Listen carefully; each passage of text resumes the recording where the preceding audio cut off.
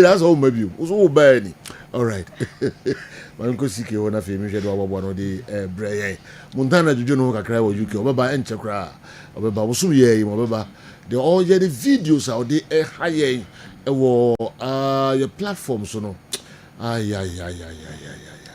O maye na nyaso. Hey. O di krew. And o koda krew. O ye weche se. Bibi o bona nikura prekura o butwa dia bro. You know about na why documentary. I'll bet documentary. Ade. Weche bi be documentary. Tony unko no kwabru tiri ade. All right, CK yenko na fi yenhwe do di free amano ni ebrayen.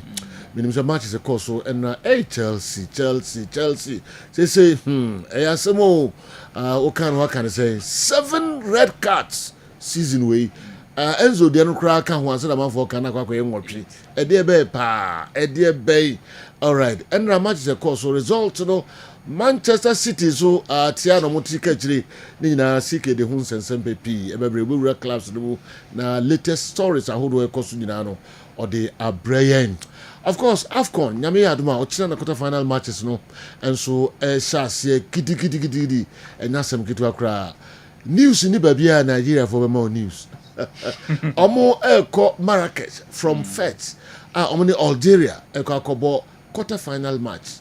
Omo si entu esika na omo nko.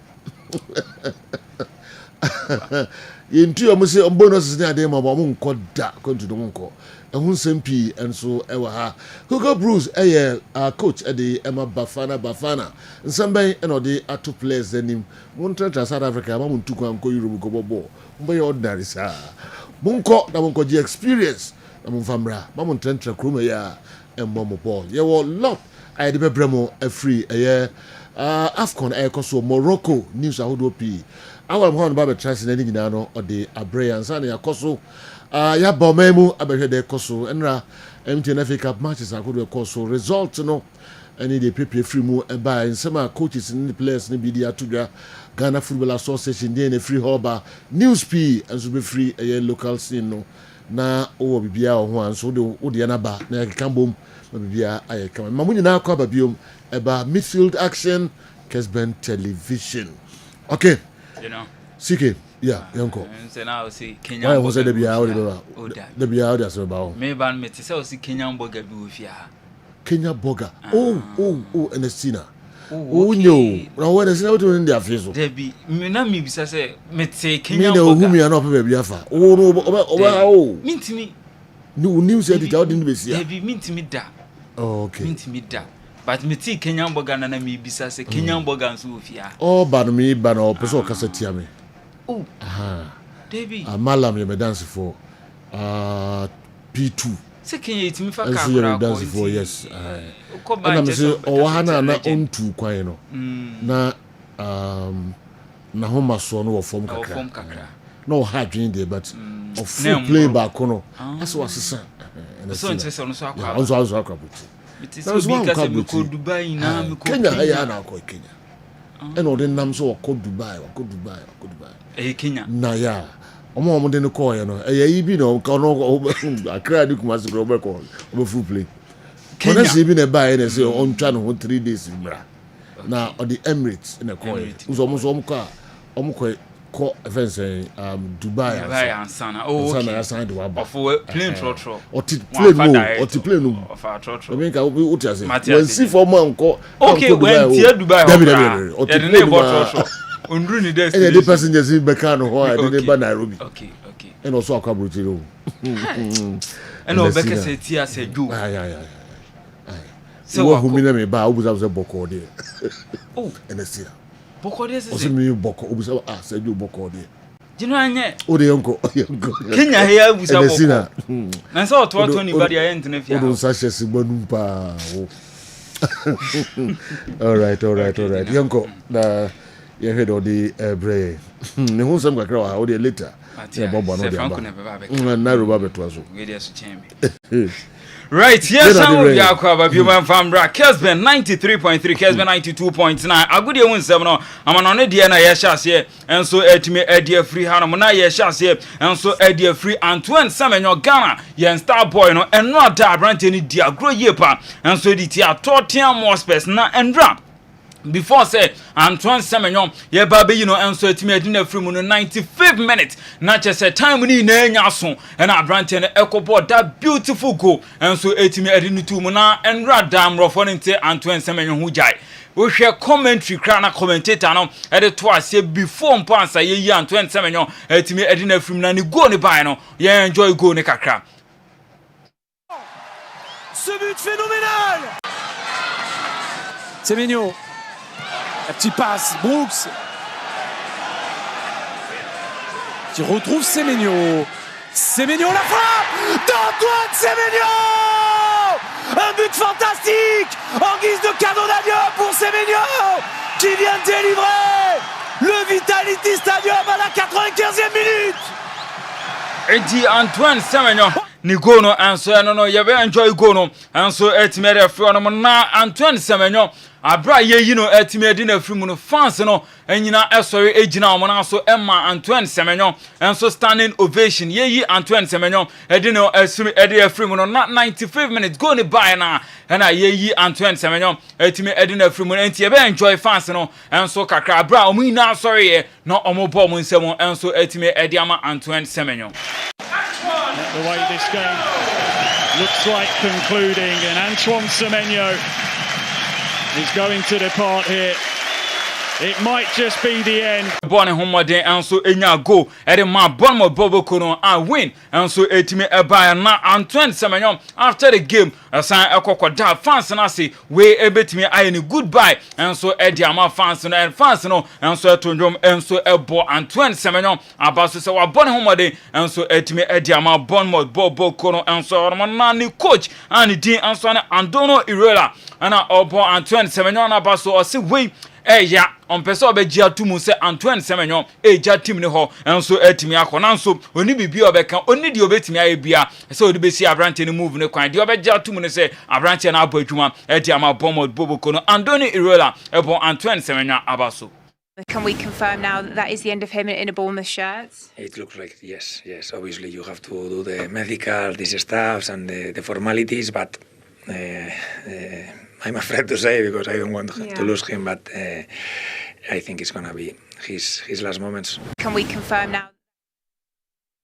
No, Andoni Irola and I say anything. So begia tumu say Antoine Semenyo eja Bournemouth Bobo Kono ho na wetimi akwa kopiemo enso ewo be foforo na no piano and cry eba and say Antoine Semenyo wakwa kodru the Manchester City Bobo Kono anase City ewo Manchester say Abrante no ekwa akoye medicals enso akwa kopiemo ewo Manchester City ntie na no piano and wakwa kodru Manchester enso ekwa akoye medicals enso edi ama Manchester City die be from ababiano Abrante no be sign contract enso etime edi ama Manchester City we say goodbye enso edi ama Dortmund anase Bournemouth Bobo Kono enso ehormo na Tottenham Hotspur omo enso etime edi ntwom against Bobo Kono di enso ane Bournemouth no ade a frustration etc fans ni mo omo ke come adwen enso etime edi kire players no na Tottenham Hotspur players no enya ade omo nso efa na ni je so enti Donny anase Abrante ane di enso ane Van de Van ena otime call fan back one more and I say aden mwedi attempts and market come out sa into no enya and baba yanko na yanko here abra Tottenham Hotspur fans no and so any players no and so etimi e clash here after the game and so on. There'll be more fallout, I'm guessing, to this as well tomorrow because not for the first time players have got entangled with fans at Bournemouth, and this time it was Mickey van der Ven and other Spurs players who didn't like something that was said by the fans or likewise. There'll be more fallout, I'm guessing, to this as well tomorrow. And you know, and dia Van de Van and so any fans no etimi everybody after the game what to say fans no omobo and just score line omunya every free Tottenham Hotspur players no one more and our players no so ekọ mo nchen ebinom try so mo no be kasa mo akoma etimi ato mo and so eyam na so ohwe Van de Van ne gestures and he said you to turn inside edit fans na che so no so nani nche said your fans no eno no enso edi nkomo enso hono na ye to so etimi edi afro no another upset epie enra epie no 2-2 draw Manchester United enso etimi ekopo na Darren Fletcher na ayade okobo draw no otimi edi nsem edi betu dwa na o se performance boys no enso etimi edan edi no in the first half no mo ball mo homodi entinesa sanko mo mpedi o mo mode mo in the second half anke no betimi edi win etimi edi abro mo coach Herman Manchester United open and Darren Fletcher and so etimi edi tudwa. There's a little bit of a feeling that can they see the game out or can you go on and win it, and that's not deems to be there yet, and that can only build through time and confidence and actually winning some football games and finding out what it takes to win games. Sometimes you might put in a good performance, but you've got to find a way to win ugly and see out a match, and it might not be pretty. That might be from keeping the ball, that might be from defending deep as a team, whatever that is, but the team need to figure out how to put in performances that win them games, and then hopefully from there that confidence can grow. There's a little bit of a feeling that can they see the game out or can you go on and win it, and that's not deems to be there yet, and that can only build through time and confidence. And the coach Darren Fletcher and also etimi edi san komono etimi edi ato dwa on na Benjamin Sesko and so a player man Manchester United and round no enya 2 goals man Manchester United after the draw no I say now so the best thing is oman kofi ensapan omanya 1 point and so etimi edi a free game no mo so omunya 1 point no man lose game no in that game. It feels obviously disappointed because I think we were fighting, we were giving our best, we were creating a lot of chances. Basically, the ball was 2 times in the net, like over the line, but the opponent just took it out. We were creating good chances. Unfortunately, we received 2 goals, and we still get a draw, which is important. But now it's just up to us to try to focus on the details and try to win the next game. There was so much fight that the team displayed. And you know, Benjamin Sesko and so reaction after the game no I say 1 point now so now come we hear him say on betimi enya 3 maximum point no etimi edi free Burnley hono ma ekowiase no na game no akọ 2-2 and so edi free hono na uramo Manchester United game no dia legend and Manchester United Gary Neville and I say dia hadwen say umbe Manchester United obehwe Manchester United ball for over 12 years now dia yem hihye and ebehwe ube wiase no untimi en celebrate enji ene no hadwen ye papa enso hono ntino Gary Neville in some way to drive for Manchester United team no say over 12 years I am hihye and omrehwe Manchester United game. It's been so tiring over the last 12 years watching United. And I think Manchester United fans, I pretty much know because I am one, they want to see something that's exciting out on the pitch, that's adventurous and that's ultimately something that's a real thrill. We can't have mundane, boring football. We just cannot have that anymore. And there's been too much of that over the last 10 or 12 years. And that's not necessarily, I don't need to see them win every single week. Manchester United don't have a God-given right to win football matches, but I do believe there is an element of the approach to the game, and the intent has got to be that we throw the kitchen sink at it and basically die trying, and that I don't think has happened enough.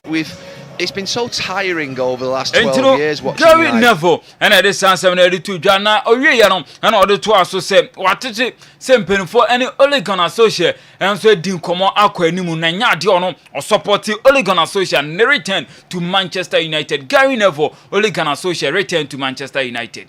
So in the interim, if it's not Darren Fletcher, would you support a return for Ole Gunnar Solskjaer? I would not. I mean, I think that there is an element of... we saw this at Liverpool, didn't we, for like 25, 30 years when they were going through that period where they weren't winning, and they sort of... You almost go through cycles whereby... And United have done this for 12 years now. They put Ryan in charge 10 years ago, then Ole came in charge, and you go back to the old boys, and then you go for a new one, then you go for a more... And it's almost like a cycle. It's almost like a movie that we've all seen before. And Groundhog Day. So, look, what I do think is that Ollie is someone that absolutely loves the club. He knows the job. He's been in the job. The other names that are being mentioned, obviously, Michael Carrick and Ruud van Nistelrooy. These are really fantastic people. I played with those guys for a lot of years. They love the club intensely. They get the club. But still, they're still going to come under a lot of pressure in this next 4 or 5 months if results don't go their way. So, look, I think they have to be ready for that. whoever's going to get it out of those three that are being mentioned, I wish them all the best because it's a tough Gary role. Neville, and I'll say it's Nyamba Baba for Jumano, and yet the Obedo club and Kwana Mumno, the Onima Jumane ye, no Nima Jumane so, Obetimia ye Jumano, Diama Manchester United, or no, and as I saw more and so intimate and conquer fan in Tinyadia, Obedo club and Kwan, and as I saw on Mama Fair Jumano, and for Emma Manchester United winning some Gary Neville, and so Timmy to Jana, Pep Guardiola, and Randa on sorry Kowaye, 1-1 and a Coco Piemona after the game, or say Nadia, or maybe one player, so no, and I'm all going to me and ya win, and so a collective effort to be about a woman, omo game no, now so go no, and then Timiamba, Pep Guardiola, Yenti and Semki to be the two. Defenders are really good and everyone, but yeah, we create a lot chances in the 6-yard box alone, and we cannot score. But not today, not just one play, it's everyone. So, and that's why the reason why we cannot win the games.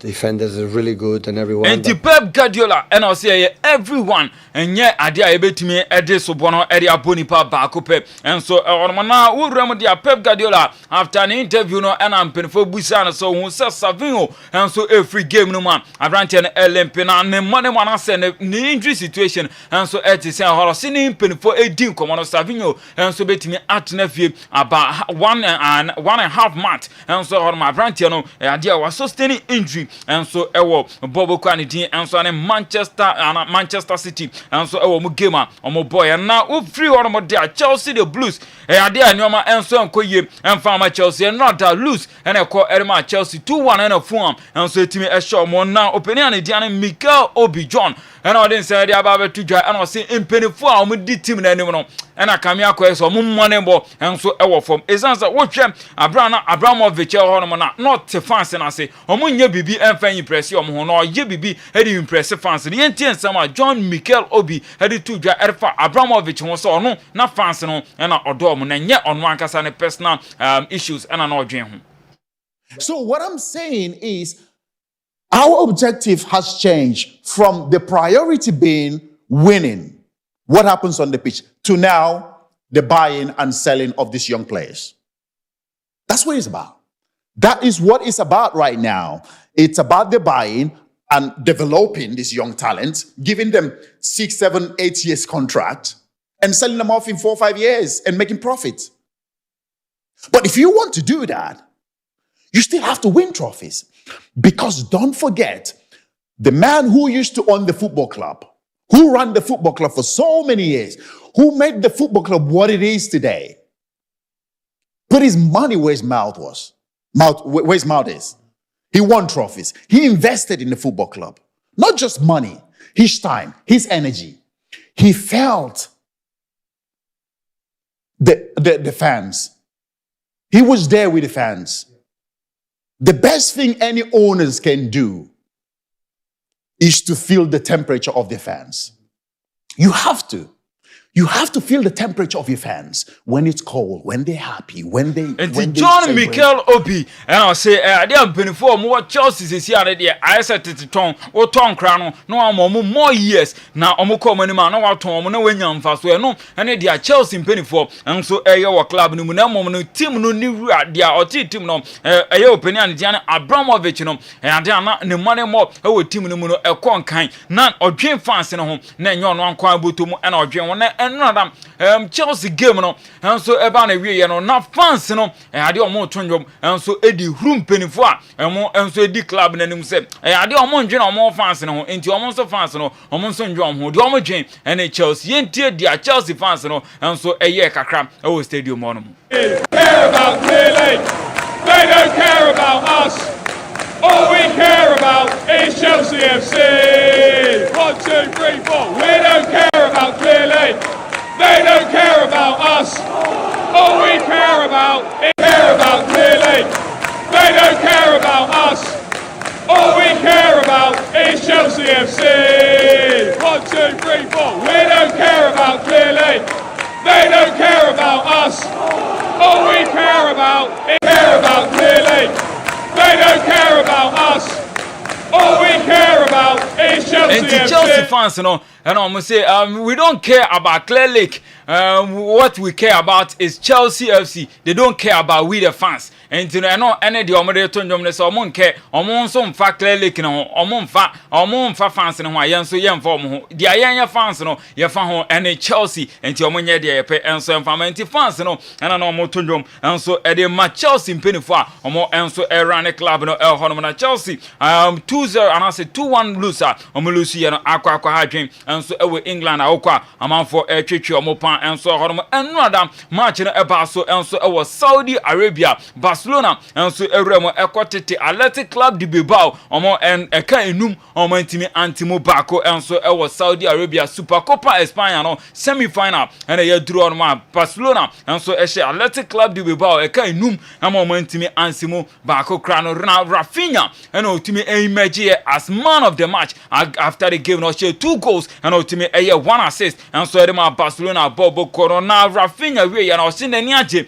so otimi enya man of the match enso hormo be born mrantie no abaso so mutimi ebo momoden ema we no enso etimi eba na coach Hansi Flick onom ene gina mo enso de ma Barcelona bobo kono na ostati Rooney Badji ahead of Lamine Yamal na Rooney Badji ostati no ene yekobusa na se wo hwe Rooney Badji performance en rata onya 1 goal hede ma Barcelona obe assess ne se o se ade obebo abrantie na abaso esan se wo hwe ne modern ball on the field of play and run na ekon pa na o unfortunate say one Lamine Yamal ene preposition ho eno ene amane te bench na so wo hwe ne modern ball obone ho modern ye pa Rooney Badji ene Hansi Flick e ka bomu eye interview enti ekitu abi. First half after 5 minutes, so we are in the game and we played like we want, and I'm very happy, of course. It shows our quality when we do the right things, so the right positions, and we are connected. Then it could happen like this, and of course I'm very proud about the team. Yes, of course his skills are really amazing, and also he showed it in the training, and of course it's not easy for him because Lamine normally play on this position and it's not easy to get minutes, but he deserved it and he made it really good. Yeah, for sure. I'm extremely happy to be here in Saudi to play an amazing match where we were very dominant, and to be able to help the team with some goals and assists. I'm extremely happy, but also for that I know that we have a final now, so I'm extremely happy and looking forward for that.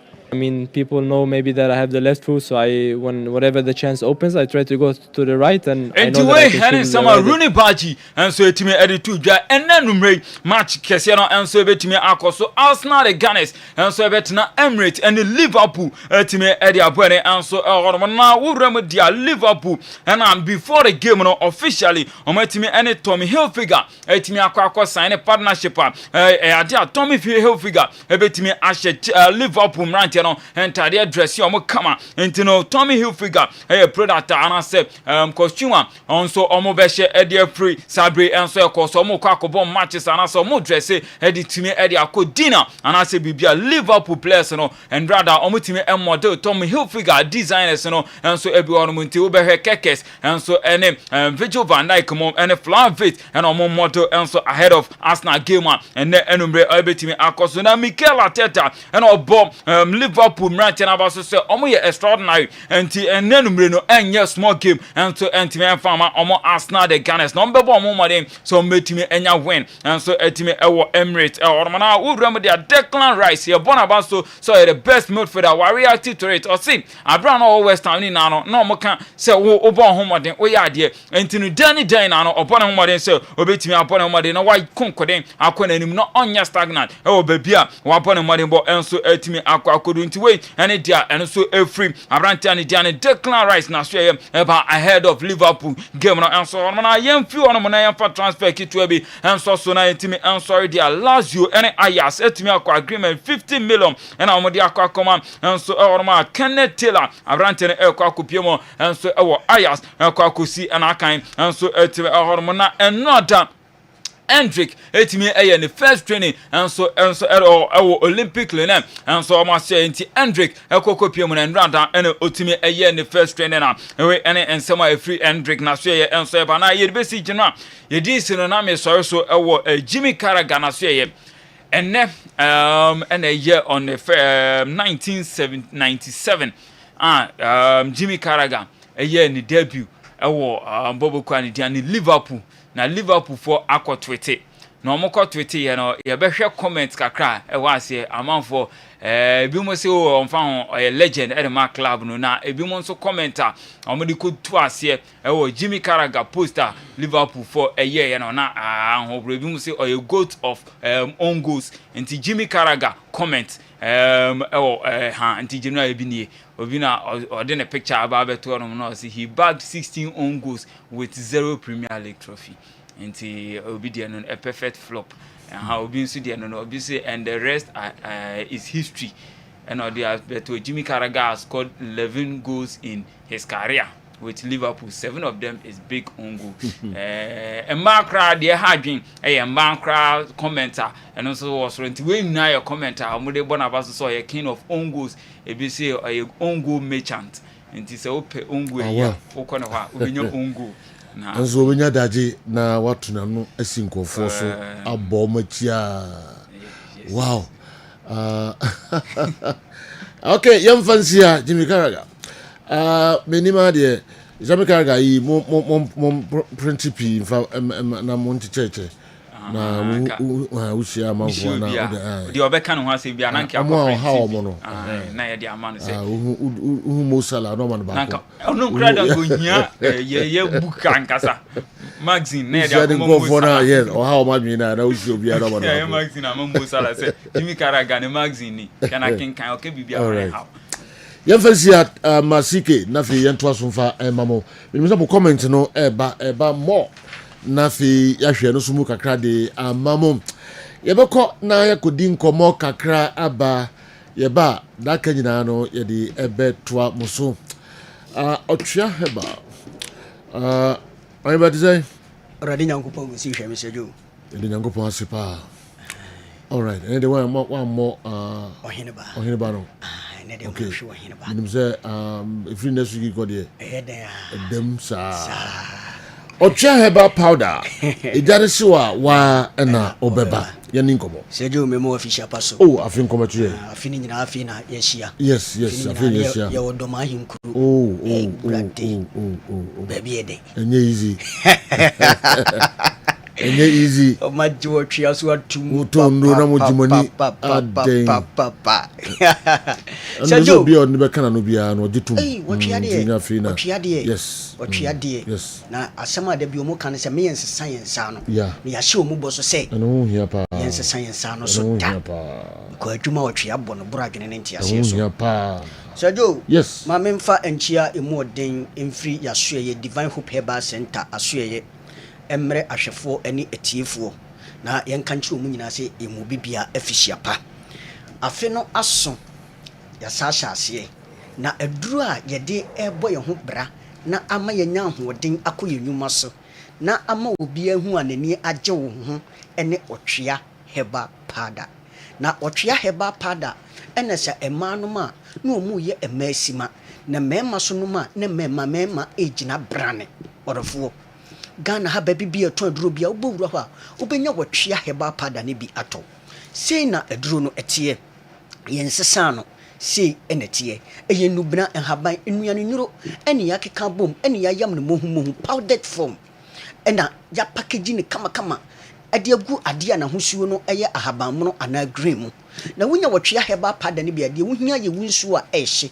ana nsuo de eno ne yede benom na yade bia wode sa no anopa baako enumere baako enu ntini yetumofo se mokọ pharmacy shop herbal shop over the counter ho a na waka kire de wo ho ne se mesrew ma mo twea no box baako ehyemu 50 ahoden kura ni ho no na waje half box makomako 25 yade bia wodi treat no onum toa so a acha ye na watwe mienso tubusome obede ho afiru yade a hawo anase etete no enti yade bia mebebo so wa ha no bia ne mantimi ama yade no so ana man kire location no ye numbers ye ne ye hye screen no ana ye hwe Facebook no ene gusu no miensa emu bia wo befa no sisi a ofra ye benya adaje agebre ne ye no watwetwe nkomo kini de edekuta ye yensesa no otwea heba pada mema no mufra ne ye de key no aka mo ho eno nti wa sisi yade abetena wo so ache mfie bebre sisi yade wo de enam yade ena yade ena akofa aba wo de no sebi adwumaden ena akofa sisi yade no aba wode no wo ye adwuma wo sisi gi wutwi ebesi ne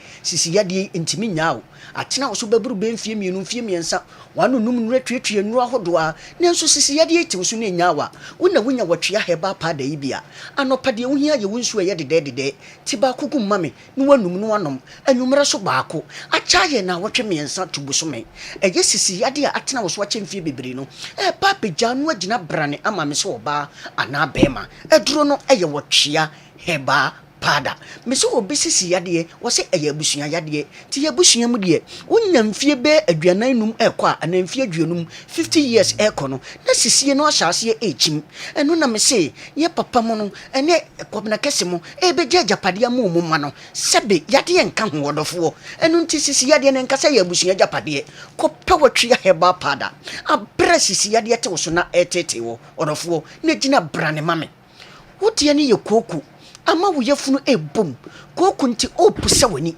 kokunti sebi obi jane na na kokobo etwe aba o jane na no bo nsa horo kakra ewom sebi uja wona ne moja eba ode no oje ho a enye ama sebi utiti wotu ahno egu obi widiem abrante te compound house ntimi ngoro ni padua no ho ababa wa atifie wantwi ponso a sebi ontimi empie ni nyina ne se koku na sisi nanim tuntuntuntum dot enu nti ababa watu free fie affairs ni watim o se ba hobiem a wantwi ponso no ye hu se sisters mesini ni nyina ne se koku age wanim aboso odofo yi se koku ene etete wa wode ne ma wo kwa nwuminim me se obi etuntakre wo fie nyina bi ahia se de wo se petetakra ene wo petetakra se pete ne ho aye den ye nya bi to odofo ko pe wo twia heba pada akiri kwan na koku ne te wo so na wo kwa nwuminim de wo se bowtirim no odofo ede ntakra hoduo nu waso mu no wo bede ho afiri koku yade ne ho de egu ni padua ne mu no wonnom no na afi shifri emugyanim me se enipa bia wo koku efise nnuane na yedidi no na se sebe wode ne beboro so a na bedane yade amam enu nti se wode na beboro so no edura wo hia ye wotwea heba pada me se mente so obi akọ hospital ama doctor ka kire ne se koku ena aku nipa wi na nso aba 70% of yade koku ena de ba eya amam ye beji ntini ne boso na afei emam gya ntimi nya kwan ne afusane ewo ntini ne mu a na de pressure to nipa bia no so na de yade ahodo bebre abehye nipa bia no so odofo pe wotwea heba pada ne chiri kwan abra koku etetew owura pharmacy shop heba shop wa wo se mame box baako na wo de ahode ni ho no wo se mame half boss ne 25 full ni ye makomako 50 wo beno no ma acha ye na wotwe miensa tubusome wate wo ho afiri koku no na wo ya brantie na koku yade hawa bronya nsede amanfo si di ni doma hinkuro die ebom rane akese wo wotwea ho bema se saa na wote a na koku etetewa bema what do you hear your chiawati enya sa acha ye mfie mienu na mana ma guy ne Mr 2 minutes uko sine ni ma petre pio no agem ko pe wotwe heba pada ne bi abresisi yade ne koko abamu abaye mre wo mpem edure enya aphrodisia tie ne ye eye pure herbal organic we chemical bi anim na senru we na se wo noma na afi esa wo yade no na de wo mema yo ana wo ba yo so ye dai e bapi e besi pia ma na afi wo hu se ampa wo so wo ba na wo bema wo de no wako hospital ama doctor ka cheso nya BP wo de BP aduro so enom tie no mame wo de no wako hospital doctor say wo sugar level na ekosoro no munduru na doctor e dia ma no na emom kope wotwe heba pada ne bi na wonya bia no afra ye numbers no na wo fra ye waka kire me sem me de no me BP yesi ekosoro ana me sugar level na ekosoro ekwan be na me no wotwe heba pada no enka dura doctor e de mama ama me no ho ya benya adaje agebere ya kire okwan a obefa so a wo be no no efri se yade na ewo wo so na doctor ama wonuru a wo no no se nuru na eduru ba bia doctor be ka kire so abrantie wo sugar na ekosoro no no a ebeduru ba bi beje o mema yo ato eno na me se abrantie de wote ase na wumu ya wono dofo ahia wo mpam no wantimi anto pakora no na nya 3000 afei ekoba se yade bi se besese wo so a abrantie wato pantra 300 tienie entra 300 bronya ba ya yade akokosere ene ne kon ni hihye ma amanfo no abrantie wunya bi because adwuma a wo bɔ no enso ani ebasa wo buo be ye kakra bi ewo manim kope watwe heba pada abra BP etetew anase yesi sugar level no koso no madura doctor dia ma no yenkyere kwan abefa so abenu motwe no so aka ho wode ne sciatica wotu asintini twem woje ho a enye wotena se kye na wo sole ya na wotu ahwe wodofo aduro ni watwe heba pada obi se me ne aye titiriti mensa aye titiriti obi nam no mpabo ahye no ayia afiri ni nam na enso so ne wura fi ne humpo anase won timpo se mpabo no ayi ene wonam ene woko ne nyina ne se eye mogya ne nya kwan ne afiri sane wontiri ne mu kope watwe heba pada ne bi obi collapse okokranit enum nura hodo e wo sciatica ho nanso wonum nuru beburu 10 years me se watwe yade bia wode aduro ni treat no so wonum aduro beburu be 3 months ne wanhu sunsan so papa bia de bia de ka ja watwe heba pada no that means say yade no anase aduro no entimi mwa ensa wo yade no obi anum aduro beburu 10 years yade a wode sane nko ene yegusu hye ne nkura yere honom aduro ba ko edo me se mentimi num aduro ba ko ntoa so sa wan ya da bi na abra yade a me de sane me hu hwe kope watwe heba pada abra siatika yade e ha wode ne osa aduane to yefunu na wo bobena woje ho a enye wodofo aduro ne watwe heba pada esi wachi kase woje ho enye wodidi a wo nse ginagina wo na wo ayere tan wan kope yanom anase liver sort yi anoma wodofo wan timu se unya fine ana unya okay wodura wo hia eye watwe heba pada abrantie wuradwa ye wuro no ho ane wo bobena abrantie me se sebe bema de ene ubotom ene sebe de sen wonantem no wo ubotom nya de sen wonantem so enkoye afon atwea kum aye ketekete aye lengelenge aye sekreyon aye sestro abrantie kopa watwea heba pada ne bi se nya sunsum mu ade bi duabo bi na obi abo wana sunsum ade bi ade a wonya watwea heba pada ne bi a bema no tie ne ye ede wo natural size na ne bebrew emfa bi meka ho na emum de ne tie na sebe yade bi nti twiko mefon ye ketewa no eno ane besa aba emfa bi emeka ho na ye nkyere kwan obefa so wo benom abrante ye koda anwura na dwowa na adai ni nyina nsa abrante adwonso baburu bempredu ansa na ade echi acha ye simadua sa abrante ye so de badwonso wo dwonso a wo chima ansa na dwonso na ba wo dwonso no awie no wo tinka se bia kana sebe na ya ase wo de bema ne hye ne box em na dwonso ne nam na ho obeduru ni pem na ne ho age dwonso we ebo won ka ye sa abrante dwonso twa no ha bi eba ho eje wo prostrate no na wan hwe beduru pempensuo bi amya de rubber abeto bemem na adwuma wo se branch ye wo bo no wantimi amo no wanhia wo ba osu awurade a wanhwa na obi akobo ama aduro ni watwea heba pada wo de ne se ato rubber mpa pe watwea heba pada ne bi wonya bi e be kire kwan abefa so benom awurade tumini na ho odi nti rubber no beyi afiri wo bemani mu wotihie bi nya stroke da fom sebe ne fa adwodwo na no fa achim aduro wo hia eye watwea heba pada wonya bi awurade tumini na ho odi nti obesore owura heba shop pharmacy shop wa wo se ma me box baako na wa frɛ ni akire okwan obefa so a obenum watwea heba pada no wo ya babawa tie ni ye o mensesema e baba ko na atwa e baba inu na atwa wo ya wo na chi no menses no emabiu family planning na akoye ye no menses no ukoyi ye no emabiu wadura wo hia eye watwea heba pada na ma sa ma na ete sa no mumfa nsuo hie ene benom tie ni ye nsuo bi gugu eluku pleasant a nsuo ne fra himfie wo ba wo hene ba wontimi ntina ho fibroid asase develop kope watwea ni bi na fra ye ne nkyere de ode benom watwea no wo de wo mfa nsuo hie ene benom emema no ma obanka eje wo mpem oba beka je eje dia na aduru ne watwea heba pada Ghana ha baby bi oto aduru bia obenya watwea heba pada ne bi ato wo nkran obetima komadina kwimbobone e wo residence ho ubenya bi house of drug ewo ashaman ubenya bi ato ho ade farmer wasuga kope ubenya bi ato PK Gombila ewo Tamale Jeff Heba ewo Mankesim Edike Heba ewo Sunya Domesia sana Kap Heba eso ewo ho Jogani ewo ye doma ahinkro Jogani doma ahinkro Jogani shop bia obewura bia papa mechi yawo ubenya bi ato ewo honom bebe bi eto nduro bia bewura ho edwoso win Heba ewo dwoso court dano ubenya bi ato odalo shop se wanzima nyina ubenya bi ato ewo honom Fego Heba ewo Bogoso Unique Heba ewo Bogoso ubenya watwea Heba pada ni bi ato Gracha ewo baby ani ubenya bi Angel TV ewo Accra ubenya bi atola pass wo saaso na Kessben FM ewo Accra circle ho ubenya otwea heba pada ni bi ato e bia ne mentimi ammo location no je numbers no na bema yemfa key ni nka ho ne mo banka agye wo mpem numbers ne 0591 56 55 57 0591 0591 56 56 55 55 57 57 0550 0550 63 63 90 90 37 0550 0550 63 90 90 37 ye twa to ne 0551 22 82 81 0551 22 82 81 Yes, what chia heba pada. Ijane Shiwa wa ena obeba. Okay. Ohini ba ebe dasi. Otria heba. Pebito na ebe bua uye. Pa. All right. Yeba kona fe yahwe mo foreign stories no. Mode who comments bebre abano mode bano na yeso ye kan efra de CK ade ebraye no we for translate na fe ya stories no emu ye kakra enso de mamom mami hwe we efri Razak Balak Adukrom Nima one ade we ebraye ana okay mami hwe message no I want to ask you and Andy you feel so excited when Manchester United lose a game. You guys can feel happy about it. But if Bonkele Chelsea lose a game, you guys are afraid to comment more about it. Okay.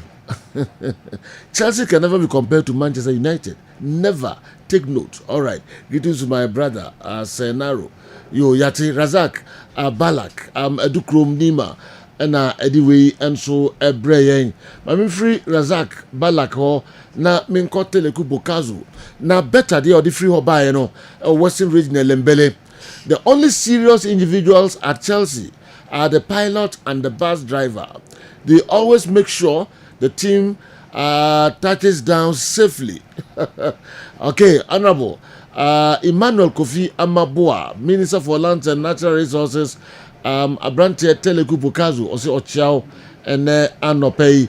Maminsha we and so every Kuwait City, Daddy KD, Kuwait City, Fahil, Una Odiwe, and so Abrayan. Though why was Barcelona's game played in Saudi Arabia?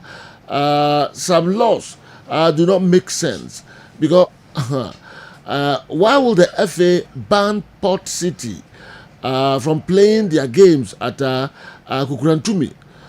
This, my friend, my brother, Fen at GFA should stop. Okay, we free Daddy KD Kuwait City Fahil. They also Wakukrude Abrayan and Anopei and no. Miko Kofiamo aho broadcasting on the way and so Abrayan. I wish Mikel Obi could keep quiet. The era where he played among top superstars because of Abramovich's spending is gone. He couldn't spend like that today because of the FFP. Mikel Obi is the reason Nicholas Jackson left the club, and today Chelsea have a West striker in Delap, and he's not criticizing him. Kofi Edway if broadcasting and Ebeka Yensa and Anopei. Remember others also later. Nafi yahwɛ dem so mo de abranya twa mo videos no na fe mo voice note no nyina no mo de ba ebeyi emu pii na fe yamamanfo enso ate monka na quickly ma memfam say ene yawada ene Dr. Edmond Arthur Balm of Gilead kofa by penimpa onya ne ba bi ekoye no ene na 1 week no eba so ewo Adakojachi community center ho eho na 1 week no baso Edmondo de Papa elder Dr.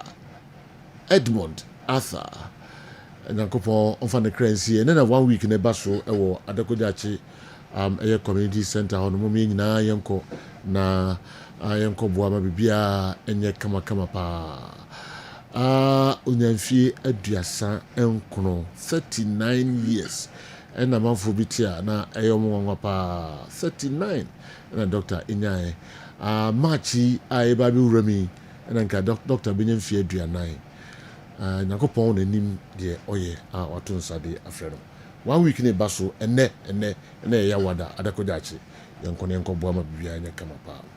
All right, and the game adiachi biom na sayaba na yebaya da bia unu sa semu froba if you me ahodo pi na eba enra matches ko so Europe. Yes, but our last message oh okay, open so here my comments kakra messages no problem. O se Mikel Obi na man Nicola Jackson free chance. I also okay, o kan wana say ono. All right, okay. O bonachi papa. No, my brand here no hun ton o Chelsea. Yes. reply no. Reply no. That is the reason. Yes. That is the reason why he received that red card in the Newcastle game. That is the reason Omar Chelsea ball 10 against 11 against Flamingo. No. Ball na Jao Pedro be boy. And no Emma within the technical staff of the Chelsea team. I realize this, say the guy will give them a different football so far as Jackson is concerned. Besides that, Sergio, that issue of FFP now, Chelsea and Timian spending. Yeah. Now Abramovich era Omutimi spending. We are talking about Chelsea who has spent not less than 2 billion cedis into how many transfer market? Enzo Fernandez was signed for more than 100 million pounds. Moises Caicedo was signed for more than 100 million pounds. So what FFP again? Jao Pedro is saying at all. So it is not as if say Chelsea and spend it. You know, Chelsea almost years can on their top players. Mihalo Modric says on the top. Inti Mikel has no role in Jackson movement to Bayern Munich. Born no bona unti memoir. You know, na Europe there. Criticism I criticize the players there. And obi amobo Europe. Capre be amobo Europe. They criticize you and free home. You don't want to be a professional footballer. Say a bow here because football is sanity. Say anko yeah. Fans will not be happy with your performance.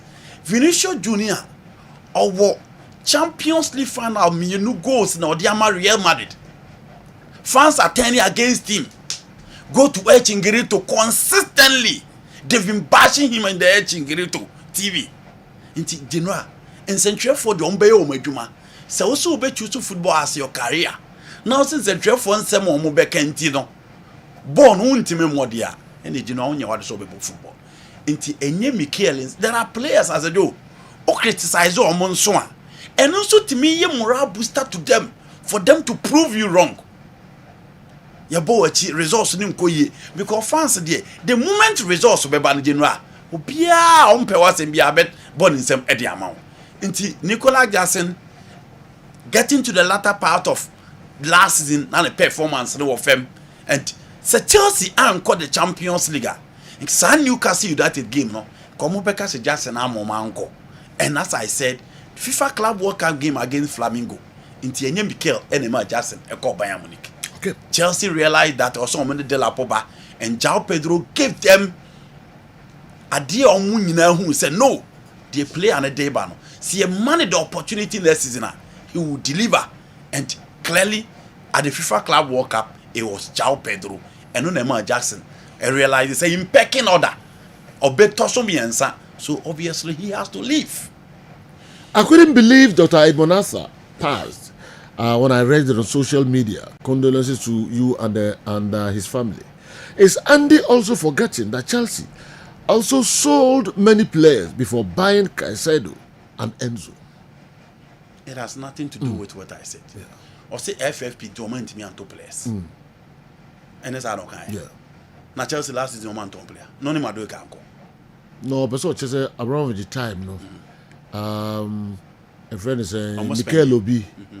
Unya nfo na oni superstars bi nebebo okay enti ne bre no so ase yen hu ni yi bebre say onyade unlike players bi say Caicedo no ma omo yi omo say omo ball pa no na superstars e twa no ho enti no mo cover no be so che no because at time no na Abramovich because of FFP rules no na nye so strict enti otimi to players bi or the ba or Pediba Chelsea. So no person. Okay. And the man mentioned FFP. No problem. Chelsea go fast Steve Sidwell by ultimate boy.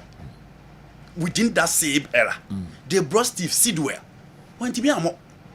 And you know Biana in the midst of stars ultimate performing. Said you. And you play Bia. Chelsea go fast Steve Sidwell by that time now. He couldn't deliver. Omo confirm Manichi by that time now. He couldn't deliver. And you Biana general. In the midst of stars, Otimi performing. It is a Mikel in the midst of stars. Otimi and so they are giving him credit. Because when you play a Biana Sejo, Kessben won the World Cup with Brazil in 2002. Omonde by Manchester United stars at the team he couldn't deliver. Etinye player bi na turn to stars ma otimi bo. Say yo. Eti give Mikel that credit. Because my mom, 2 examples of players from the Mubas at time within that Chelsea team, they couldn't deliver. But is it also not true, say the say players no money Mikel boy no not outstanding. Into me first outstanding now and describe what Mikel will be. Even though only outstanding players no boy. No, is it not true? No, it is true. Mikel was not an outstanding. No, you know. So who question and I may answer. Mikel was not an outstanding player. And not all players are winning titles were outstanding players. Team BNU Ubenya number 1 to 11 so I outstanding. There be Ubenya normal and ordinary players, but those are sacrificial players. Son of football, yes, stretching us 70 euro. What are you know? Or say, Mikel will be a bo obiachi. Okay, I'm our brand and I'm a free team. Now Mikel will be Tamana Bob Ben now. Laka na unya is around just at an FFP rules no and yes so yeah okofa superstar to tomo ombetwa who's here omne outstanding na unya hwe na obebu bi achisa ba ndi amuti every team do person kan no you know na ball uni monko na ebu bi okay ball uni monko na ebu bi okay how many times na we say we Pele ni Maradona e punditry how many times and na we say Maradona no we Pele Jazino Rivelino Bully Jaka Mario Kempes Toto Squelati, Roberto Baggio. How many times now who's almost a microphone to discuss it? But those were the big guys those days. Omar Sivori and the lives. And they got never money masters. And Jimmy Carragamo. And Jimmy Richards money masters. You don't need to be a special player before you see behind the microphone. And I'm saying that in as much as I agree he wasn't outstanding, there were players who were brought within the Chelsea setup. They were not outstanding. They couldn't play. And to give him credit. Assembly now means some okay. Enra games course. No, before say about games, no, yemma comments kakra wo. Omun sem no hone. Is America so diaba. Say omunya fair to Karaga. Fair? Comment in fair cry. Debut football omo ka ho nsem. Di enti na wo say ohunu bo ansa na waka wate. Mintis asem na se. E wo say we special player, say what say JJ Okocha, Nwanko Kanu. Omo na wo say ka football ho asem. Sameko fo omo. Omo na wo say how and I said, you know, great players in Kwana Besanko coaches. And can Manchester United near Darren Fletcher and Uncle Diamano. Sarah and Giggs more. Sir Beckham more. Suppose coach more. Oh, yeah, I'm for just like coaches are, Mom perform Munyade, a team be a mama muntimi, club muntimi, national team muntimi, and Smokonya chance for a punditry. If you are seeing knowledge in Namutim, no, people say it, but I'm saying that you don't need to be a good footballer. But say, come on, you know, I'm saying that you don't need to be a good footballer. Yeah, one about football to the highest level. You're discussing footballers. You don't need to play at the highest level before you can discuss football. That is what I'm saying. Okay, but no problem. But you mentioned me can say you. And he has a boy through Pokunti. Abedi Pele, you know how many times he was Abedi Pele discuss football Ghana. And I think Ghana you be pamubia. Near force Kofi, near Fabedi Pele, near Fab Malik Jaben and Razak no more football as well, and this is what can be that. Why the coach spring or to Papa on that English Gary Neville. Yeah. So what can be that? No, you know, Massima or to Papa so take coach to be our event say. Yes, so be try TV. You know, I mean, cast or be try TV. I was on from my yes. I was from. So what do you go? You know, I mean, cast say Gary Neville ako failure of Valencia in 20 minutes cast. I was on Kojima you. I was catch as a franco. You know, no, the air na me can say. Your coach is be wo ho a omo trainee players sa players no omo nyina omo be coaches na Ferguson Crawford no de omo asa eno na tell you meka and those are facts. Gary Neville dwane Postcoast dwane Rangers by wentimi only go na sort here omo gini obedi 2 years wentimi anere. Okay. Into the first are clear. But Sergio, the me come on a business say you don't need to be a special player before you can sit behind the microphone. Okay. Thompson say 11 goals. 7 your own goal. Yes. Mama von Casa, I never. No, they can say that. They can say that. But you know, he's a Champions League winner. Okay. He's a Champions League winner. Okay. Or say runners up. Okay. In 2007 or Athens. He's a Champions League winner. Yeah. And then Jimmy Carragher, you know, he was a normal player. but he won the Champions League. Because I also for okay, can be the papa. Said your kind of the Obu Africa for him. Yes. Until yes, at least conform level no where do. Into one more the umbet me at your Madrid theatre. Okay. Sana game. Okay. All right. You know, I see Jimmy Carragher, I know Yenti, and for a common Nishino, a Brusso.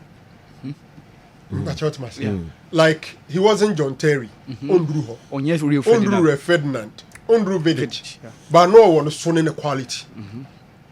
To play 505 games for Liverpool, you are above average. He did 38 games for the English national team. And imagine and say, yes, now no yentino, you come and yes, as was Sabroso. But Jimmy Carragher, those days, you know, now you need those aggressive type of football centre backs. Bakuye the cool, calm and collected. Bakuye physically strong, and that was Jimmy Carragher. Me personally, I didn't like him. Udinani bugebin kukuno, and mampana samda. But a son no yanin in same who do baby or kikentino. Yamane koyes as a born no nimbokra. You know no nimbo. No one soon any dear. Onru John Terry and I say beer, but he was above average. No, average and above. Above. Okay. Jimmy Carragher was above. You know, you can play Liverpool 505 games. Yebapamo. And national team, no, he played some 38 games. And look at the era he played during the days of Sol Campbell, John Terry, and the likes. And to say no, it's that bad a player. And Konya national team collapse. But now no yanin in Semintino. And Crawford person would disney back into Emmanuel say no nimbo cra. Genoa and ne centre backs no more bought teams ni bebrini. Jimmy Carragher will play in several teams. He will start in most of the top teams in the world. He will play in several teams. But in Semintino, Emmanuel say no. Abakasa no wasasa. No. Okay. He was a good player. Good morning. Andy Kem is getting it all twisted. Those people he's defending are overly criticized, and people compare their criticisms to their performance in their playing days. No one is saying they shouldn't criticize, but they overly do it. That's why, as if they were special. Okay. So no musi yiri omo criticizing kofono. And a man for sure so the ball machine, but yankasema omo criticizing. So no musi how many omo ko as if they were special. Some were special. Okay. Paul Scholes was a special player. Some were special. We are special. How criticizing a man for canopy. Oh, say as if they were special. Yes. And I remember example say Paul Scholes was special. Okay. Gary Neville was special. He didn't want single way one out. Gary Neville in his position was special. Severango, I cannot say Kafu, Daniel Alves is special. Namede Gary Neville abetos level. Tina make say on special. Now Paul Scholes the general or special. On level. David. Okay. Daniel Alves mo born no Gary Neville only sa capacity no. But Paul Scholes obe fit into any midfield be obe parade bia. Kafu and Danny Alves the only standards. Oh, dear. But at least that is the level. Gary Neville, Danny Alves, Kafu, extraordinary. You can't global footballer, top hierarchy baby pie, Shropa and the Apex. A honor day, Danny Alves, Nika Fumubeto. Until you can have other players be below them. Mimi Fosa after them, Gary Neville will be. The word is special. That is the word. But how many players? Mama and digress. You share the can. I'm sure we are covered for I was more. You find sure we are. Send no money na na man for job. Yes. Obi say schools. No, schools. Thierry. Yeah. Exercise. Man for bashin sa. Dabi. I know we have grave miss. Amogi I am basho mo. But you show background. Do you know why you pay? Yes. Do you have one now so become na ka say susu no one now on special biasa. Do you know? I know we are wrong somewhere. You know, criticizing sometimes is different from serving players. How can say Gary Neville? Sorry, Jimmy Carragher. The do baby audience who come. See, Doki catching Musala. No, I amend them to us. Doki catching Musala. Dokafa Afcon. But sir, criticism as in say John Mikel Obi. Yeah, sure only Jackson there. Only Jackson sense him. Obaka say Obi Meme Omomufuze Mikel Obi was a good player in his role. There are several people fans on Nyade. But baby Meme one the horn say you don't necessarily have to be an extraordinary player to gain the right to criticize people. Because you're juma fufro. Punditry. Juma fufro. Punditry no. You assess, criticize, and also applaud people when they do well. Nini account. A bit fast style, so omo hard. Upon hard and kwa. At the end of the day, omo this microphone no be compare omo playing days, you know. You can't also blame them. But I know more money selling. We agree. That one day, me know we agree. But no, because what can be done? I brand you call Valencia or go to Papa. Gary Neville. Yes. Obaya or Chelsea we are coaching in our Cotra Uniswa. So now what can I say? Yes. The intra. Then I will refer no to the Valencia coaching. And I will Baba Chenko for saying yes coaching. Usukoye been went to man. A different from say maybe Mikel Obidi. Mikel there. General Mikel why they? He won everything. No. General Mikel in the Eagles team. 2013 Nigeria team no more the AFCON. Or the Nigeria won the 20 World Cup finals. It didn't Mikel in you know from the youth days when Nigeria won the 23 Olympic Games Paris from the youth days. He was always one of the Nigeria best performers. He was the number 10 Chelsea in the ball. One more money to defense. Player Chelsea in Manchester United they corner. Nigeria number 10 jersey. Go back to the history and check the Nigeria number 10 jersey. Okay. He wasn't special, agreed. But he was a good player. Okay. Jackson said you, how many times Jackson Chelsea fans don't hear me papa. Nicola Jackson. At the end of Nicola Jackson, Chelsea fans and find now Mikel Obi, who was achieved with Chelsea. What's it? Also on the money free Chelsea. How is that possible? Only taking what is Mikel's on the match? No, test and say Jackson Mikel the match Jackson. Ujrano consulche. So what kind of Jackson can reply? Yes. Ne drube boni ne banta. Who dey ne ball ne ball. Onu so adwuma o ye say kasa. Da bi o chance so kasa. E na wo so ne beko. E na ogyina wo so anto agya akwa say nti onye odai. Okay. Una man ko ye nti onye odai. All right. Okay. Me train da obi ebe ye obi mi obi kon pa momiensa. Na makofa ne background. Makofa ne playing days and na ne ho days no. E dey abeto to ho so unsusu nkasa. Me train sa da. Asema wo be kan na be chiri mu ya de. Okay, all right. Me train da no pa. You know we should say ya ibida. Why ibida? Player where?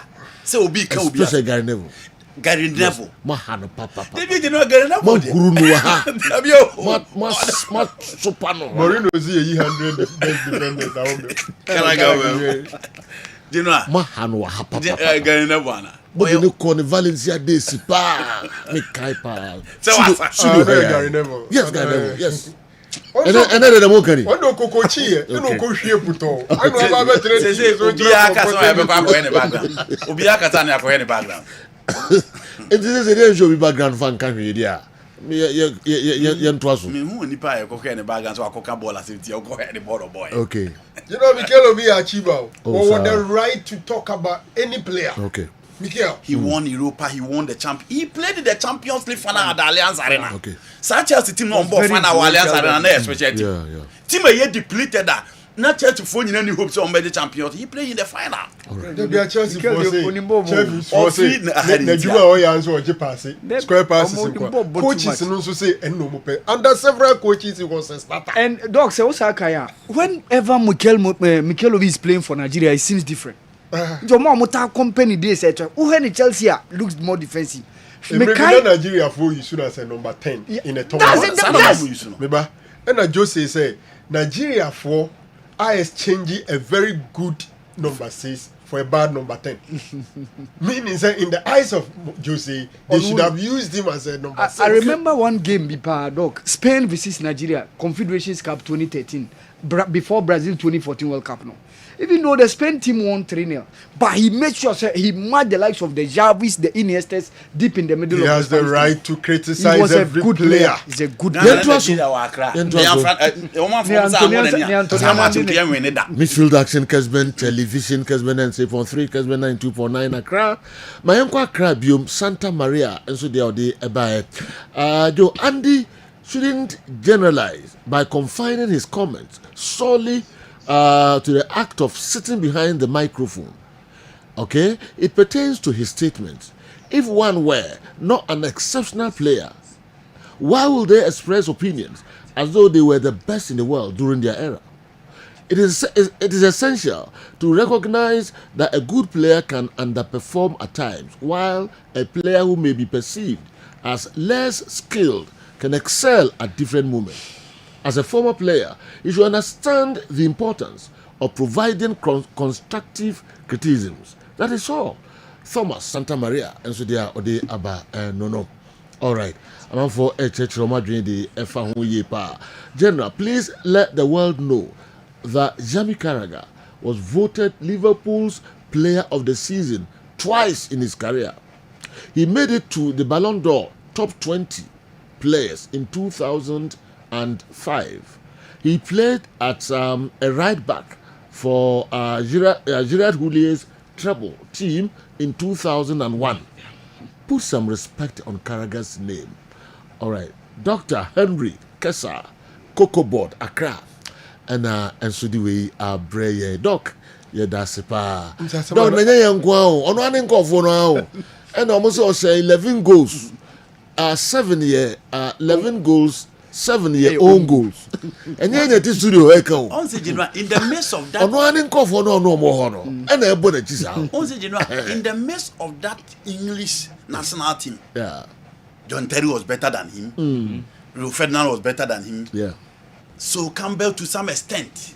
Emil Heskey, the other defender, Ledley King running with Babu Bosso. Yeah. Eti ode never kwa Ferdinand Terry. Onro.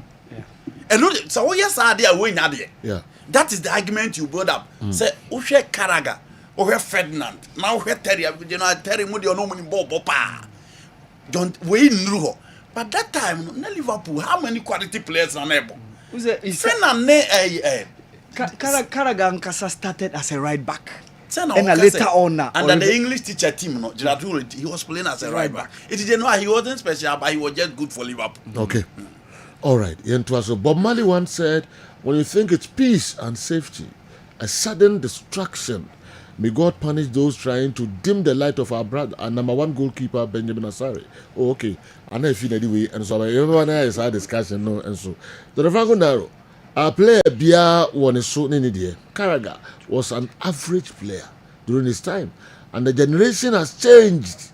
Now, that's why he will start for most of the clubs now, but his time he was an average player. Okay, Anafi and Asadi we Abreye. If he agrees, he will start for most of the teams now. Okay, dear, not just now for ya Umuboy or the right say okay, because he is talking about the people who are playing now, and we are saying he doesn't have no nyadinti ni kwanso criticize you. And if you are telling me say no nefui baby or bench or then we are saying the same thing. Okay, and if you are Rastaman, I know they call fire in Bob Marley. Wow, when you think it's peace and what safety and a sudden destruction. Wow. Our so also a reggae a power fan pa.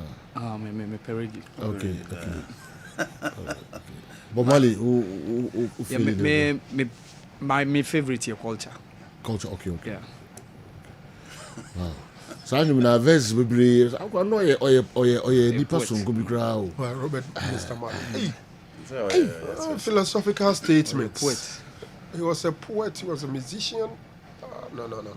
Hey, was he races bebre or horse race, your dog race, your human race? But this is a rat race. Rat race. Rat race. Yes. Yeah. Your horse race, your dog race, your human race. We a rat race. Wow. And if you don't know, you're too fussy, no. because you know about Rastapa. Someone's reggae your life. Oh yeah, reggae life. Name go many Dr. Century. Ras Century. Ras Century. Yeah, Summertex owner. Doc, you chairman of paper. That's okay. Yantuaso. Let no one gaslight you into thinking Mikel was a below average. Mikel was a very good player, and that and was at Chelsea for several years, without the team going for another backup in an era where Chelsea could have bought any player they wanted. All right, Yanfa and also NCA. Okay, you must pay for more messages ni more amode eboa Kessben TV sports show. Okay. Yo, yebehwe na ya toaso. Yebeko he Fabian. Another come Semenyo. Semenyo, okay. Na mpesi dikaka. General, MPP se play a free team work kwa na aye dwadwo edu ba bi kwa na ne ho ye nkrofo hini ade.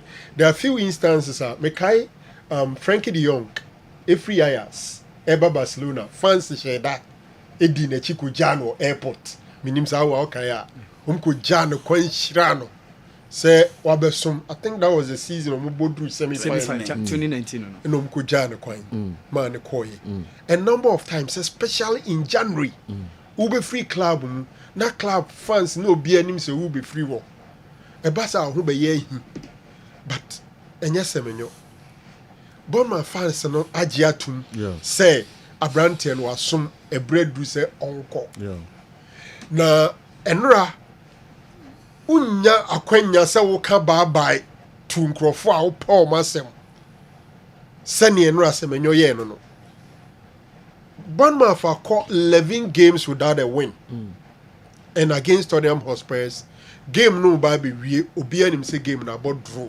2-2 ye be ko 90 plus 5 minutes.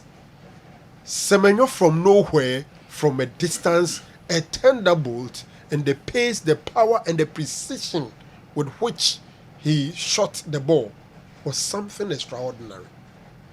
And coaches in Suyamani Efe, decided say so in a way obenya that special attention. Intian Chemo Munina and Pono Munina and Pionko. Yenye say few minutes to the closure of the game. Film, and the whole stadium gave him a standing ovation. Now almost singing the Semenyo chant. On his chant, I'm friend of believe in Semenyo. Minim senka the pages the chant in the mouth. Sibia ka be me tie kakra.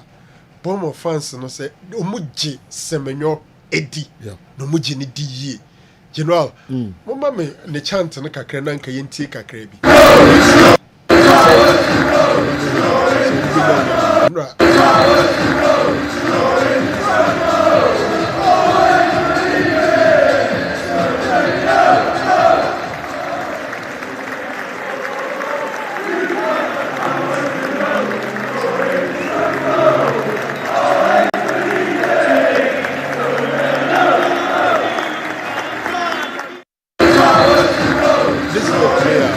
So about the last match, me no kasem so drew Manchester Krumo. Now the chant from Semenyo, always believe in your soul. You've got the power to know you are indestructible. Always believe in you, cause you are Semenyo. And some omo ekan. Anyway, omo the free 2023. No mat for the man is Now you see, General, say pages be mami ni video be na old train no one shot there. Be chested na. Among Fontia says it baby talent alone is not enough. Gifts now when you're enough, but hard work. So when you go no share now heard this shooting exercise no enough. Who team say why Juma was training ground way he was training alone on one personal training or shooting from different angles with the right, with the left, with the right, with the left, and then a similar position. No nyaba kuna so atanakasa bye bye. To Bournemouth fans, and I think they will forever be grateful to Antoine Semenyo. And look at him, General, bare-chested. One year juma now, you don't get it. Sometimes I ask myself, say, how many of our players enter quietly? I'm trying to say, has players he cry the multiple my way. Yeah. Or best sorry, no papa boys bear 4 or 5 B. No mako. Say, me personal training to me uncle. How many of these Kotoko players will quietly go to Adako Jachi? No, decide okoye shooting exercise. Shooting no koye be brace they won't do it. Or better training no are late. Yet they want to get the results. So who almost say 90 minutes and I am football 90 minutes pen or about general. A lot of work has gone down. They go through a lot of sacrifices go on before they are able to do this. And I was so glad as a Ghanaian seeing Semenyo doing this. Right. But I do a who say, and Cameroon con Temua and Kanye Semenyo Command City. Man United. Okay. I'm not telling Man United general. Nimko for Man United for Contrasi. Almost Mutia more in common now. Onya na dream send the 3 back no be jabo. Into the wings no need typical wingers or bebo wing backs. Semenyo can do that. Into okay yes sir. Either so the name about wing back, which he can do those defensive work, or be born as a striker. M1 Onya ready to play as a striker. So they decided otherwise. I'm hoping say I'm sorry and I'm fine say me say big crowd and can start be happy say United are boy because I'm more in the honor but him say I late young interesting kakra before Qatar 2022 na Semenyo or Bristol now Bristol just a bought Qatar 2022 say you nyanya 4 years 3 years and some few months so check the rise from Bristol to Bournemouth now to Manchester City. And now he's the 3rd most prolific player in the Premier League. And I like his discipline level. Alex Ferguson Sema Ochoa the title that book leading no. Or say if you bid farewell to discipline, you say goodbye to success and set the stage for anarchy. And I like how Antoine Semenyo has made sure the discipline level now and this is where he is. We're making sure Antoine Semenyo. Yes, we're making. Mami Musa Mujida Semenyo yonko yenim. I said you're indispensable. Ewo Bournemouth. Role bay, san or bay ewo City. Obebo games ni nyina. Yensheno was City. Obey saying. Tough. City team na. Baby Semenyo born Semenyo from right or from left. Yeah. Now, so far, City team no on paper on the right, on more Ryan Cherky. And now Bernardo Silva on the ball right is the captain of the side. Or more Savino so into Hanko Yemiensa. Oscar Bobo the Omojana Maneko. On the left, Mamouche. And Duku. Foden suiting Bob. In recent time, the Pep preferred Foden as number 10. It's just a more of a 4-1-4-1. Nicolas Gonzalez no attacking fin. It is a do right or competition miensa, left or competition minu. Born ne bossa ye money dear on Adi and Gel.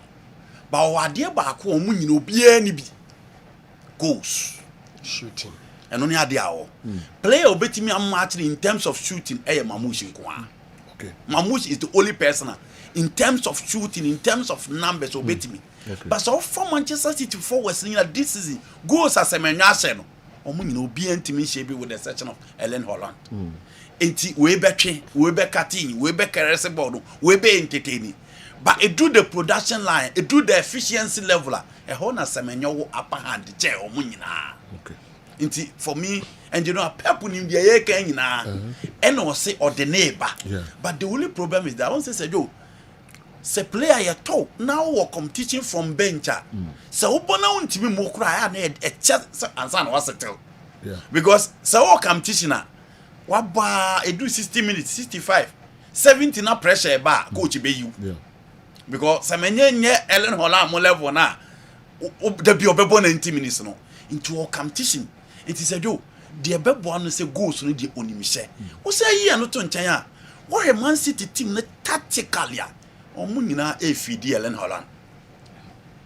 game no mu boni nyina enka wo woni Pep Guardiola ni team enya sa na function Pep ni team a function with different scorers Mahrez Sterling Jesus Aguero Kevin De Bruyne obia botum sa but the recent Pep Guardiola team Savio on share Bernardo Silva on share Doku on share ni nyina akoye Erling Haaland it is the only goal scorer within the Manchester City team now Erling Haaland nti eno ne ade Semenyo de beba but je wo hwebo no mu nyina bo manipa no gina ni mo nti eno ne ade age no e ba Semenyo ball de obebo bi but said the bia de je no a je so ogire no ho yes this all above the yes the ball now but yes because I do so off eno na a problem so one hwe na okoye backup nipa bi super sub bi ni hwan bia enka de bia onya 90 minutes ball ba so mpra nko ade a you know e man energy no enkofo what you are saying is right bien hwe bomb of for na omu move here no Milos Kessben ball Liverpool ba ontimi okay Dion Hersey call Madrid no start yi ene hu no okay Zabani call PSG hu no into these are guys just in recent times under Antoine Semenyo oma ton mo de oma free team no mo ko mama 3 omo nyina obie no abetim do nsa si obese obo free mu straight away no mo bo awebo sejo Semenyo de se wa mo amro na ho ode na enim de so ma owo competition pa owo competition madwen me say City wa dream be say on be face out Bernardo Silva at the end of this season. Bernardo Silva, it be a season we call away. It's likely they will get him out, and maybe Guardiola will be preparing Semenyo to take over from him on the right. Okay. And from now till the end of the season, he might not enjoy that full dominance in a particular position in the team. Okay. Yeah, prepare your stars. The Akura World Cup. Semenyo. You know who you are. Yeah, other players and almost what this level. I did go World Cup. Okay, we next year discuss. Before Semenyo be City, there were indications said Bournemouth is also lining up a bid for Abdel Fattah Issako as a replacement for Antoine Semenyo. Was it yesterday and on Monday? Goal be yes. But another name has cropped up this morning. Player back on more win to replace any. But Fattah is a fantastic player. Also, you know, Fattah also level. Yes. He's also building. But you know, I am here there back. Semenyo plays well in the Premier League. What about the Blasters? Another question. I need a question for you. Inti form no the ball on. Yem persistent be wa. Because they could do something more. Inti a team not the enka win or see agent and so. Inti just one person. What's it? Was it Kudus into me more? Yes. You know, team Bia, you beat me a cassette and nipa me and sons. Oh, yeah, dear Baco. Okay. Why is Osimhen fighting? Nigeria phoning in a born or more born. Lukman will score, Akon will score, but they are playing for Osimhen. You know, send you baby that he or Kevin Prince but in the tournament, say a bonnet co baby that and you toy. And he's our big boy now. And tactically, we need to set up the team. Brazil played for Neymar, Argentina played for Messi. Okay. Portugal for your tactical planner, the final ball should be on Ronaldo. And Ronaldo is say yes, Semenyo so bad you. Eh, they no one coach in the Bemuno. Most uncle to add ourselves to you. Oh, we can't blame Otoado alone because Semenyo or more under Otoado. We can't blame him, but said, "Oh, see, yeah, discuss World Cup. They didn't even get to Okay. Near all never discuss.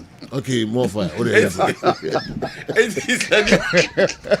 Me can't so tell them more fire. They said, "Yeah, I can't work out with ya. You didn't even get to you didn't even come in. Okay, yeah, back up to Bunko. Said you, and on Naka. See, I don't want to hear or be the message about so Vini Crash or Cow into member. We call how into member. Omonomun Timemon, Omun Kauman to Mukrumo. Coach is no coach or more, Omun Kauman to say about it. Didn't you? Didn't to me so Jawa EPL, no or Baha in perform. One players around you, two system. Okay. And I said, you, a na coach be or more bench, I wouldn't mean you. Ubenya one bad baby. Okay.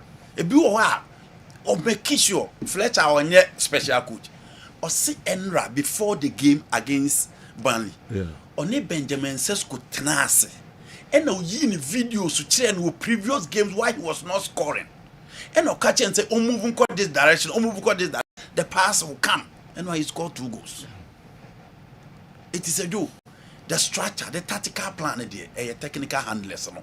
Omo also making sure say big boys no adwuma say Salah mun na faces our problem ni bi Messi wan retire twice in Argentina but the number of coaches Argentina change years until omo benya Lionel Scaloni Messi flourish into general the tactical setup we need to set up the team could you see a perform better in the national team agreed but general he needs to be a supplier to Semenyo. Okay, your wish ni say your players ni pi with my perform yen ka say obi anko ne level no but at least almost clubs on won be hu bibi ba ye hu bibi sa na now o de any brand o de say say na me be so rango ni no so yes because you people dey akọ dey bi o yeah you know you people dey akọ dey go clubs no we players no no I said back mienu bi na titi o mo dey o but o ya dey bi na Semenyo ya dey bi. That is all. Unfortunately, Salisu was playing well and Okunya injury. The last Champions League, Salisu by team of the week. Yeah. Champions League team of the week. Yeah. And you know, Okunya injury. Injury na Yesu who's over to media World Cup you. I don't know. But Nancy Kwasizibo recover Babenya position in the rear of your duty. Sure. That's another good news. Thomas Tepati said you say on and off. Yes. Papi Alasangi ni Danny Pareu e mani competition. Okay. E o Villarreal team no. Unlike how when he was at Arsenal, the Bia se party fit the Bia. The party at Arsenal now when the problem. Yes. Okay. Yes. It drew our level. Yes. Champions League with that party. Yeah. National. E be do maybe so pra no mu season no. Ube won shaky performances bisa. Party tisabio. Yeah. And what then so ate. Injuries na also. Psychological issues. Wow. A Honson the injury room tournament na yakwa akobo no. A hon ye bo no. Teams na omo perform World Cup na asho midfield. You know the upper teams na perform at the World Cup and look at their midfield. Yeah.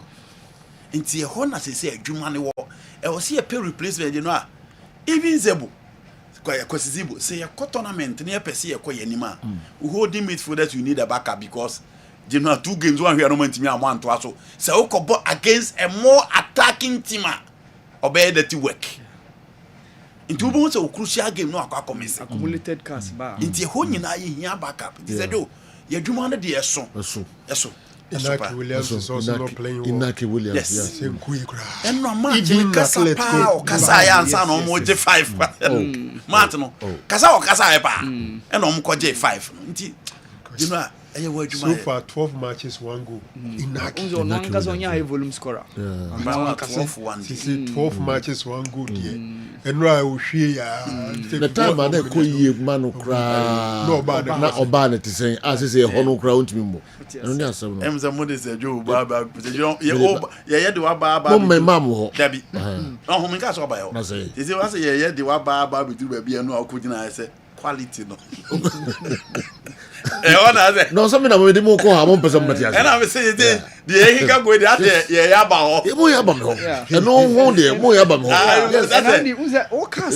Said you when Andy was mentioning the midfield.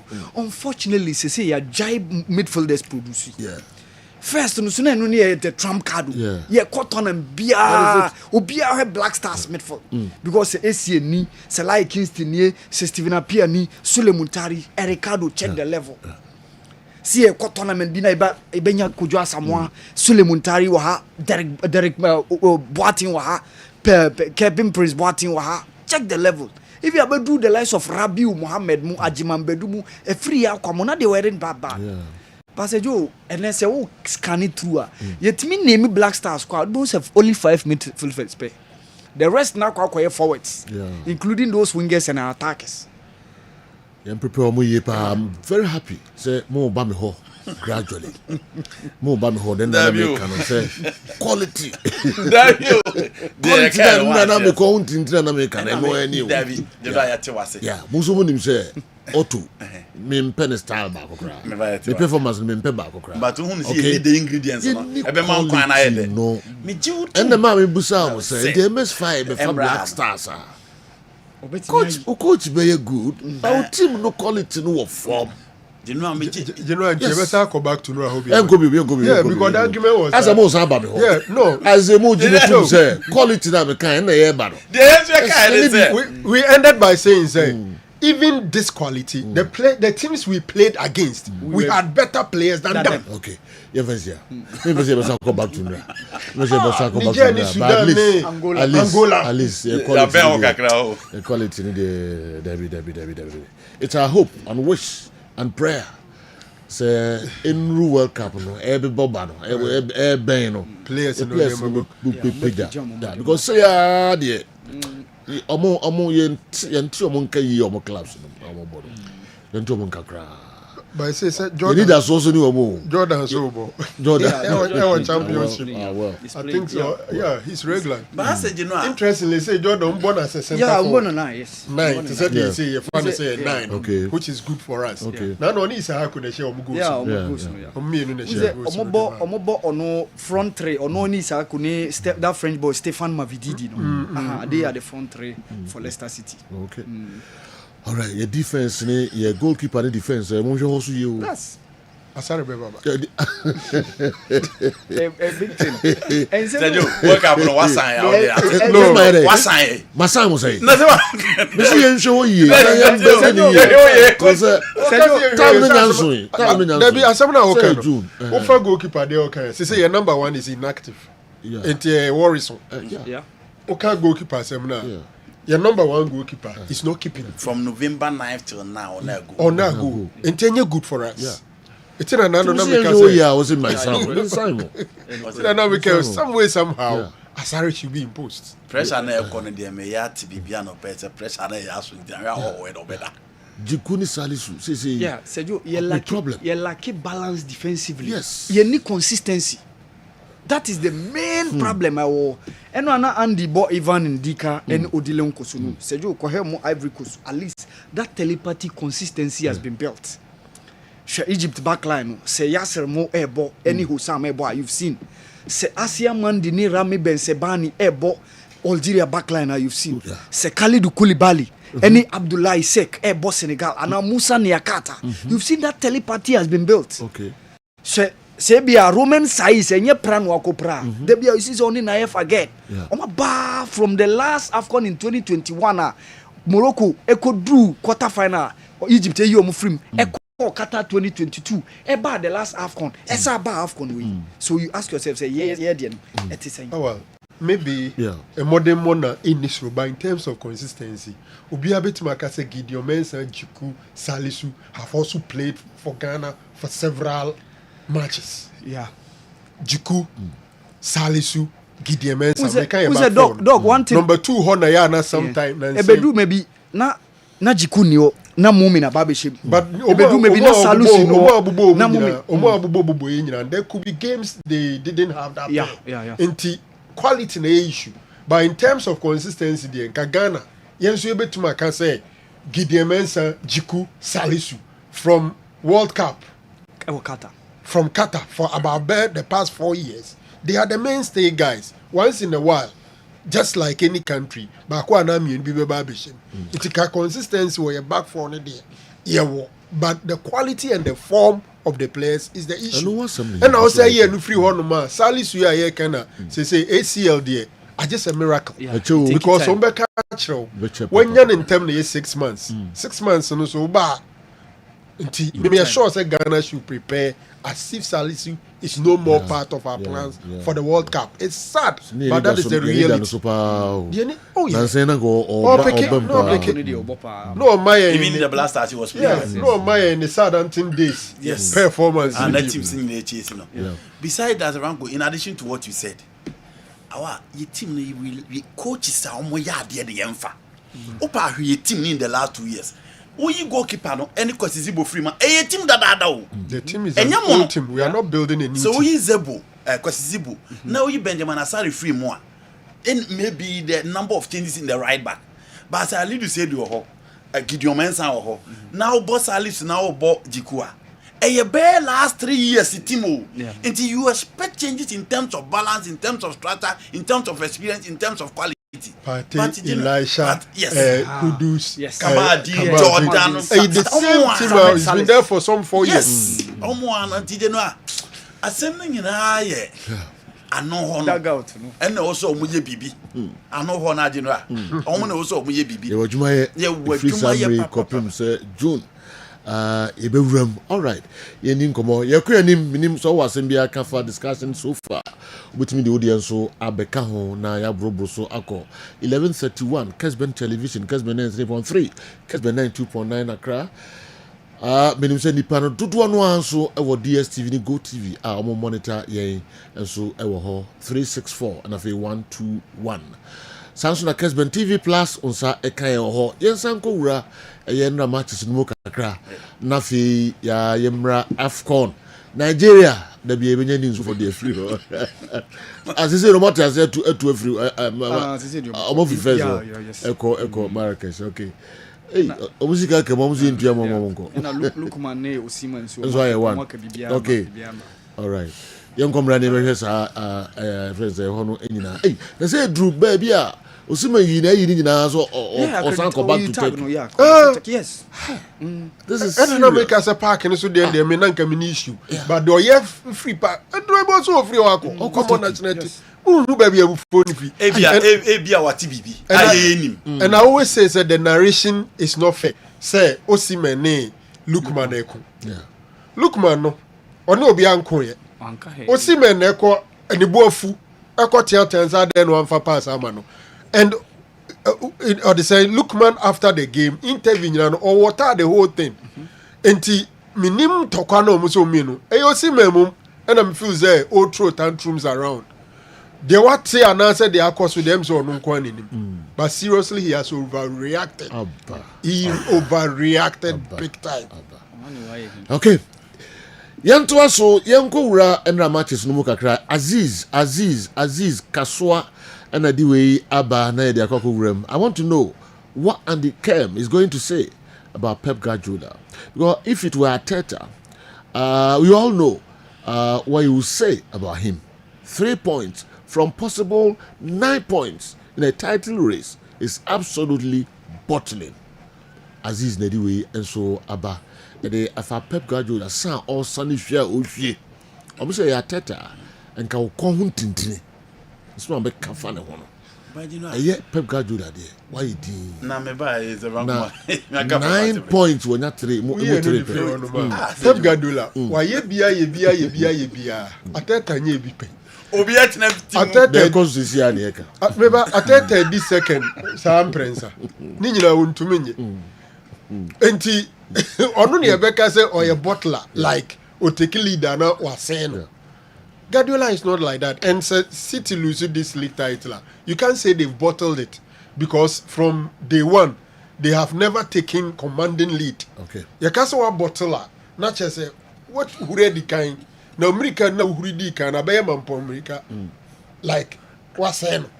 What already ko be any say ube defense ebe wa no ajija them now what say. And no near. It could do 2 points. They could do 2 points. And him say they be January there. Ateta be na dey bi. Yes. Now I call overtaking. And wako bottle. But he has never been the lead. How wako bottle? Battle here. Okay. Battle there mean that battle doesn't say. What are your favorites? Oba chase it wajai. You know. O say wajai chase no. Ave dem nyina mo ba me ho say mo ye den this year dey Arsenal here. Okay. Arsenal here.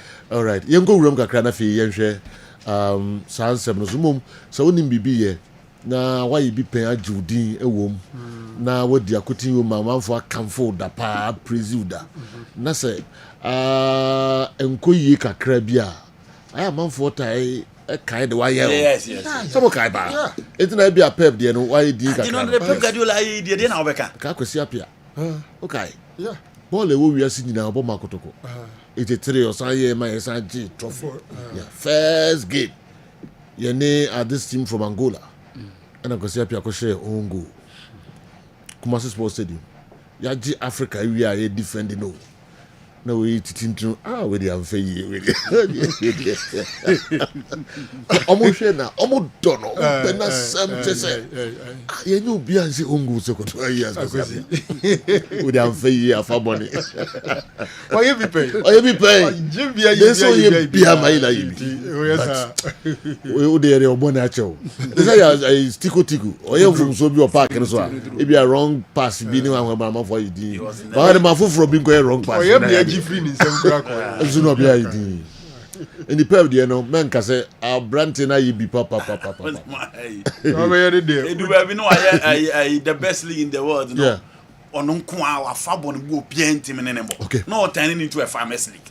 So how do you compare Mikel Arteta, who has spent 6 seasons in Arsenal, the WDF FA Cup and a community teacher, to a coach apart from the first season, one team and EPL title, or by one winning multiple titles with a Manchester City. In the Arteta ne Pepper 70, a mismatch. All right. Let's not waste time talk about that. Besides that, Franco Chim said, Arteta the end of the day, oh dear, ni musa how it do the finishing pointer. No jemu di ama Brighton, no jemu di ama Aston Villa, no jemu di ama West Ham. Okay, meko ko fan ka talk akraba. Dinka meko ni what scientific about big match big match. Yes. Arsenal versus Liverpool. Okay. Real Madrid versus Atletico Madrid. And Rabasa Athletic Club for 5. Yeah, by Benyam Resu ni 7 records for so kakra. Now some fans Laka no more than now. One for them fans with the nka o den kan ye 8. What must start? All right.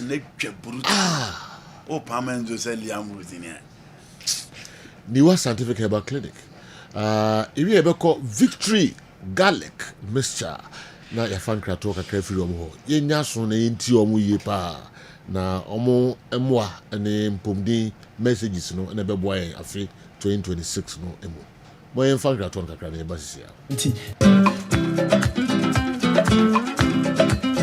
Dr. Nimoni said you wouldn't need what scientific hospital no. Ya biara obi efema onya no ye no. Eno na Nyankopon enam menema doctors for so eye a research about enhabaya Nyankopon ede adom ye eye enupapa Nyankopon adom nti. So ube piemo ni what scientific hospital nkwade a ya bia wo famo bia no. Se empo ewo mogam ni esi eni aduro kra Onyankopon enam yenso ebema ho atọ kra. Ya so ha de nyese wo ba ya sabi ni atam edu di amount said the kokono na emu ye do to afidi so me afidi ni omu hwehwemu me ye hu adepote e di yade ne brewo na se me hu enya yare na di woni badua no so te be che yare na ma wa che yare ase ko de edit ni se ni badua ase wo che yare ase a utimi tu ase ntem Obani what scientific hospital Dr. Fobi su adwuma ne say enubuna enu tan a obo ade e dumye no yenye mu nhwemu na fe enwenu akasa e wo my friends phytochemicals no ye extract say enwenu no na ye mfa frame no emfa emao e bia o kidney no yare abem o kidney no say ye nko ana Ghana ha ye de take ahaban e de dialysis a o kidney no say akodu se den kura no a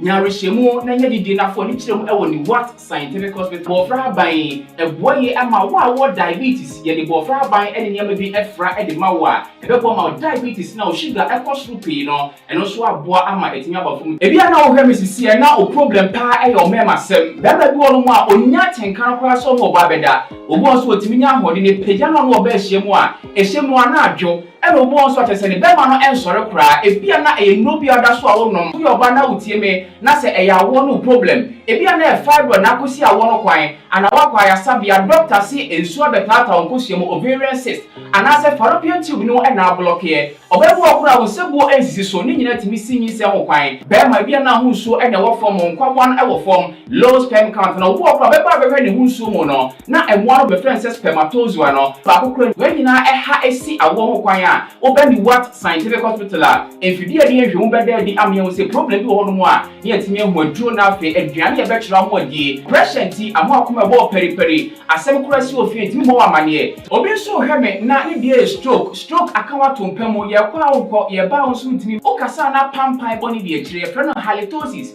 yade ba ko ya no wan bi obi opewase obetimi akade a kire wo a ade be di unya o kasa bia na obi atwene hwene okoda na nyimre o da o junso antentem e papa mo mpanifo no e free 40 50 60 years e ko ni mo no o prostate na e kese prostate enlargement e ba sa o da o junso antentem o junso be bransa na ade a kire emane nkachi enyenkofa katita ahoma nkoto be memo abusuafo bi ebere nti menya adagye amoya didi a nyadidie seni what scientific hospital Ghana hade o pa ya sabe ya dia be film die fidie edi twe enubena ena afa hode ni efra haban mu edi saw ya de ma wo na eyeni what scientific hospital yiwo Kumase atonsu Monaco Junction ya Dansura Bank no ene bi eni mehwe enkran so yo ma 7 ye ben Janet Corner Dino 0244 087687. In case you are watching us from any part of the world, whether you are in any African country or you are watching us from Europe, you can contact us on WhatsApp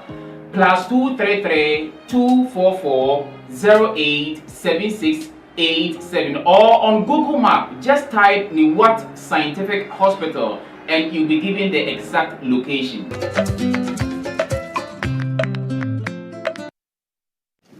Machia we de atiefo so mechia obia na nokwasem ewom ne se ene ye didie ye nom bibia ye bia kire se ye be yare na nia ekofa yare ne betitiri pa ne se nuane a ye die no ubehu na wontin no mu asisi obi sori o se ananse achime na ne mensa obi ye adwuma kakra bia na nakoma ebo ne periperi o ma ne na so enye ye ne nsa ye dududu ne gu no ne nan emu aye duo ye ne hwe enye ye mesrew a victory and American farmer garlic dear sebe se okenkan enuaba nyankopon boma nipa e free tititi besi sabri enipa kanfo a garlic so obekaya okenkan numria bra na Israel fo no Mose di wo mu free Mizrim eba no ne wo kan ne se wa me afi garlic yo nam ne ade a ya wie ne garlic pa na wo mu esisudua na enam say Israel for ne di garlic nti no ho oden pa se wo mko awo so a yesi wo mama na fe na abo Mizrim fo no hu se yi wo mu firi wo se ahoden na wo de ba no na edoso garlic se obeka ya Mose kura na wo fo amfa na anwane anke bia enkanyi wo no na je Israel for ne free Mizrim enti me se so te garlic ho asem a ya no afa na ni bresem na enipa ne bi wo ho a garlic no na omo ye no eye papa ye de nyina ye papa nemum mesra wo se ya emfo obi de ntutu obi de se o manum we to da bi obi se o manum bi anya mehwe na wo de bede na maka chense so na hwe na so hwe na obi hunu obi wo so ane ne kaso se o garlic ne de me de metade ye aduane pa titiriu ba se menu aduane a na de bia ya me ka kire se garlic no se upeni yi a ye di ne se aduane anase nom ne se aduro sense obedi ne se aduane se wudi ne se aduane de a wodi no awaduane na edie na ade a garlic mpa yeja enti wusi matwi media steam me nam ho ampa obete pampan ne se age nam no ho de na nsu busasa ho de na wom no ubenya won se garlic ni je ne bo abusua enti se ne je ne te utwetwa je na bonso wo ho na bibi alesen ewura wani no wani prunsuo wo de ka ja sa ade ni nyina akọ enti se ubenyamu ahoden kura wunya ne sede wadi ne mono no yen ye extraction ye twi ensu e wo garlic ni mu no ene ade aye do ni to obi obenum victory bia no enipa du ne be no mu a emu enkron efa ebe ka che o se dro we die ohunu ne se soda extraction na man ye ye difficult no sa extraction enye better no obi ade betimi aye enti mesra o se wutie mi a kwanakwanum bi na no awuraba bi frem o se makoye family planning me yibeye afini me mfichi kode kura na mbusa na o se o me kura de na mnim so atwabra me nim so obeka mfie beye aduosia ko se o me wo be 28 na mse o sa o de kopa victory ni bi nanom me ka chen so weska onto be miensa na anan ade achi ya no frem so no ma ade na ba no no kura ne nwanwa okay and into obi a wuntimi nkomfikyire mesrew edura me kanfo ma ye victory garlic mixture ni enti ete sa ne se enane moja enane srade emanipadua ne ye adwuma ye wakoma no esisi so kama akoma obi wo se me nante kakra bia ne mabre de entira enye bibia entiro entini no edi moja be fem akoma ne ntini no mu asi enti esa na akoma ne de ahoden na etwe emoja no na wo de hwe o ntini ya de na enipa obeda wuntini be ya adwuma ana wakoma ne be ya adwuma nanso wo de no eti sei One was any city, and no man, sorry, and near man nipada edano, and ye yakuma, and ye yentini, there be yakuma no because why juma sa, wintin no so sa, was so dear, Oda wada was so, when niso so wakata, name muma kumane dear, if you man I am, bra beda, ye funumuno, akumana ye juma sa besine.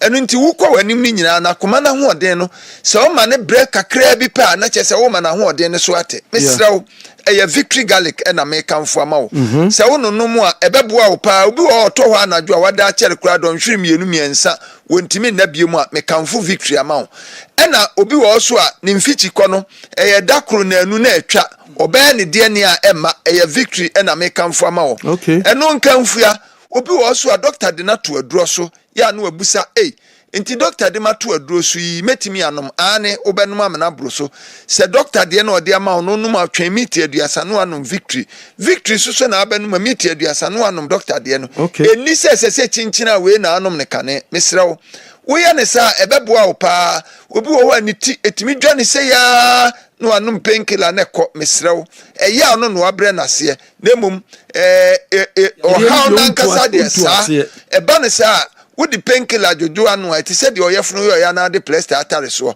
wonya hwe won we say na sitenti no victory ebeboa se unfiti kwa na enya ebeboa amana bayie wan kasa bo se bosome ne so ya na dem obi o konfitira ote ya opa ofamu ansa na wa konfitire no enya asem papa se wo be kosku a wo ya ba ya mesrew se to victory ni bi sha no nomam no mfanko na nkodu se bra ye sua de na nimfichi konti no aye basa no aka dom on de wontimi mabi mesrew me an victory ni bi enom se wanya ahoden no amfa nsua de a wotiticha nanim kwa de teacher ne ka bia no enam nani so na afanasum na apia akọ ubebusa no na odwene yawa ofamu enti per victory ni bi sha no mamma no emaya no enoma wodie na yesi kire noma etimi emma obra ne maye unya victory ni bi mano a bibia be kama wo ye maame panyino wo ye de ani o per victory ni bi obi so opaawo na nso nkomfikire yie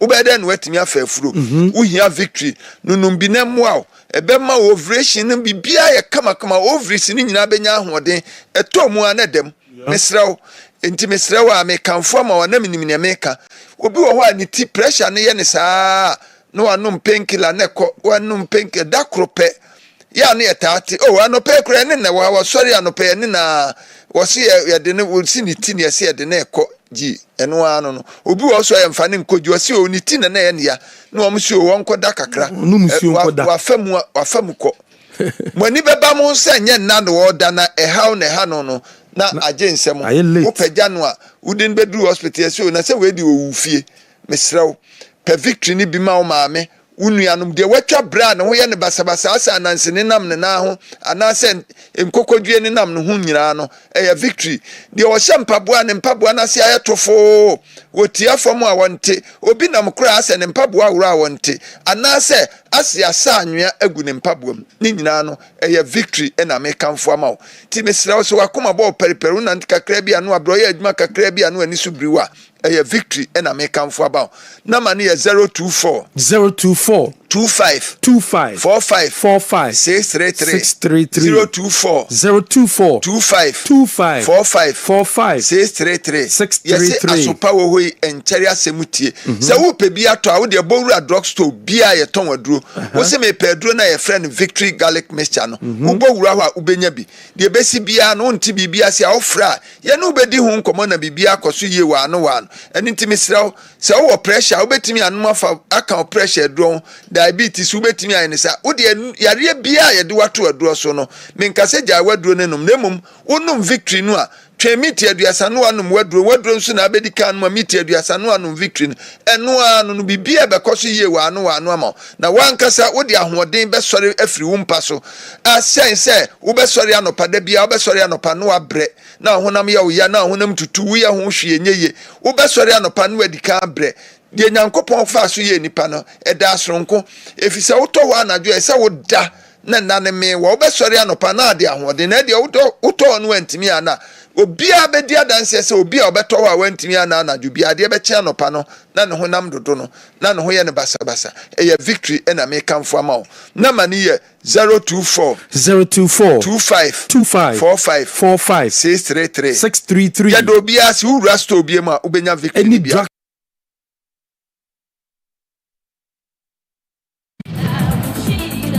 Okay, yaba nafi yaba twaso kakra yaba kwa manone kakra bia koye kakra ka ho nafi awa Mohammed ede ewura Africa Stories no enso emu na yede dia ka nyina no kwa miki the local stories no enso abre Kessben television Kessben 3.3 Kessben 92.9.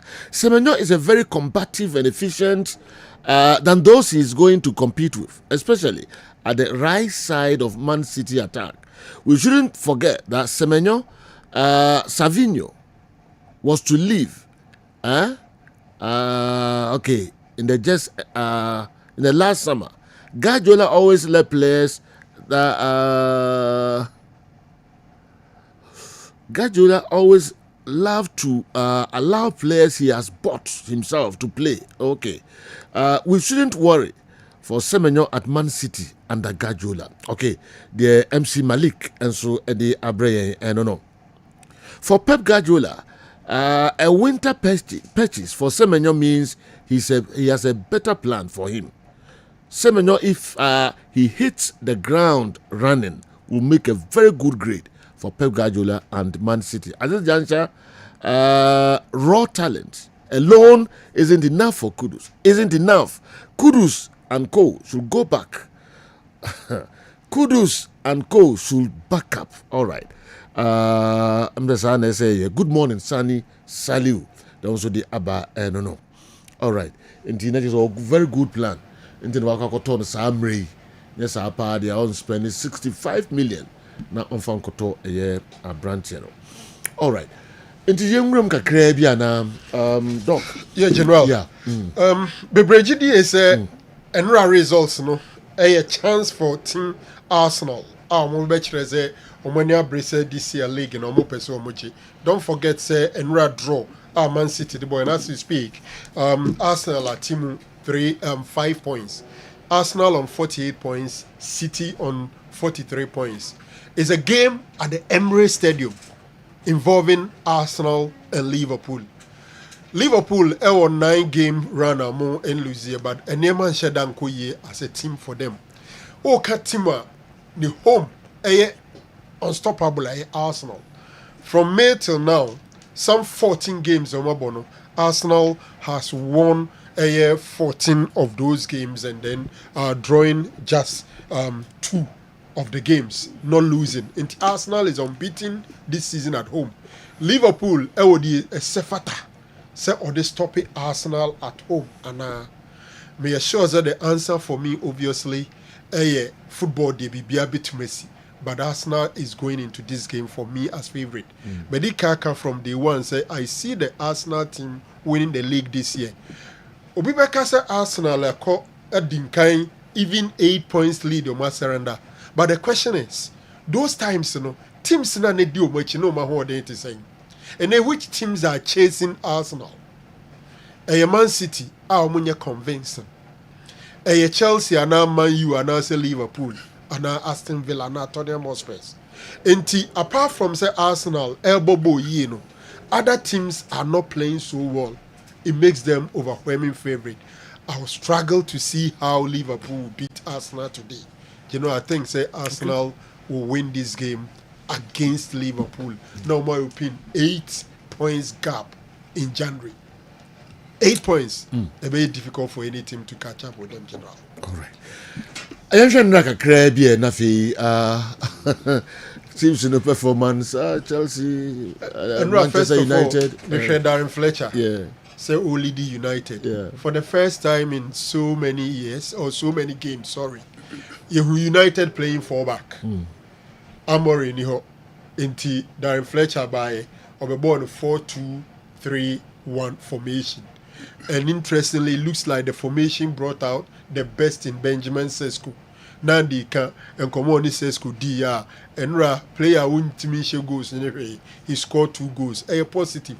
But how United concede goals is still a problem for the team United. And also, at least some of the players now prepare back. We saw Bruno Fernandes coming back. Yes, not at his top level, but Bruno back, Mason Mount back. I think Harry Maguire is also back. Kessben is also back. Into injury situation, and so improve. Game no ankasa na that bad, but a drawn game for me. 3 successive draws for Man United and yes, so positive. Or the brand TB by Lesishia, the 18-year-old boy. None the ball no the ball bano.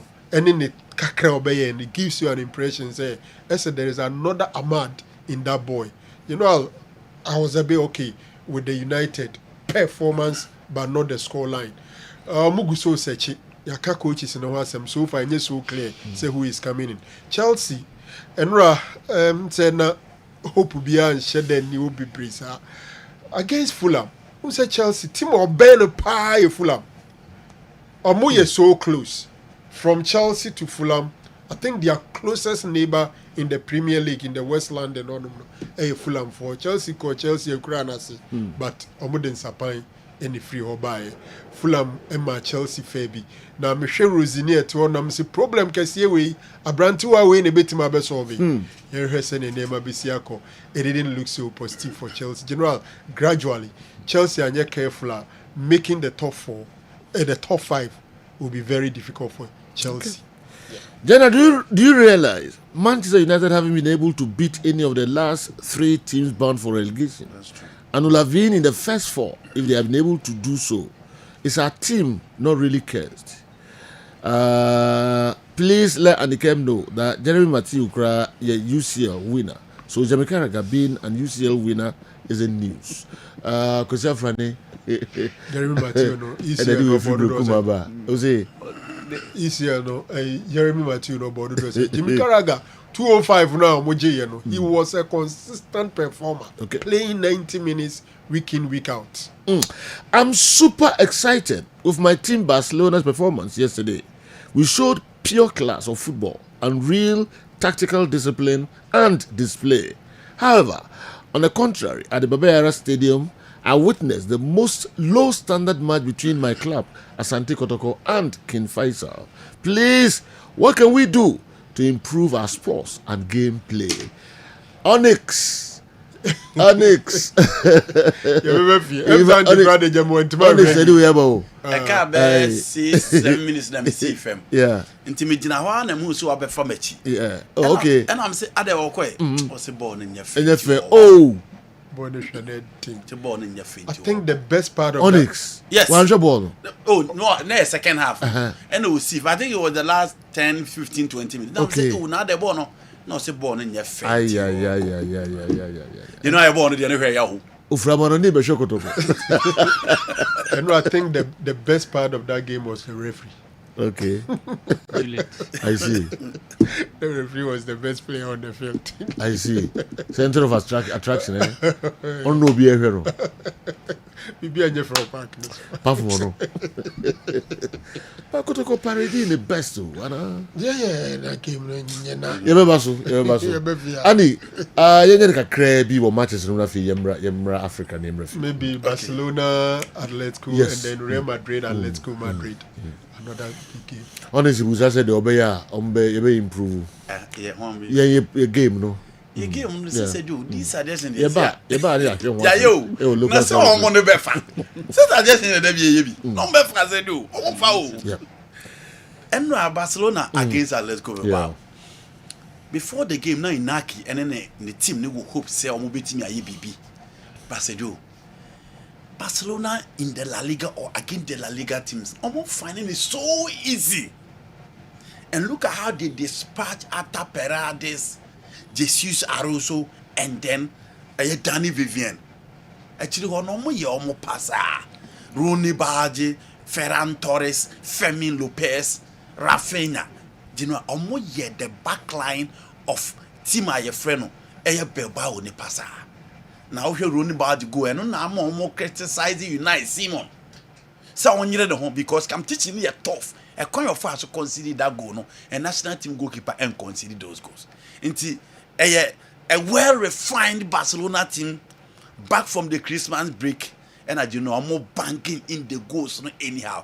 Look at that goal from Ferran Torres, and then Rafinha second goal in the crowd, you know, you love him. Look at the angle. National coin of fast, so the ball no team two, Emma Bibia, etimi ekosu eyenti. Basa soja, the La Liga no mo de young Crofono, and no mo de ewuramu in this particular game, and Oshe Ernesto Valverde now Oshe ni team na. Omo na omo te bench players almost start here no money United Simon go na Rooney Badge de share na obi e bonechi no eno ena e bae no we no players ni nyine console no yes Basa players ni nyine console that Jamal, do you know that black guy no that from no is Senegal Senegal so I'm half Konibi yeah Vreno David well I'm half Konibi but he's playing in the semi-finals of this particular campaign. Do you know Barca team need they are on the right track. The only problem is that Champions League now anymore. For the La Liga teams, they don't struggle to beat them. Oh, coming here, Rafinha go now. The angle itself, na fake. Baby, I know you know team. Yes, look at the angle. Baby, you know why dream you that. So the ball beat me at what it was a fantastic performance from the FC Barcelona team. I'm for see keeper ni ensano fa Barca keeper no kotum e Spain. Oh, Sarango mende omo nyaade. Joan Garcia, very good goalkeeper. World Cup level no omo kra on the stages no nyeize. The fact that you play for Barcelona itself no, you players almost do national team you know. The expectations no, especially say you don't start now kunya obi a wabọ consistently e with the national team eti wotia. Pressure bow so brutal, and he's the captain of the team as well. Until I was so here no, Joan Garcia is a very good goalkeeper, and Osawa David Raya to contest. Because David Raya and so is special. Robert Sanchez. On so from Zarango yanka yenin komo. Okay. Andy. Now Robert Sanchez. Robert Dama national teams bebre. Oh, menka say onyadi o. This is in why I but goalkeepers here able there. On the list. We in pecking order. Yeah. And I do know who be can. Who need a power? Today men go hen. Chelsea they say my Man you the positive yesterday for me. You know backline yet. Small boy don't be in central defense in Heaven. It Man you last 3 games no na mo concede. And look at how he was exposed against Bournemouth. And I was the same thing. It was though and then it was unfortunate. But you know, say Lenny Yoromu were chile no mujini say onimbono omudis kakofana badia. They should give that boy the opportunity to play. So unya Lenny Yoro, now unya Lisandro Martinez, a good pair with Dalulu Shaw on the left. Very good pair. Until I think said the central defensive pair no, and then no take advantage of it. Omudinya the second goal. But the good thing for Man United is say Benjamin Sesko 17 matches 2 goals Endra or the 1 match actually 2 goals now watching the whole season in the Premier League, you know. And those goals, you know, are not fair. Look at the first one, look at the second one as well. Until United are come back to the 4 back going forward. Omobeja the midfield of Bruno, Kobe, Casemiro no Omopen with Matthias Cunha on the left and competition between Mbuembo, Ahmad and then Messima and Swaba for Bruno Fernandes and Matthias Cunha. Into going forward, we expect the Manchester United team to change. But my catches Franco Naro, you know, United for the more 2 for 1 phone be met they shouldn't get closer to the team. Punditry. No very good coach. Simeone Inzaghi is there, Allegri is there, Conte is there. For any of them in the summer no more because we money you know I Good morning, Wafa. Please, what are the apostles and advocates of proper managerial leadership in Ghana football? I mean, Dr. Franco Naro and Andy Kerr.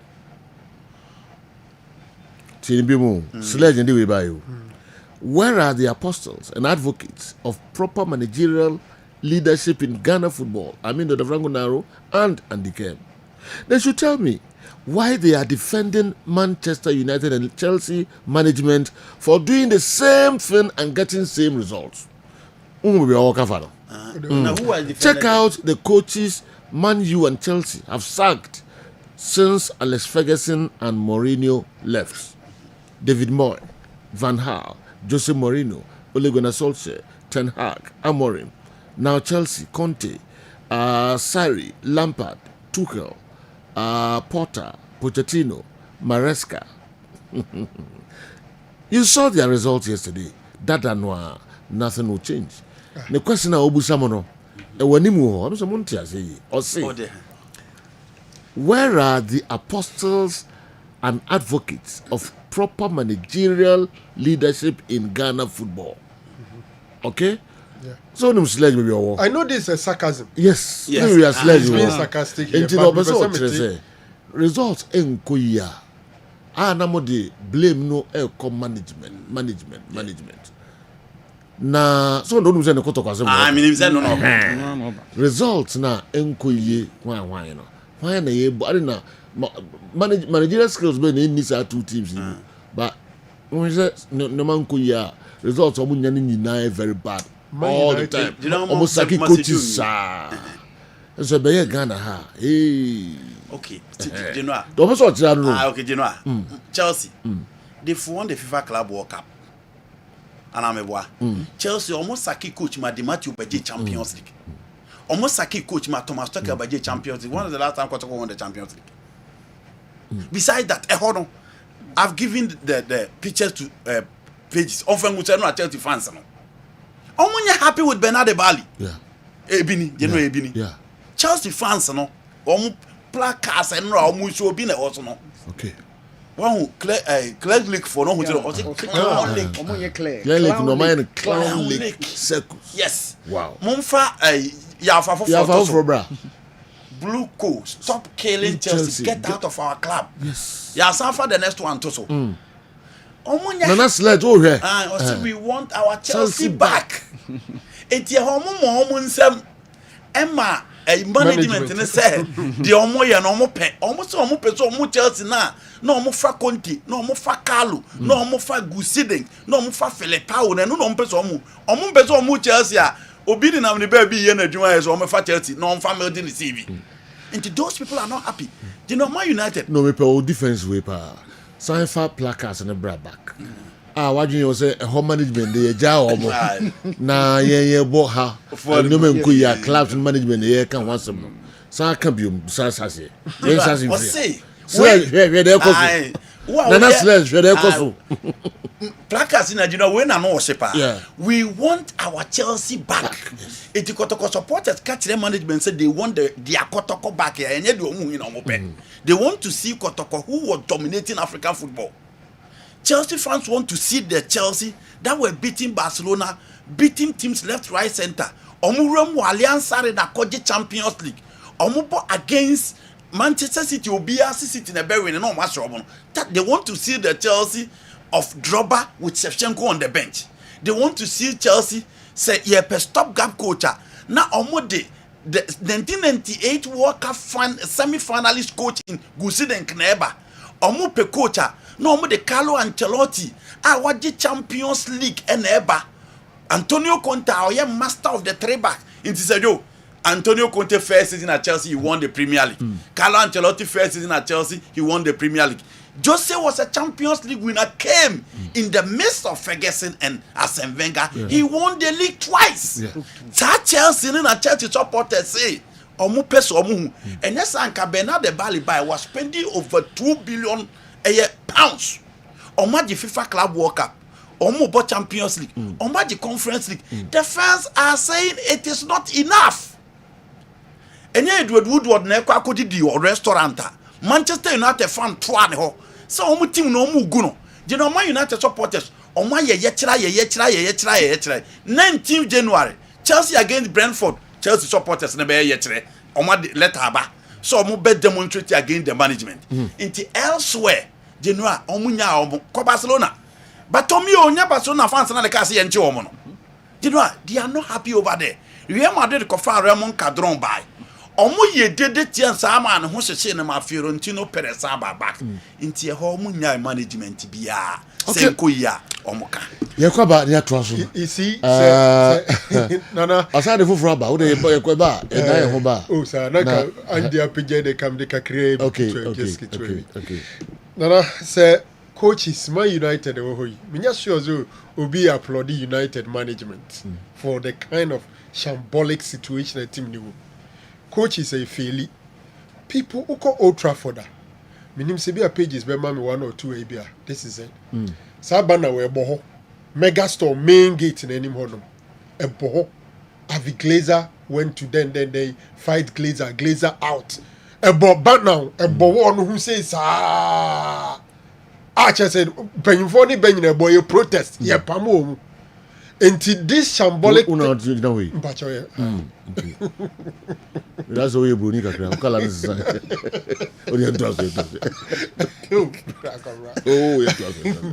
You see, a honor protest, they are not happy.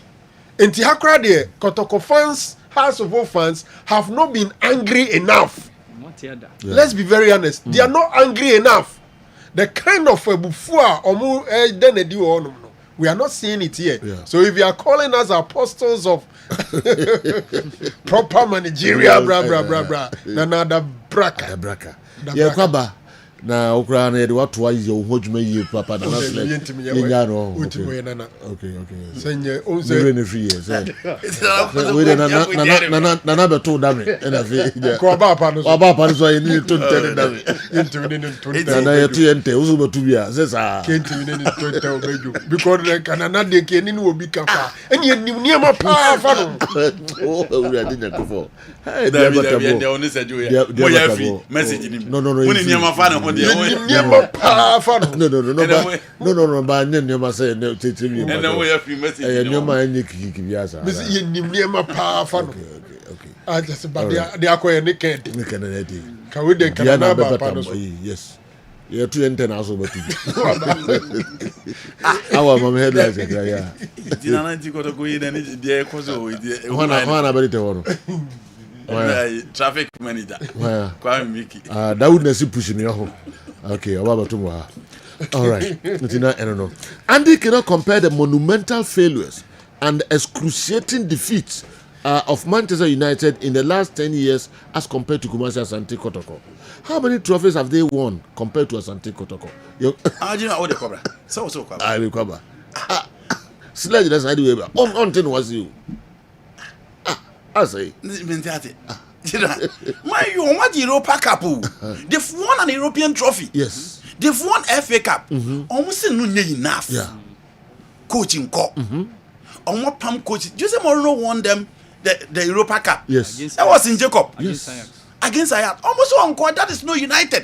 Amorim Okoye. He played in the Europa Cup final. Yeah. Kotoko Kopo wa Komani 5. One of the last time. Kotoko Africa Tanaha. Accra in the champions will be you. Omanye 5. Yeah. 80 minimum than another person. How many trophies have they won as compared to Asante Kotoko? Hey, the Kotoko J trophy tell you in the last 10 years. Kotoko supporters they be omoba na. Next match na swate. Omoba na next match na swate. Umusa no say di entia. Na na unyante ya oni etu. Yo. Odi ye kwaba. It was high for our Mamu headlines. Kana fi minute Dr. Dawood. Bruce say it's high time say South Africa benya omu place omu ntu kwan. Okay. Na tenefi no ache ha omu. Was you omu benya place at least omu betimi match the rest of the world no. Especially the African sides no. And na issues say you bonus issues Nigeria. And say you Koba. And no Algeria for ya di fefe pa. Michel Nkuka Mboladinga. C'est yo mika DR Congo fan na obeye ti se Patrice Lumumba no. So c'est yo koba Algeria for na ya di fefe pepia amano panti c'est yo koba. Okay. Yeah. Okay. Entina and so I don't know. MC Malik also Sledge Nana Sledge shouldn't bring himself cry. MC Malik say Nana Sledge shouldn't bring himself cry. Kumasi Asante Kotoko is Kotoko because of yesteryear. Because of yesterday. And if yesterday was glorious, because what is missing today, why should people keep quiet? All right, Nana Sledge and so anyway Bray. Sorry, we MC Malik and anyway Abba Ede Afa Nana Sledge. Was it Ben found home Makra? You didn't bring yourself. And also I don't know. All right, Edibesia na I could komoka cry free Africa na the local stories no and so it was the Amamo Kessben television Kessben 93.3 Kessben 92.9 Accra DSTV 364 Go TV 121 me call Dr. Dawood ashe na mene opemunwa ewa ha mene no akodi enkomo kakra flanked by beautiful ladies. Any old nama na bakudi ha na bakudi ha ntiase chichi muka kra oh mama nchi atiefo na mema atiefo nyina ne ahwefo nyina afishiapa ya say me hwe mu video no Dr. Frank Naro also say na numerologist no mse dey afi ene was it say emprantwe agu nyina o say ma be di mema sigas na ma be di mema sigas yes be di no more papa ene yes so say ye ho aduru yes ye ho adwuma ene wo na wo ka o say wo wasam me min kasa say Joe ye minister of finance there oh e wa bonten a e koda mu a ne sikaro so nkokwa the bisi we interior minister eso be tie ka papa e got to 2026 dey tie ka papa oh sama bitiu tebe eso be tie ka ne bi bedaji question we ya no da Sejo afishapa afin komete afisa na bibia kama pa afisa say na first 11 said this year no first 11 ye ka ho okay ana mani ade say na me wo fie holidays nyina na ma feel sa na so edi nkomo a new year nka benim se enso no sam no be apa fire o de yanko your first month of the year yati your new year yati na obi bisa me say 2026 no me ba me bisa o say say nim say a new year yeah until ubejai no for nom ana so be koso ano ye to aso atie for ne ahwefo we de sebe yes kakum nabi to aso say Joe say yes yeah to aso wan ka say o to aso minim nipa on na to aso bia enu am pa wo mpe yenko media men nom no weekends kwa da so all right then na hospital hobby there be only hospital okay maybe na Ukraine of free New York okay and abaso obesrai okay na wa follow Kessben especially say Joe programs no say na obi did Dawood achi okay aba Kessben no aba be de ko so na ba hwe say Joe no fonti de bia no ho eye fe na ho ye de no so be some question then e ko so aso e ho o aso e say na ko aba so bia boko ye de bia sipa na mi ameba ona minim so ona neba ona shankus neba na say de me de no bebe bia obebi sa yeah say mo yo say Joe Dawood eba hospital e di enko ana eko okay you were 2026 year no ade amamani age na ne wo se mentama ye ba new year sa mentama studio anne me say bosu January no mi ameba abribia no say ni aba okay yes dey me say first week of January na ya record e ma nyame nam ye so omo ba 2025 na omo fa ye funu na enne nyame aso mo wa asomdwie mu no mako 9 first week of January na what we dikan ewo January bosumu ni mu no 2026 no e mako enkron e na so far ye mo madru wo 2025 a omo fa ye funu no tama na omo de be wo no eye first week of January nyame ahwe omo e wa asomdwie mu still I record the first week ni enya dia the team enya 9 dia January nko na wie no imagine even 9 times 4 krana and it is plus yes minimum 36 yes with my record and a bit my more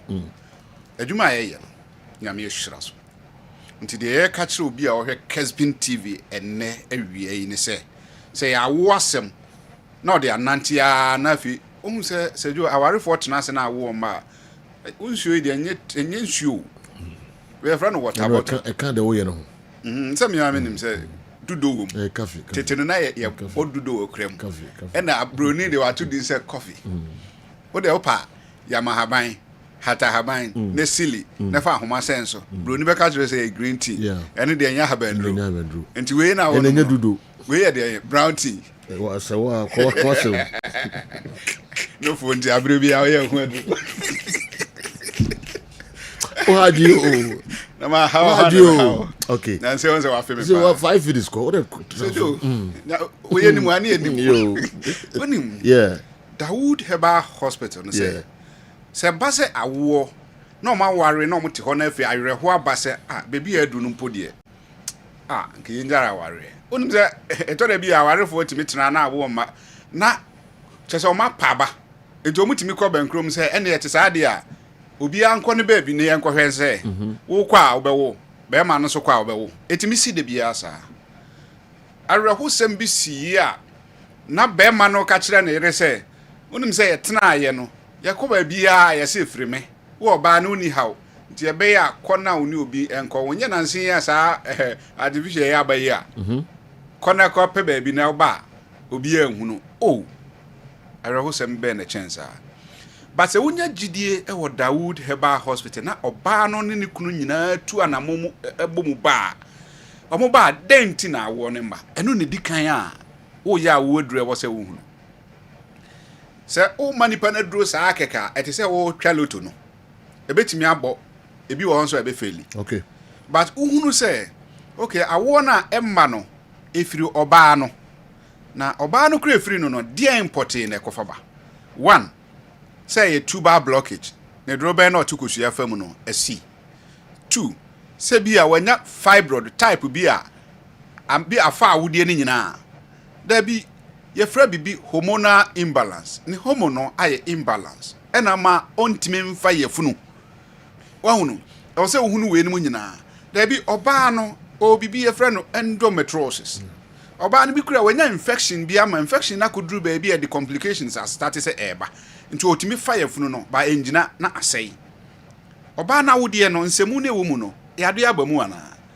e o se ohunu we mu nyina nti ohunu na se ohunu se ekwe e how ni bi na aba now the net draw potty I had to say yeah about football not panity aba possibility say be she no be 95% mako na times yeah this e bia de be bopo ma na keeper be cha na be fasro nemom etache nti e ba sa na hu ade kro no now the draw kano oba no ni how no free ho wi a na be ma ni how bia ono ni shiade ono ovulation pe bonze o ha na ya frɛ doctor oba bia so obedi aduro Dawood Herbal Hospital bia onya frɛ o no sere o de sede edi kan pe opakra na me a memfa enso so apa hu oba ko hospital o say me ko no ye say apa hu sa na ye pe ena be ma bi wo honso a na so ye din ono na yereti ho na awo no ma no why na adin say once ne be ma mu ye din no timi pagya 180 degrees unim say be ma bia o ye be ma say onya 180 so yes okay na ese kotokro no timi ni oba ni hia yie no de tie bia no automatically also but then tisa ubetimi atutuo amatuo na di dimaya o but enkwamwa ni binim atuduro ni mu a ebe de anyensen oba no enkwamwa na bro ni fra no sperm cell no ube check in nsuo no na bi wa 0 0 okay ntide bia opia oba na tiko onwo koye aduro no mo hama no ba so no nyina aba ni aye semen analysis ni ya hwese 1 ni nkwamwa no esua 2 ebi wa dose pa but ni ahoden 3 ebi wo ha ebi nim kura na fi ye hu aduro a esefata se ye de ka ba ma no na no no wa ma na aduro awie no ni mo frɛ wa de o mo ka ni oba no de ne pa ho a na ba ma na frɛ doctor manye meyere no mi wa so dem oba na nyem no frɛ o se doctor meyere nwo wa won se de bia no ye di papa no de maye ho enti se obi hwɛ na wo sa tibie no a ye pese oba no be ma no omu nyina to abasakom no mo ba Dawood Herbal Hospital nyame ne yaresafo yemfa hoahoa yemfa yensansiebo 2026 yɛsɛ obi a wɔhwɛ Kessben TV biara ɛna awie yi na Junso ɛyɛ ne how kɛseɛ ne challenge kɛseɛ paa no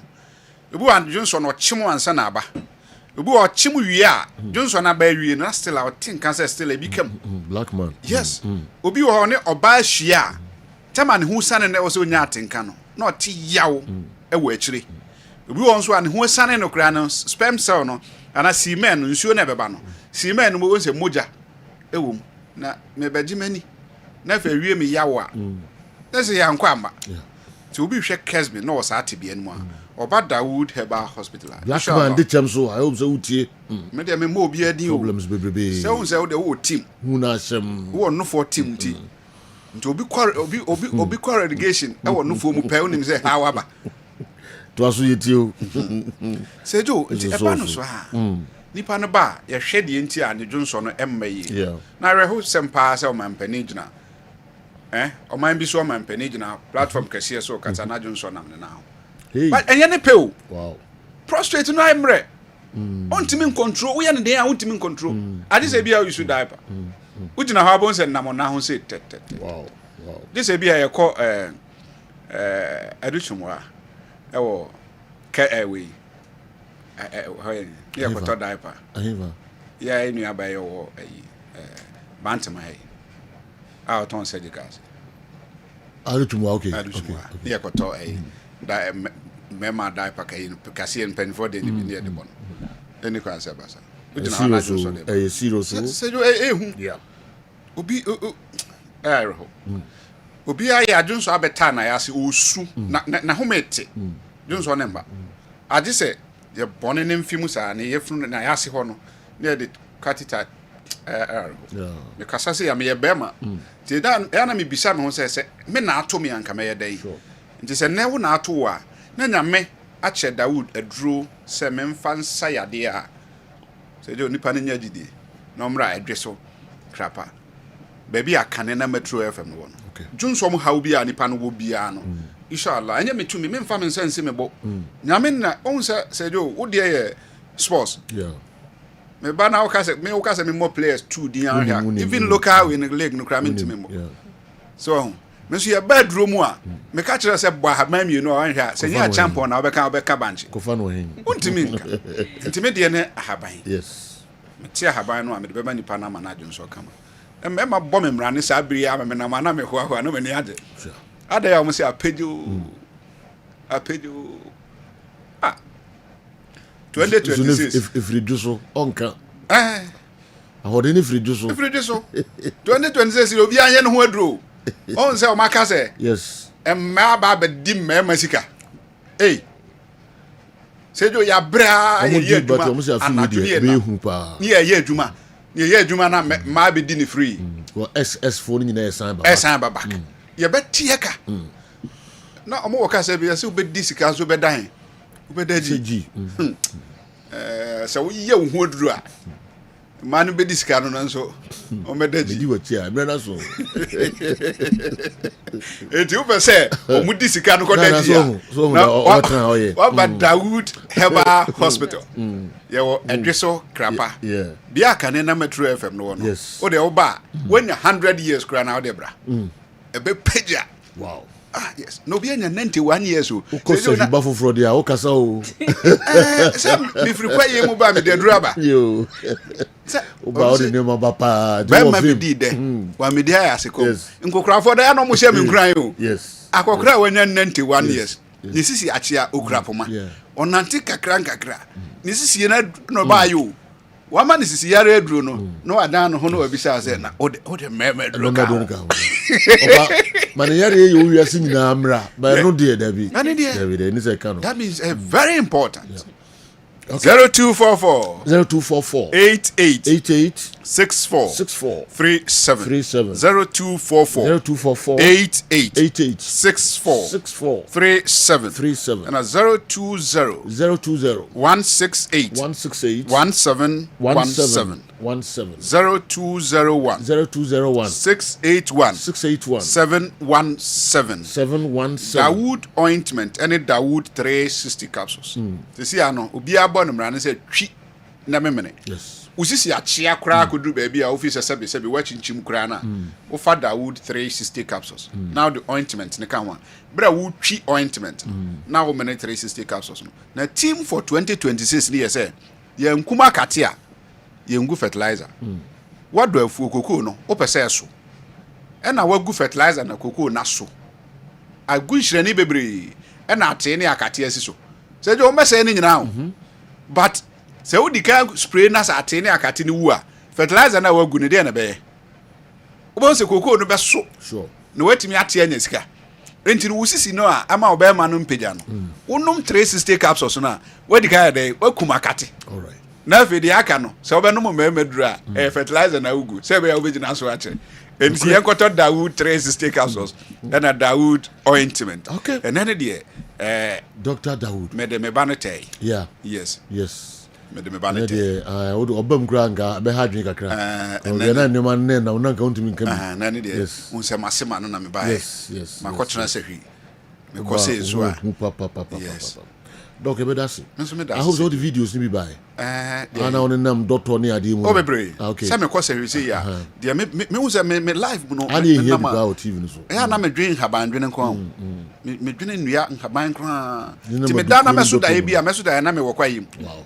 me nso da ye na bi anwansa na di machi me nso da ye na sonsono pa me nso da ye na se bi we achechede e di tuo di machi na bi me so da ye bi ano na me kura se kan wa aduro Dr. Dawood wa ade unsem Dawood Heba clinic e di ubesi ha ade me baby ade me nsem ko mo friend numbers no bamcho nema ba mienu ana me nsape no boss the how bia with the oh ade se ni yare yes ni yare freno na o pese won no fo nso a yes me manyu amfiri man se me kra no na bibi ha me me yiwe free do kanyina ma mo friend numbers no na mo ne no eni enkomo mo nkona so e ho the how bia no obeboa ye beda masipa for coming is that na ye bedi nkomo why later all right doc me ni wawie enti okay I imagine me yiwe from grad da kra all right Kessben television Kessben 93.3 Kessben 92.9 Accra nipa dodo no aso and monitor program no DSTV channel 364 Go TV 121 yebeto aso Awal Mohammed Baba na odi Africa Stories in kakra abrain na fi yem say abobo so bebrebe dia kan nyina no ye de beye efficient mo the messages bebre any videos and afi voice notes and so aba de nyina no e bomodin na ye EP and so the free ho ebedamase na fi my friend doc onimo bedin komo why na bibia nso aye kama pa Awal Mohammed beto so kakra de man na yento so ma me hwe message we say Andy and Naro ask Naro and Andy for me if Joshua Champion of Chelsea is eligible to play for Ghana, and if yes, then they should call him to replace Salisu. Emmanuel Airport Accra and a message and so Abrayen. I mean, sure we na do science tutor. Chunoboko senior high school. So watching Chelsea's matches these days is very difficult. In fact, sacking Maresca and bringing Rosinia in will be the same sad story. Nothing will change. Okay. The Abranti so the Abrayen and no Nanadu. Maminko way so quickly. I'll continue to say Fatawu Isaku is better than Mo Kudus. Check his goals since he started playing for the national junior teams and how his club owner, we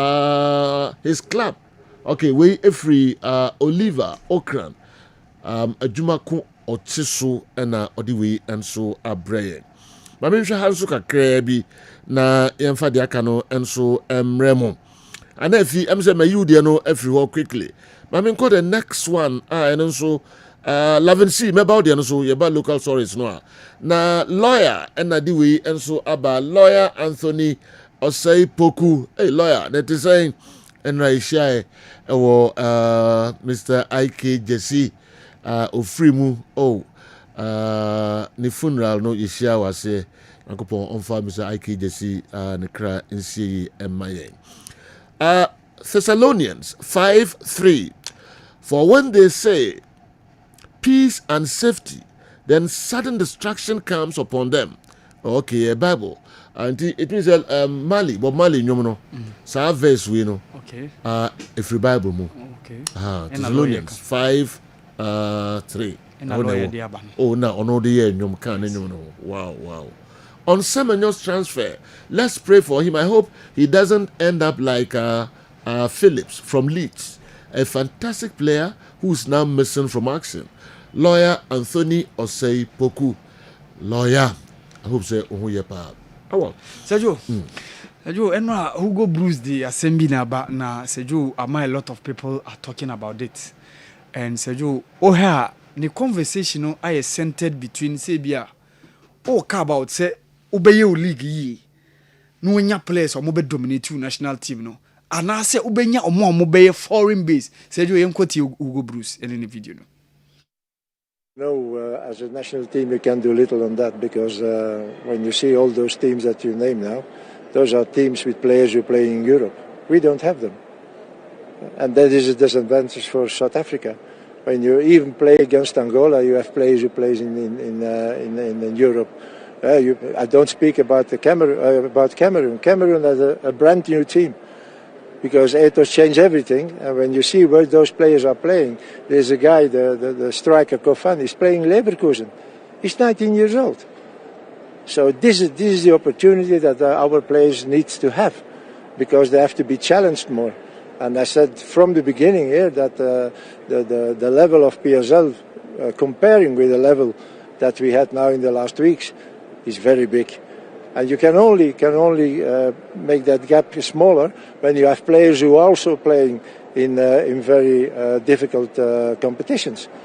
So let's hope that players in the future are having more the opportunity to go to Europe and to play in those very difficult competitions and have those challenges, because that should help enormously this team. It's not because you play once against Argentina or once against Ghana that suddenly your level will be up. No, this is something else. But yeah, what can we do? We just can hope that they got the opportunity and that they make the step. You know, as a national team, we can do little on that because when you see all those teams that South Africa level, no, they've been stretched. Or say, clubs, national teams, no, maka ewo the AFCON. Majority of them have players out there, outside. They are used to playing high intensity football, almost top leagues. But almost South Africa, more nibi. Okay. But they will disagree with Hugo Bruce on this issue. Ningina koba about said disappointingly omo frame this AFCON at the round of 16 against Cameroon. But in Ivory Coast, we saw them as the bronze medalist. Said you know koba ni antin sembisi. That year no Mamelodi Sundowns team and a popularity of national team no. This time around it's been Orlando Pirates. But said you asema Hugo Bruce enye nene shase. O cast your mind back can 2008 when South Africa came here, AFCON ye host you know. So you 14 of the 23 men squad no were playing in the South African PSL. When South Africa hosted the World Cup in 2010, 16 of the 23 man squad no say you no mo nyina ebo PSL. Nti senior previously no mo my top stars or mo ball in top leagues at the point Benny McCarthy was at Ajax, came to FC Porto, later on in the Premier League. We had Sean Bartlett at Charlton Athletic. We had the likes of McFish at Charlton Athletic, Deron Buckley in Europe, Ubenya Quentin Fortune at Manchester United, Steven Pina at a point with Tottenham Hotspur, at a point with Everton, and then Omo Ishede Nibi. Yes, Omo Timia qualified to the World Cup, but Obibe agree with him, say, based on Asema Okano, say Joe Dika, because checking the rest of the teams, Omoka, were the main AFCON. Obia majority of Omo players ebo abruchiri. Egypt kwana duduono ebo ewo home because Omo ne de that has always been their star. And even check the North Africa say Takas Omuntu kwano. This Moroccan majority of the Moroccan players no biabo Europe, Algeria, come to Nigeria, come to Senegal, come to Mali. So Obi ebe agree with Asema Hugo Bruce no. For me, I think that this has been my issue with South Africa. I said it time and again. Say it's about time. Say almost players and carbon. This AFCON boy, Niobeka say top level football within the South African team is Lyle Foster. I see a kind Burnley. But back in the days, South Africa were having Quentin Fortune at the level of Manchester United, Steven Pienaar at the level of Everton, at the level of Tottenham Hotspur. Even Aaron Mokoena, we can't forget Aaron Mokoena, was with Portsmouth at a point in time with Blackburn Rovers. Now, they don't have that luxury. It's about time they need to work on that. Yes, Omo League no solid, good. But a bedroom maybe no one the limits. You see Tanzania coming to the AFCON. Majority of the players being local based. We saw Sudan. We saw the the Ugandan national team. Almost so no more population of other players are now majority of them players no home. But a true main competition like this, say you more experience. I exposed to top level football no. Say you beat you, and that is Adia Hugo Bruce patchere one situation no with regards to interview now conduct here no. Say you indication about say Nigeria for more travel initially ekoba say bonuses issues from the first group game against Tanzania, against Tunisia, against Uganda.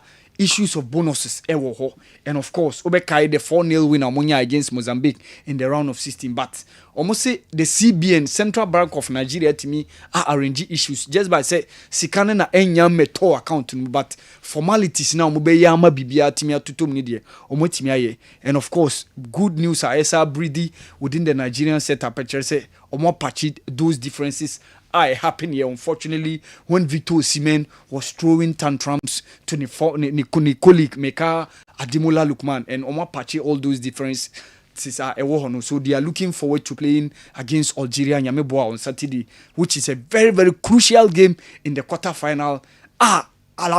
Available spot to semi-final of the AFCON. So let's see what happens when those two sides meet. That is Algeria and of course Nigeria. So you and Algeria for no aye adia pa and omo invite Meka Michel Nkuka Mbuladinga oye DR Congo fana waba AFCON and I think say wa create some vibe, some buzz around this AFCON. And say DR Congo bobo bia obenso no ba begina 90 minutes no oye ti se ne Patrice Lumumba Statue no esiti no na sejo waji headlines. There have been several games among for from the games all the DR Congo abo against Oka Algeria, against Benin, against Senegal and all those. But Algeria player Mohamed Amoura that gesture no. Ase o memekeno ase o yen rough. So later on among for throw shed bonechi say ade a oye no entwe ye because ade na supporter na ye no or create some vibe around the AFCON. Later on Mohamed Amoura na nka say wakwa ready about the man Patrice Lumumba na oye an iconic figure within omo minor Mika DR Congo nti wapacho watro nsem ato wapacho enu mu na Algeria efe no efre Michel Nkuka ediba omo hotel enwa mo chain Jesse na seju ababe toja say anope ya Moroccan contingent na nka so my imagine say omubenya ka Michel Nkunka ontena di Morocco na nkasa till say yebebo competition ewi and I think say ya di fefe Algeria for no aye after say Mohamed Amoura akwakoye that gesture no as a pacho which has also been very very good AFCON na ekoso Morocco no so cheju yameboa quarter final so no bounce back China. You be 2 games Ochina and of course Saturday ni hu omambe semi-finalist then omambe progress to the final then yameboa yabo AFCON ewi this month is okay. All right. Yemfa and also NCA can make the local stories no and so bebrayen. Yeah, to also the Amamo Kessben television, Kessben 93.3, Kessben 92.9 Accra. MC Malik, stop typing na makai message and so every. My name called Lavin C, me do no ebeba later. Sikapa Methodist Hospital Lebura so and anyway by exactly my point. The Reverend Gunaro. I think Pep Guardiola went for Semenyo, not necessarily for this season, but the seasons ahead. Anka season no ko area anka a lot of clubs may also be interested in his signature, which will make getting him a bit tougher. That's why Pep went for him now. Pep is a smart guy, you know. I think Semenyo isn't getting the accolades and praises he deserves from the media. And Kudusa and most media houses will dedicate enough time just to talk about him. Wish him well in his next challenge. Andy just said yesterday that we don't consider runner-ups or silverwares when talking about a player's achievement. But why is he adding the Under-20 World Cup final to Mikel? Okay. Why is he adding the Under-20 World Cup Mikel played to his achievement? Andy sometimes counter his own words. Sikapa, Methodist Hospital, Abura Sunediwe, Abraham. An achievement. Mikel achievement. I was talking about his performance in that particular tournament. I say Mikel a Under-20 World Cup. I was talking about his performance in that particular tournament. Okay. Performance and achievement are not the same. Okay. The next one, Osinke Kudusa, ene de Semenyo no EPL numa. Nka yebeka hunse more Ghana fobe hype no more. Na koye Semenyo na se until the deni. That's true. If it's true, the intra. No, generally, certain players, we have players who have very good PR. And you know, it is part of football management. And utime wo chiri nso yiki. Semenyo ankasa, you know, ye kruma ankasa, how popular is he? And how does he avail himself for interviews? How many times na we say Semenyo abagana na oha Semenyo wo de hefa na wo de beka se ni die ni. Si e ba e mamu ha. Ba Kudus won de. Uye no si nchen ade no a PR de ye build you. Yeah. You build it as a player. Dina Kudus aye. What's Edina why? Kudus way and they say he has said that I asked. Oh, but so then why what him they attract media no abane ho. Okay. So we ka crabia na ya blue no everybody ya. Semenyo ni. Okay. Ye ba ha Kudus ye nima. Obi ani. Ye ball Ghana against Niger. Okobo penalty say on one nkrofo huru no ka say ha. Besides that, Odiedo to a chida, Kudus avail himself for interviews. Yehu. Osa de no to a chida, you know, I can only assume by pair the Maredo. Kudus a team on the agency, I build a very good PR around him. Okay. I even feel it is the reason why I will not Tottenham says can you know Kudus bar West Ham Anthony won Manchester United every day. Anthony Feli Kudus performed the comparison comes it. You compare you know into the Kudus were very good PR. You know that thing is built. How many times now one will be criticizing Kylian Mbappe? He has a very good PR. Into we get to where beer because what build this certain team and good PR, no, you know. So let me pick who he Mendes agency. Yeah. So far George Mendes agency now, you know. And yet, omo no omo ye adwuma won the office nko a. Omo top media personnel I wo wiase nyina no hwe omo handles omo news mo omo ye. Enti obi a wa follow Fabrice obi anim say there has always been positive news about Lami Yama on Fabrizio handle. Yeah.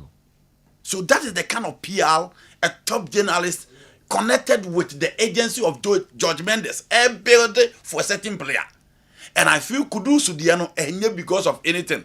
Within his agency, within his team, they've built contact with media men all over the world. In TBB or yes, sister, na media the 40 or 200.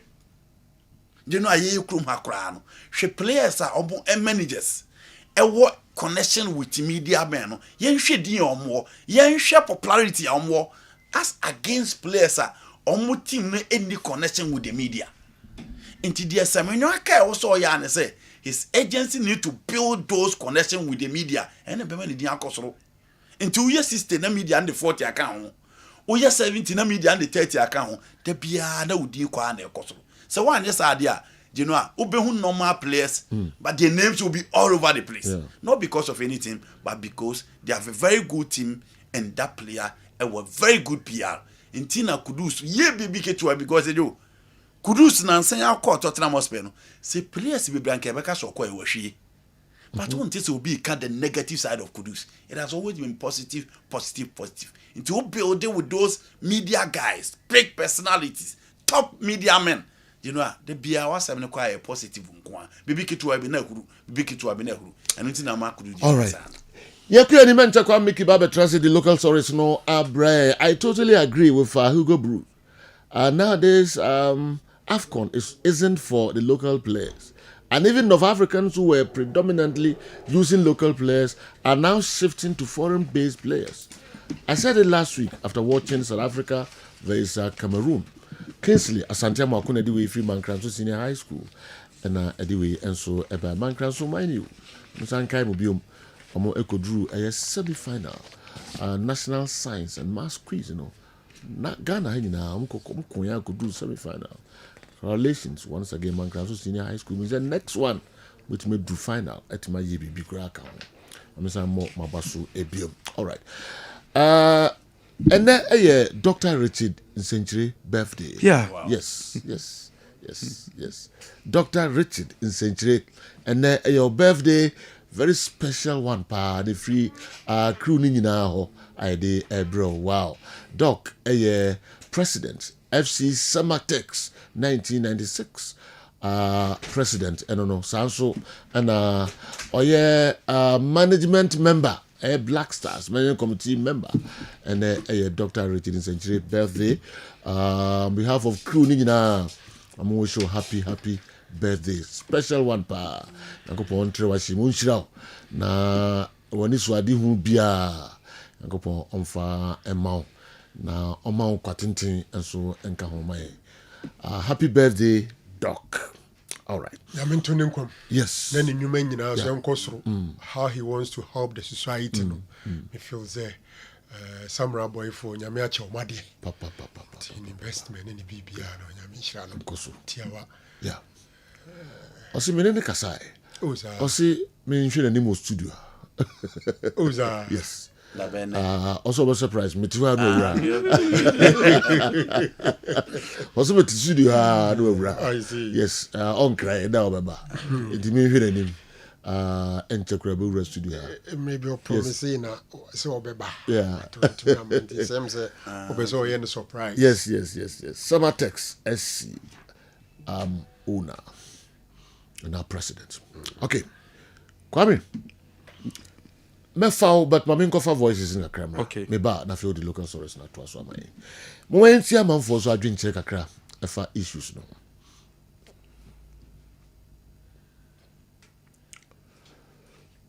Okay. I'm say omo bobo no ya pages catch them say are you ready? Into minimal recruit. Okay, I'm Safina. Good morning, Sergio. Me di semu nyina mo ye. Na me hia mo ne adwuma pa mo di FM ko fisa me ka say free tech. Sergio ye bebo Semenyo abaso. Ewo ne modern boy wa bo ni baby a wadu. Say enye easy say the whole area scene nyina ye ka coaches a ntimi ni Pep Guardiola enfrim. Pep Guardiola be hwe pa say obekọ African player ho say o to na ba Man City no ya na enta easy. Ti say na akwenya we timi aba ama Semenyo animonyam hwe we aba. Ya beda na se pa. Beda na se. Le pa bo so ta na ti say Nyankopon be na do. Na bibia be ko so e de ama no. E da Semenyo ase pa. Good morning, Sergio. Say Yeni Aje Ediama Antoine Semenyo on his move to Man City. But to me, no, as Ghanaian, no, me when say there is problem. Problem is Man City. I don't think he will get a playing time as he has been getting in his current club. Enunti Kamen Kwanka Unya a middle league club beer anka every now and then. You have money playing time. Anka no never buying any blasters no.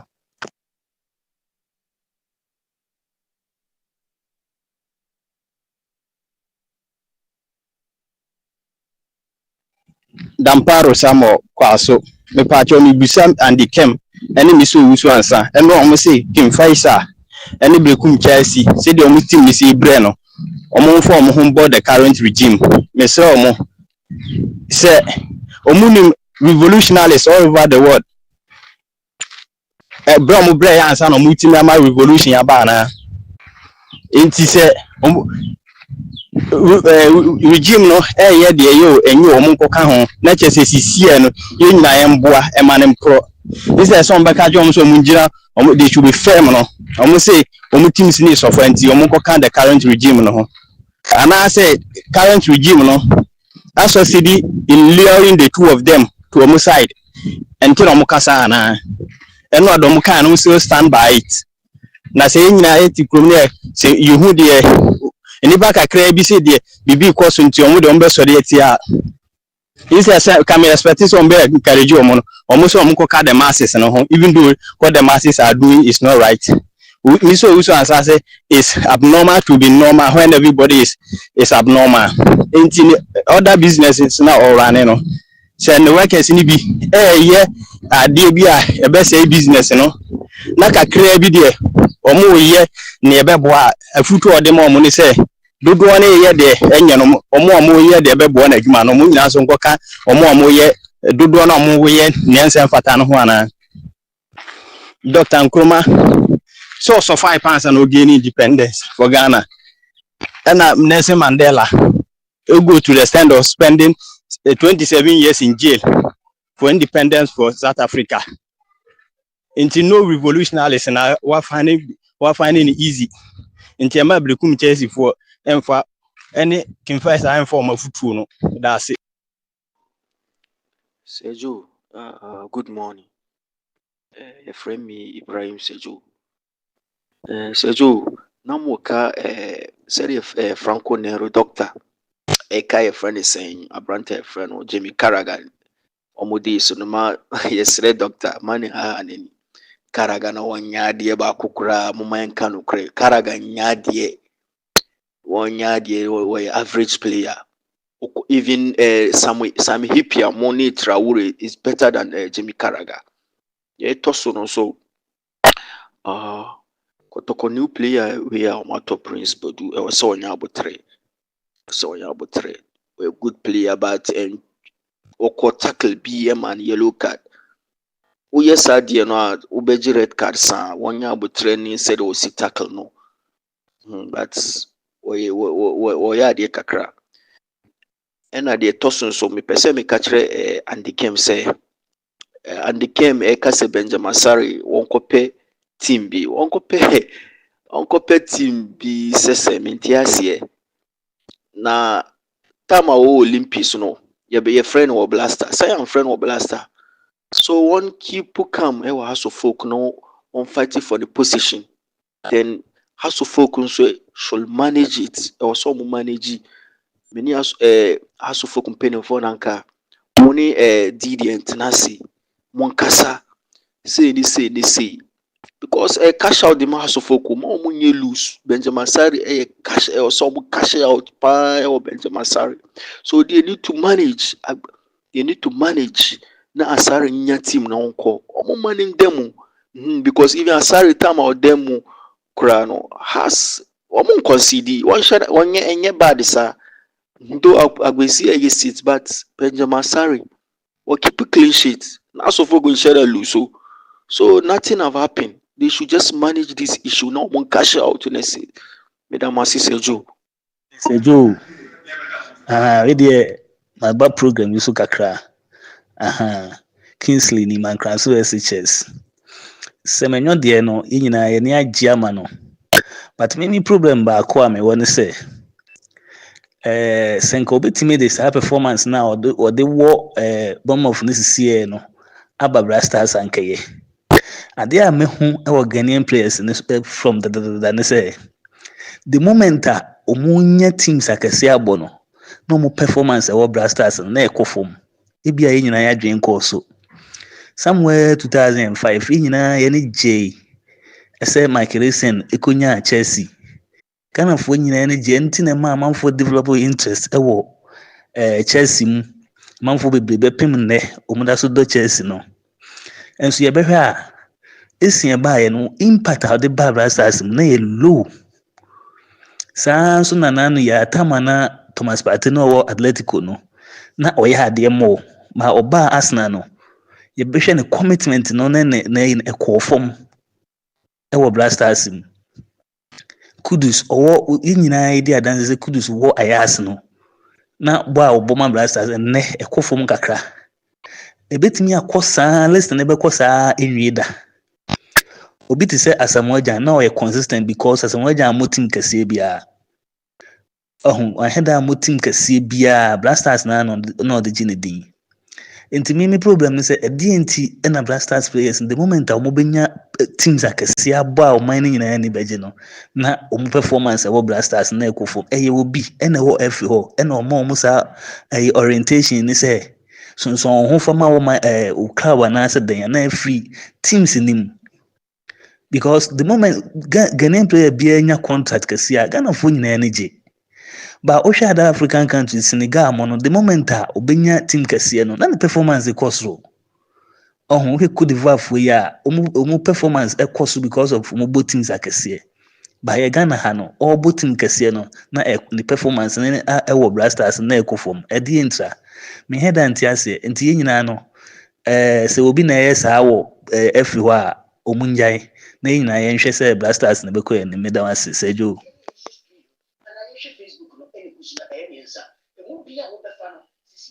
Joe ni mekasa free oyibi wa Accra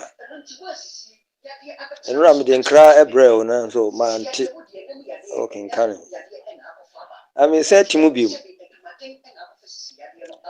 me gidi say coaches no wo mo mpensesem mu na afi nso no wo mo ntimi en sisa obi player bi ma no nkɔbɔ baabi na ani say emre bi na has for wo players bi a near from fearsome 5 some ne ba ko bi o demu ye anasidu no onye fourth player na so no Jones ese san wa ma no be ball e be ye fourth player ma goals anu wo hye ne nya agro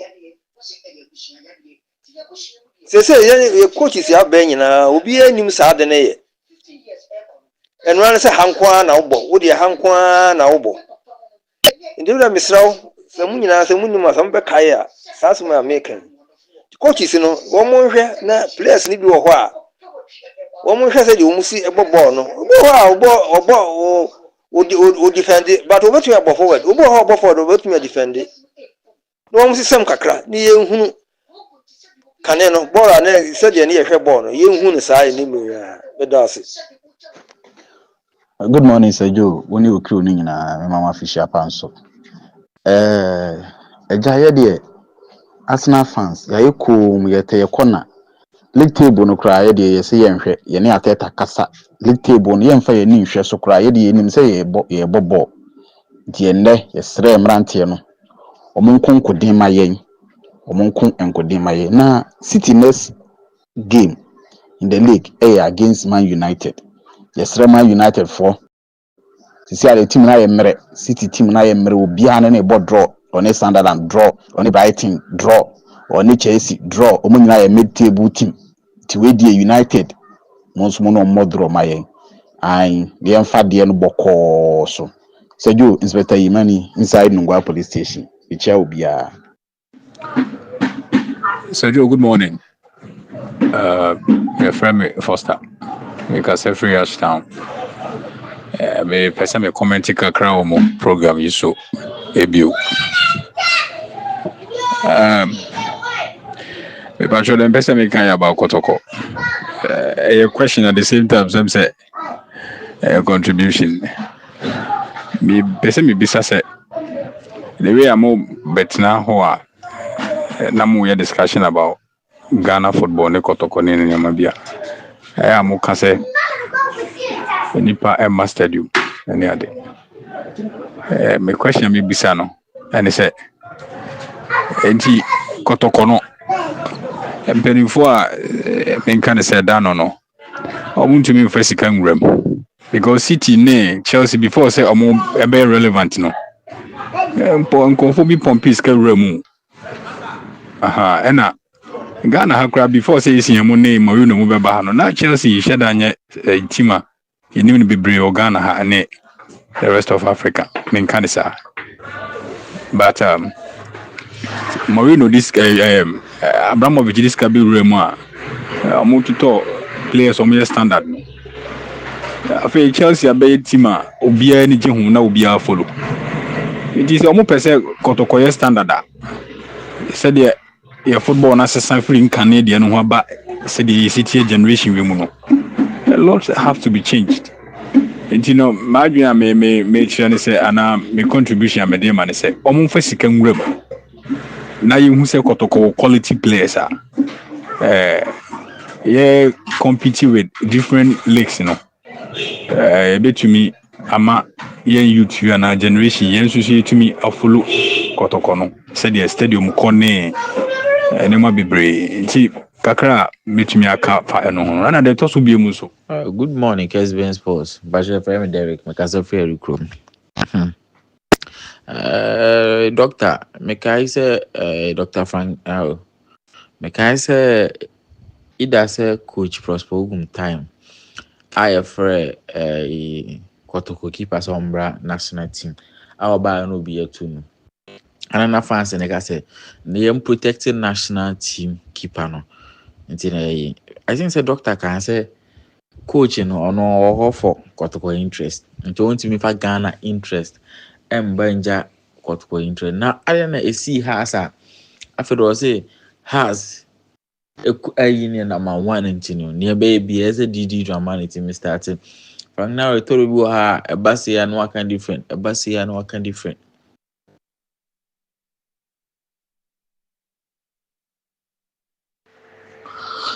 Well, senior my Laka, an pay there. My chairman, Mabusian for my powerful, especially on the came Awa Anna say Dr. Franco Naro. The attorney said, a rare house of folk are on. Tim na Mose Boswami and Sana into your prayers ka na. I don't tell me more born. You two players cannot we no. I can't be almost so fast. She bought and be a nominee. Say, Adriana. When your clear chances be 2 or 3. Na my body in out to go. And he said, you open a team near what you are. Would you prefer so be to uncle for with bad attitude or more than the do a packers?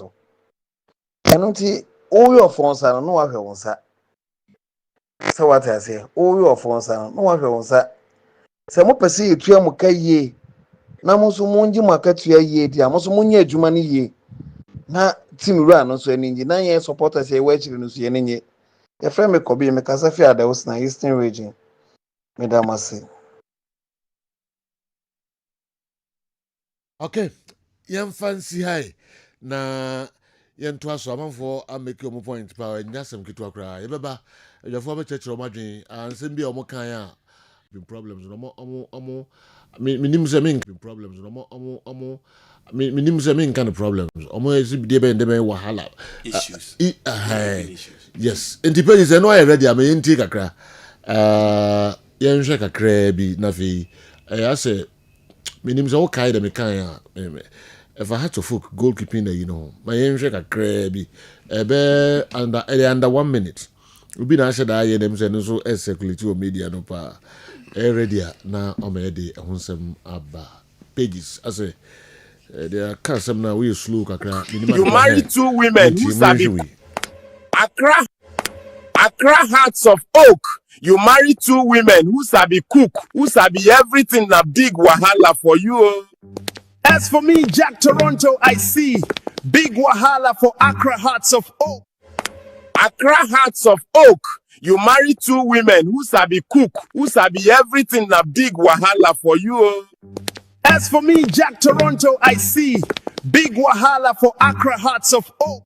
Accra Hearts. Dog, so what you know can I say? Oh, yeah. Yes. You marry 2 women who sabi cook, who sabi everything. Yes. You see, me sure pass within us. Omuhunu, now infant said the technical team no. Omuhunu is a major problem. Sir. Yeah.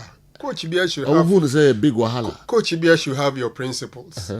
The conventional practice, and it's a number 1 goalkeeper no. So prano koba no e fitter. Obesa babedem. That's the conventional practice. Take it, Europe, Real Madrid, baby. Courtois, example. No. The other goalkeeper. Lunin. But Daya then year final. Courtois available. Carlo Ancelotti said Courtois is my number 1. Yeah. Back into the post. Straight up. Liverpool. Ube any day. Why be die a day. Alisson Becker fitter straight up into the post. Yeah. Me can we na me dia marry with Inuya ba could be a comment, a very brilliant submission. Yeah. Say Martinelli pardon, but them said there was a situation where I say Didi Ebeya Omar sorry Emra back Emedem. Na ose me inconsistent because me see Didi Dramani so as a coach. So hwe ne club ne ono na adwuma ho yi ansa no abedwen national interest. It's perfect. Me Kaiser even made that submission say we Didi Dramani. As much as you care about the national team, your primary job, you Accra House of Oak, your responsibility to deliver at House of Oak, and then you first thing, and some why the national team be successful, because that's your job. But are we saying that Sasari Babaka on to me nana, enti the odemuno good inti the moment obey you or no or sacrifice clean sheet ne good goalkeeping ana. Asari them were not conceding. Luckily for House of Oak, when Asari got out, Omo second goalkeeper has also been solid. But we can't say Asari Babaka House will start conceding. And House of Oak as an institution where look, Osha Asaria, Team Biaya no more project. So Asari Timiko World Cup no bad. The chances of House of Oak selling him to any of these African clubs are higher. And he will make money. And trust you me, it's going to be difficult for anybody to convince me, say I'm going to say a benchy Asaria, no one call World Cup. Agbeshi will go to the Black Stars and become Black Stars number 1. And you're very easy. So House of Oak as a club, no more project to do well in the game and also make money for the club. That's better, likely. Sebemo Matima satisfy the two. Making money for the club and also getting results, no. More likely say Ube Yusu Asari than Agbeshi. Okay. No disrespect to Agbeshi. I'm sorry. But I'm saying say Asari Ban, it's not like he's no good. Onya the chance to even keep the post. Niaka say Odamuno, Onya dienti, Adeni Emanada, Nadoya Dieneda. The number 2 ni Ban Waya die. Name of the number 1 is fit. And I think, say, looking at how our house the country na invested in Asari, Obey Black Stars number 1, I prepare for the World Cup. No, I think that senior or them no nim Daniel nim so nim dan me this oba obesa to aso baby or chance o free na has enya ni good goalkeeping. Asenya the chance omo player be represent to mo World Cup. Amesika who play acquire the brown on Saka. Ebimpa no matima sa atono. Okay. So if I'm managing us either as a coach or as a manager, I would wish Asari is given the chance to prove that he's the good old Asari. If Obemune nko ye dia, Obia no Obe insist say chinchina or no one nko so na. But nipa no free injury by as number 1 goalkeeper no crowd. On shed onya the chance. Mpacho what must say. That's my take. Okay. I think he's the number 1 for House of Oak. He's the captain for House of Oak. He got injured or got sick. If he's fit and back and pay omu training schedule, omu force about back to the full leveler, he should return to the goalposts. So Uncle Bansa, we create wahala now. I don't know how. A man is answer the whole can. So man no, they miss something. So Jack Toronto can. Yeah, Jack Toronto. I mean, that's a bit more creative wahala because Agbesi on the level is serious. Yeah, he's doing well. And now make has Agbesi no nyese bi atiama no. Onim go ni dada. Yeah. Agbesi nim dada from Dreams ni adono nim da. And House of Folk, when they were going in for Agbesi, they know they are going in for an equally good goalkeeper because look, I mean, can we? I had the chance to speak to House of Folk, Della. Unfortunately, it was private conversation, but I want to say it. When they were looking for goalkeeper, I had the chance to speak to Didi Dramani when they were looking for goalkeeper because Apia could be of Mediema, no a free agent. Okay. House of Folk wanted him because that time Agbesi Ebra. But now Apia could be a chance to travel. Apia could be no the chance to travel. Enti went to me uncle. Some of us say you know answer what was Did he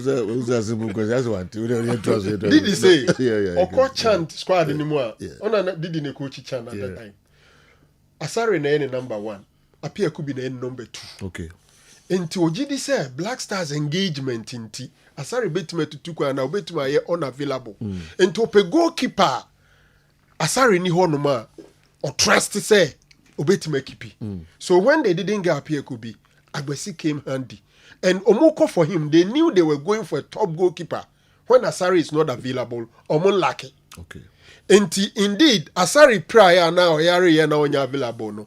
Our prediction of going for Agbesi was right. They've got a good goalkeeper, and it's something they should be proud of.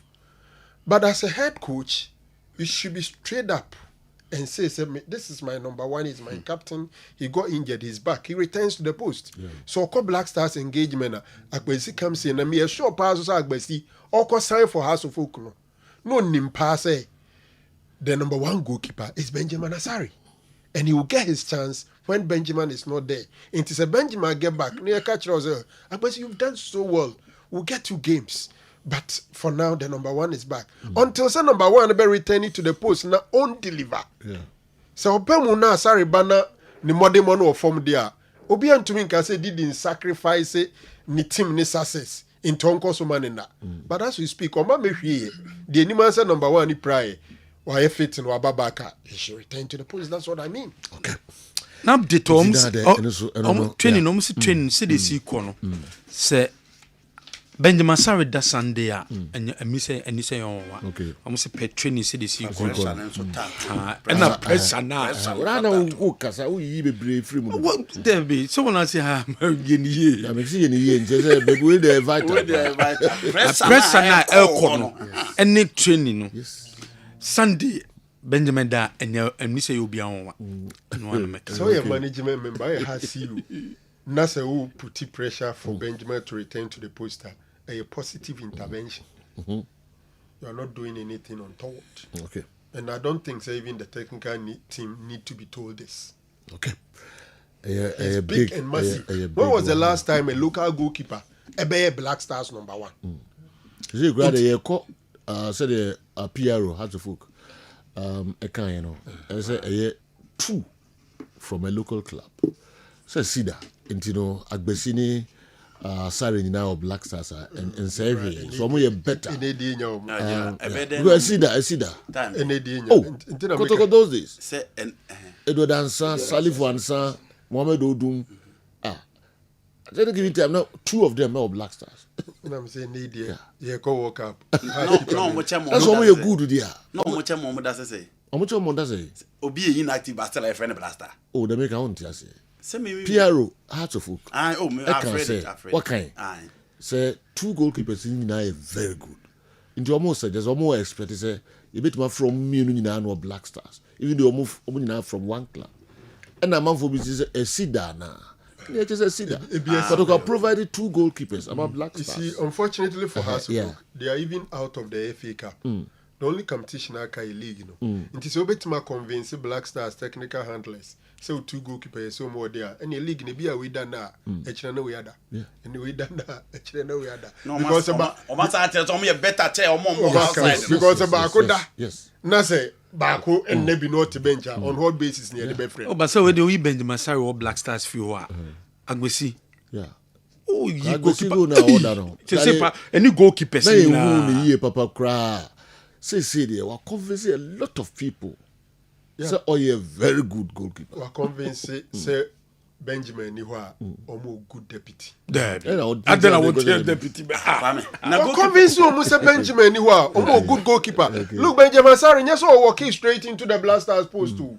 Okodidi mu a enye easy say at this stage ya abo qualify every. You be kwa kofa goalkeeper from outside. Onka omo camp no ho da. Aba be dem amahwan Black Stars. On do Black Stars omo ma bona ye nyu bia e World Cup player goalkeeper from outside. To say Oda Ghana Premier League, General. Why are we making it look like Heart and Kwan who goalkeepers on my yard? Oh, but see there. Abesi. See the watch. Abesi any. Abesi no one. The other goalkeeper fellas chemu nyina ni ho. Currently, the best goalkeeper December. Mobile no. Abesi won. Ba ko check the Juma yini na ye. Baseke Holy Stars goalkeeper. Go and check. What's his name? Kai something. No, I forgot the other name. Okay. Abasake goalkeeper. Yeah. Okay. You know, but the bottom line is Andy. Kamia ko ese kruma. Si obi and deserve call up no krana. Things have changed. Media Mafonia 7 players in the Black Star Kotoko say. Baby, I not disagree with you. I'm so call a big crap. And the Black Stars. Yeah, and then World Cup. Some Benjamin Sarri pay World Cup ni be akọ the umpi team from. The moment to be free house of Benjamin Sarri. All right.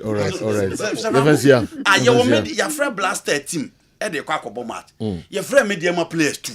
No, World Cup. World Cup is different. World Cup is different. World Cup, menu say Ghana football go to the level say.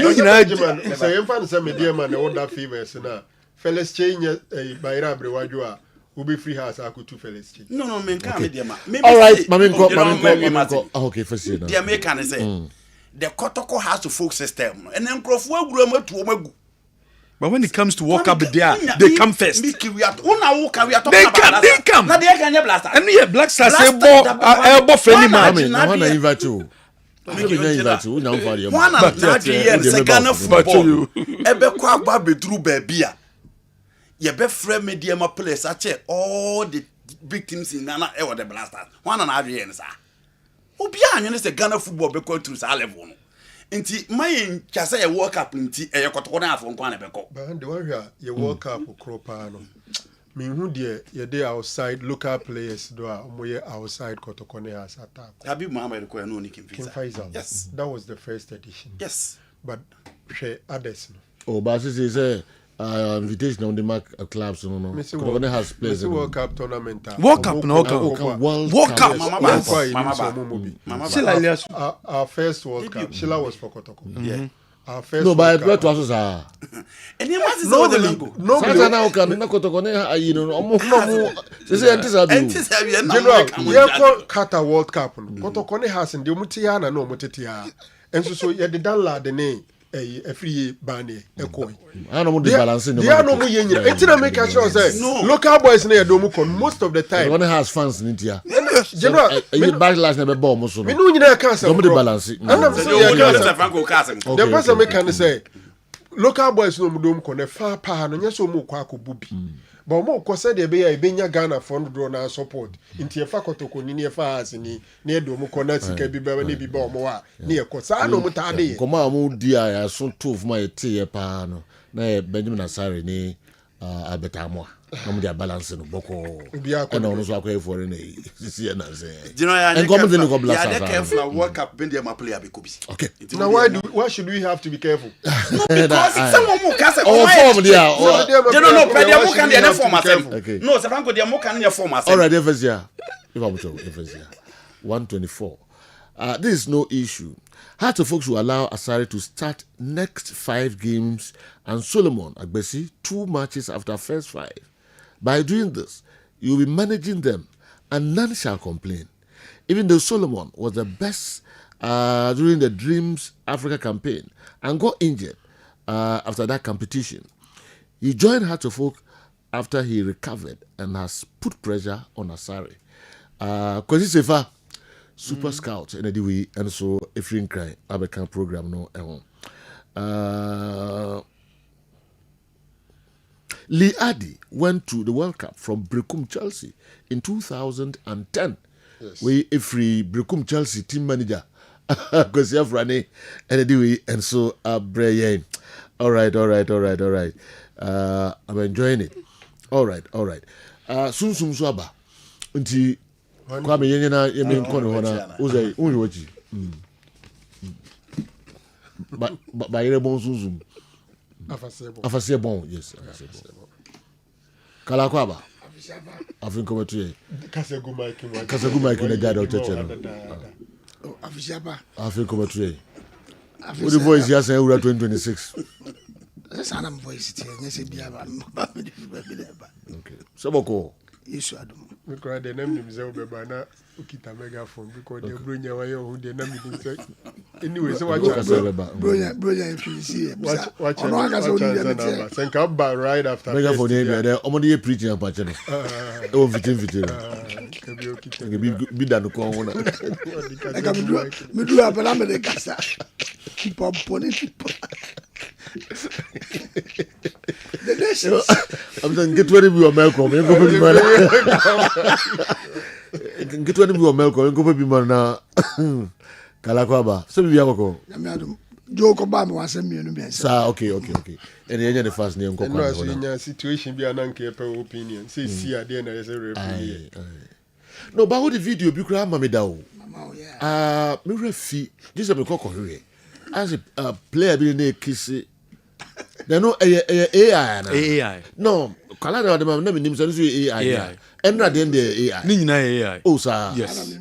The final don't say AI. Ni nyina AI. But na pese bisa say sia. Intimacy. Referee in action here. Intimacy. Na the referee. Pacho.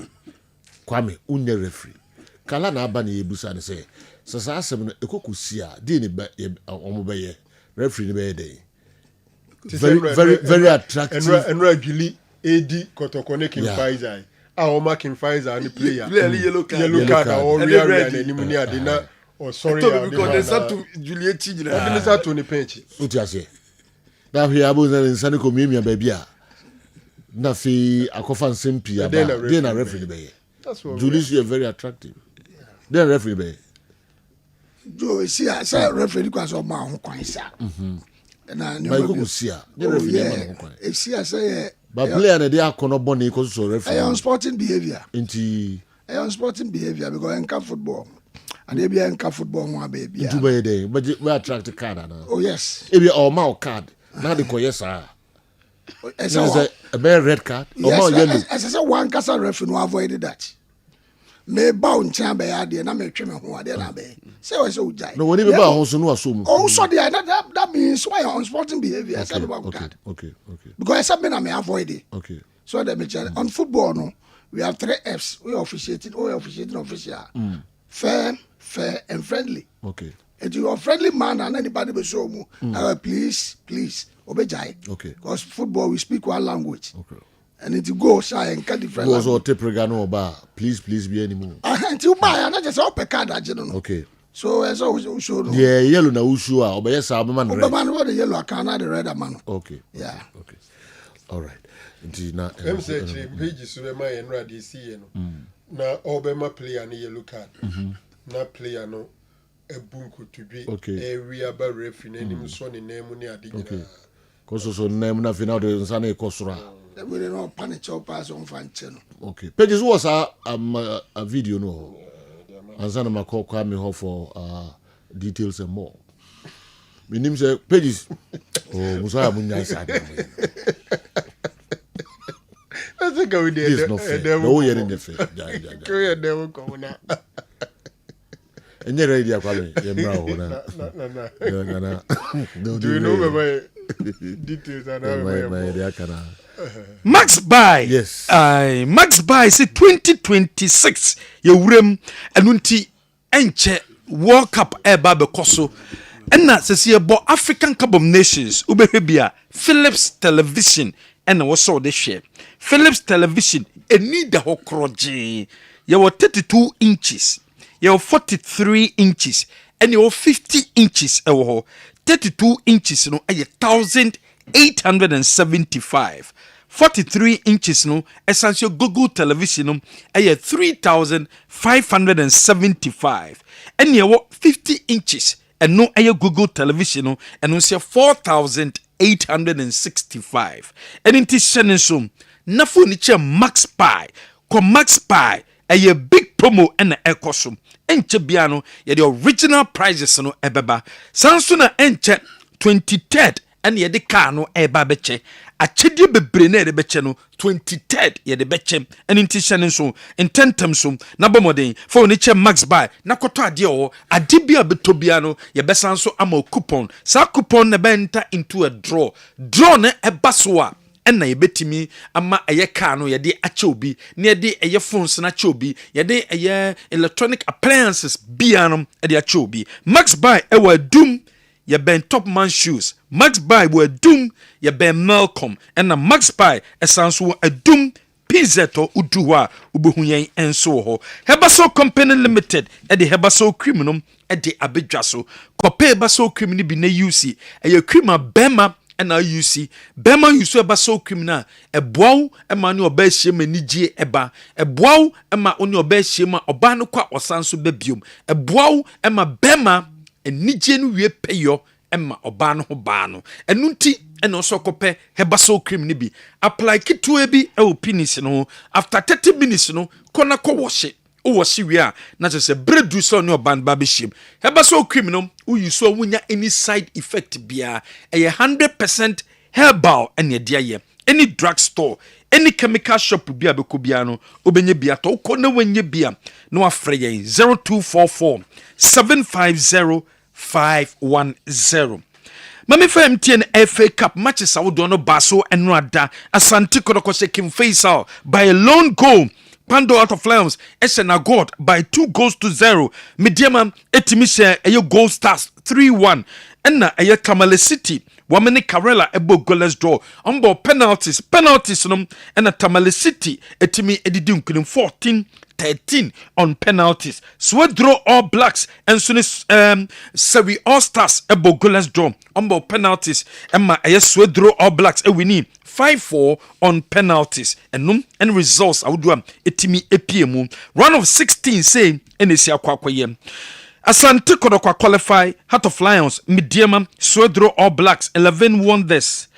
Nations FC Brekum Chelsea Samates Dreams and the Diana Stars. How many teams from qualify for the round of 16 Division 1? So Tamale City Atram Divisa out to you Techima Liberty Youth and Inter Allies Division 2 a true life. How many teams from qualify? Wakumasi Asante Kodoko matcha wamo boy Kumasi Sports Stadium after the game and Sembebre and a coach Abdulkarim Zito Odituja Wakasai and the far woman new player Masani friend Prince Bedu na obi the message by say Prince Bedu onye careful na yellow cast and beji bebre no coach Abdul Karim Zito ekasai and fa Prince Bedu yentin semwa odi tuja ya Kasim Buja seriously the moment we could have ya Kasim no matter because he doesn't know ya Kasim even at training he doesn't know we are training so I see Prince like that and I'm very happy for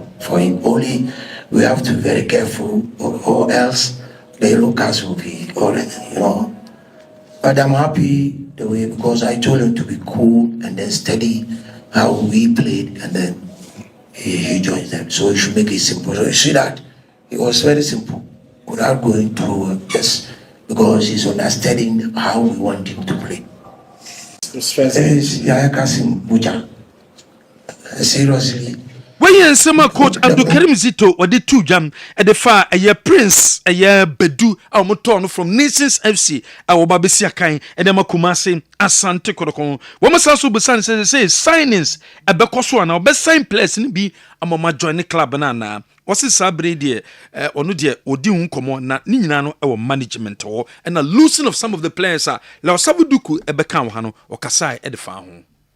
For now, I can't say anything to gradually. I think I'm getting my feet And yes, there was one, and we are talking to him. I don't know. I select, and then they talk about the signing. I don't do signing. I just give them the authority to do it, and then they will do it. So they are on it until I ask them how far have they gone, and then they will tell me maybe this or that. But with the signing, without signing, I still have to play. Kotoko will lose these 3 players at the end of the season. Yes. So I'm so okay. How are you preparing? No, I'm still. We are playing. I have them till the end of the season. So nobody knows what is beyond this door, unless God. So let's put it that. For now, I can't say anything to. Gradually, I think I'm getting my feet. And yes, there was one. Sergio, tell Sergio. Okay, that I'm listening to the program today. The voice is clear.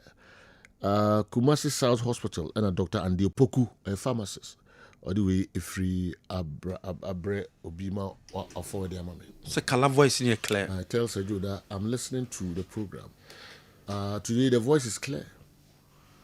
So Dr. Andy Opoku, pharmacist, Kumasi South Hospital. Atanifiache. The machine is the machine.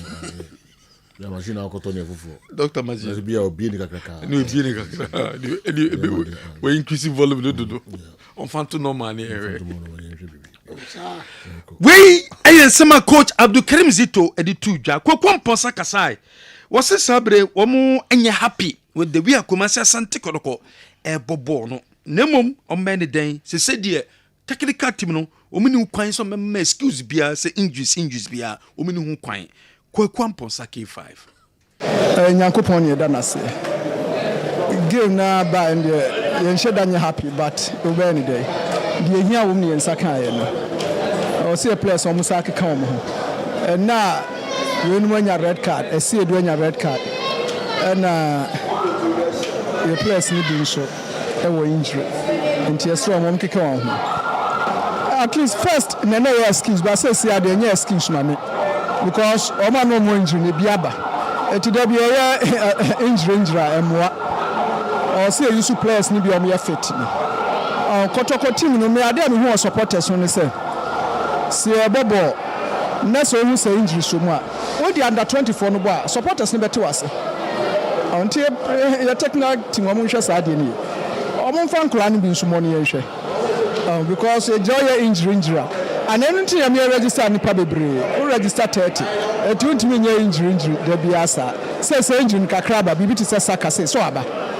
It may amfa injury ni nye excuse bebre. Nyankopon. Nsema kwakwa mponsa ekan ye. Wasa so kasa de fa coach Abdul Karim Zito ne performance ho. Wasa sabre do gidie se wasa atwentwen so na league season no eba na wie. Coach Zito nsemo a ye K5 kafa de ho. Mr. Coach Asempa de Mintimi can be. But supporters no more okay with the performance. Zito more okay. At least we any day. On Zito buy ball and near ball. Sene yo. Na say ya who se kotoko indiscipline. E ka ho. Who ko find indiscipline. Supporters the best technical team. But all the same player do na indiscipline na wonimu. Team we consider Zito near at the end of the season. Mr. Coach Asempa de Mummy consider Zito nienhwe no at the end of the season na sabre de ogidie se omunya happy de but ombefa ne sa Alex Menu so kasa was sabre ogidie se also mo sign players ni bi wono so kasa edefa coach Zito enso What we have now we are okay, but okay doesn't mean we cannot bring in other new players. But we increase inside them. Abba, because when you okay, the world until when they, you should be content with what you have. Whilst I also pay the account, and I say assign one. So definitely be more by the account. When you say you be striker, I know for sure. And yeah, striker as my worker. When you say you be striker, and here they be better. I know for sure. You be defender. Say a block up. So you be also be filling in a block gap now. I leave you with him. You get it. So have a penalty. Me on to say this every pending for no. False. It's not true. It is never true. We want them to play for 3 points, not for a coach. Yana man for you see. We want to attack control here. Yana minim. So I'm here to say you have contract with this Karim Zito. Zito Nkoi. So allegation I'm not saying. I said no can I said right thinking rational human being also want to make no any kwase make your coach we and Saki Karim to so I thought can say Karim to the court say you perform now what will you say so it's not true you are not looking for we sama Alex Menu Ashanti Regional Circles Council the chairman ono so ede atudwam FC Ash Code wo boase o mbese Premier League no wo mo ba besia kan say the Premier League players nko a na wo mo ehwe so metima sane wo mo de omani akere abranta no sina kan enso ewo Karela ye Augustine Roland Frimpong former player de ma Gold Stars wo ma sign no se sabre ombra no ma boa ye club no se de be ya this season Premier League on person mo ba no wo mo so betimi aba besia kan enso Premier League no enso mo be kan chai and ministerial committee wo mo etem say some ministerial committee wo me na eba be boa se de be ya World Cup ye ba be koi ye betimi akwakoya de budget a wo mo a present se be free Ghana be ko team ne be kwakoya de nyina no so ye de betimi the supporters ne bia ko ne nyina no wo mo present budget na se no wo mo chemu a wo mo any companies awodo 18 komo wo mo actual letters akwakoma MTN GMPC Cocoa Board Ghana Petroleum so me nyina no embra on board because World Cup ya babukoi wo mo pese World Cup no edit supporters ko na World Cup ne so kwa ye ko no yetimi ekoya ade enu nti wo mo de sa companies we nyina no e bomb border wo mo pese mo de sika enso bewurem se de be ya akwentua ya bababetu akwe se World Cup ne betimi aya ade no ye betimi akoba homoden enso je no a ye mfansi ha no. Okay, all right. Ye mfansi na fe ye mem ka krebi no mienu na epege mu ma DJ KA kren to kran ono so aba na obeto so de amay Kessben television Kessben 93.3 92.9 Accra. Before some call kala ho no video na doctor pages medim say ready na referee show card no be show card o yini card no ya na branch no ekuto form kala zomunu bana wanwe na okoso ba bi ni se so ahwe ene yake. O say nti o say preventing no player no a player be. Defensive player okay. O say preventing every. Yeah. Nti we hwe ya ni. Yeah. No a defense yellow card and also course tackle okay. Which was obvious another yellow card. Yeah. Nti clearly referee needed inside corner pocket no say decide say one no bugu to you know.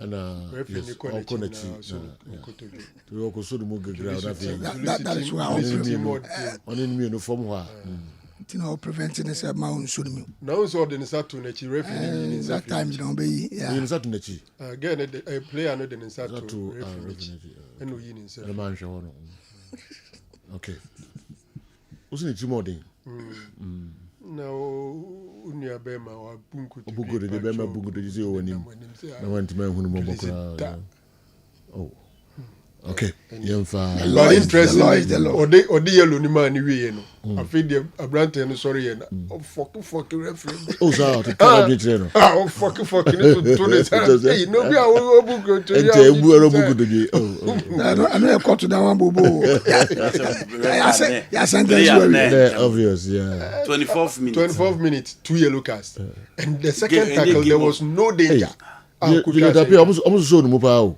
sir all right this is your dom start to hopa sir yeah video ya me video unkun sunu moja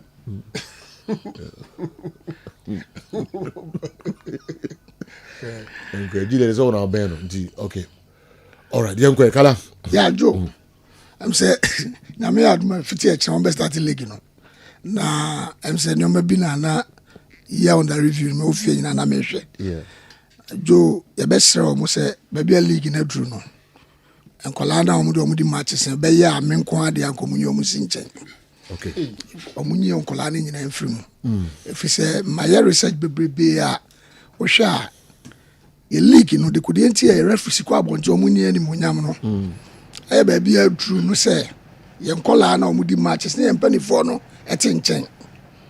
There's nowhere in the world that almost a 16-year-old elite league. Elite league, over calling how time away when we do matches no. Anthony Taylor no di ayo. No more me until so we had the money face out. They no we be an nye and so suit mu say omma omo kwan mo di ya ama omo nya ni mo nyam Europe. nse koba se o ya matches no na se o se nkola no nko na nkonko di matches na se o mo FIFA badge o do FIFA referee travel ko Togo na se hwe background na se odun akola na di match how would they respect that referee? You might think say it here, but e pasa na o mo game no animu manyam de mimi hunu no e ma game no animu manyam e ma na nyefe if we say so sha o my bie wo wiase no ye were elite referees. If you look at African Cup of Nations na ebona ye were elite referees o mu di matches no enye se bie ni FIFA referees young nkola o baby o mu ni mu di o mo ya de pa. But esanse caf agrum omo fantiti bebrebe mu omo tofom no omo sorry no anytime bia no sa na eba me dey relate to video bia o send ma me ewo Daniela match a odi ya player no kika na adwene e kire no na me say relate to Charles Bulu match a okodi here and also look at the player no yeah but caf share some matches nyina no omo find the fault or referees no. But omo read this na mo want to na go let the match we match no be pa be there. This is me match na me hu no. Referees we are judges. Referees judges. And me myself no we pass out from bar association. Na be ko say case BSc na akola no di akire. Enya hwe gran every 2012 ayi Supreme Court case na eba no. Kama tachube kasa na mpanifo ni nyina atenchen. Enya so omo nye good lawyers o. But and how and you say the elite person na e kasa the leader no it is a boss who go san no na se san crofo no use omo o fo say akola no mom o betu ka di na chi na how many times and na bia we referees manager we referees committee chairperson o betu ka edi na chi say o kwa kwhwe na untu ka ndi eriko su ben say wa group na dru ba bi na chi na so that you betimi aboa na na dru ba bi a e be ma league na ba nyam de a then e be dru ba bi no wo di FIFA badge ma Eric Osumensa so on kwa outa oduru onu ma ya mu no esa how many matches no di ho di chrome ha enkola no su benyina be Eric Osumensa e beduru ba bi ne enfa omo nya hwe afani esa betis enkola foforo ebiem ana akola na wo se okojo Laka match obi Joe Laka ntimi nkasa do no okọ first match second match third match why familiar to Joe Laka the same thing the referees we are like that. And na baby a league na drew no enye sa na ese kodru akodru baby a o hwe omo da from apart from nipa na oda from pa na obi oda from bia no e dey abre obi oda from bia ni abre me de obi referee bia o spade o show Cristiano Ronaldo red card me de throw o show red card we no say after that you know 2 years when to be and Yamana and Real Madrid match that. And yes, I be said that you or see 2 good years when the Real Madrid match that. I feel no about watching now. Oh, kwa year Cristiano Ronaldo free mo. Na time ben na league na be attractive am I. E di part do say na baba game no. Also drew for 10 minutes time referee or the battles agabe kaya. Referee say man no e friend no e catch and say who say how do you worry the headlines. Xavier Estrada Fernandez. So I say and these are the things I'm telling you now. Maybe the first round that we are. Second round na fair you be leak. It is how team took idea Kolana chair took idea. When I sent off Cristiano Ronaldo in 2009, I went almost 2 years without refereeing any Real Madrid matches. After that match, when I got home, I received a call from the head of the Spanish referees committee, Sanchez Aminio. Literally, just 10 minutes after I entered my house, he told me he didn't like what had happened. Okay, that incident will be on the front page of every national sports newspaper, and he hinted that there will be consequences. There is a dark side of football that is unknown or that people don't want to know, and there are those who exploit it for other purposes. I thought it was a bit harsh because he cares about the team. He was almost 60 a dozen into being kind of so Joe, you're funny now. On said the Oscar. Yes, correct card. That's it. on your call. That's it. Joe, football. 2 years, they man don't Madrid match on. What is also that we have the dark side of the game. I say a bad today. Yes. And it's kotoko matches. Not for 16 years. Sabi or background for that. Onim said I'm Abrabomuda. Because I can hear that. Team.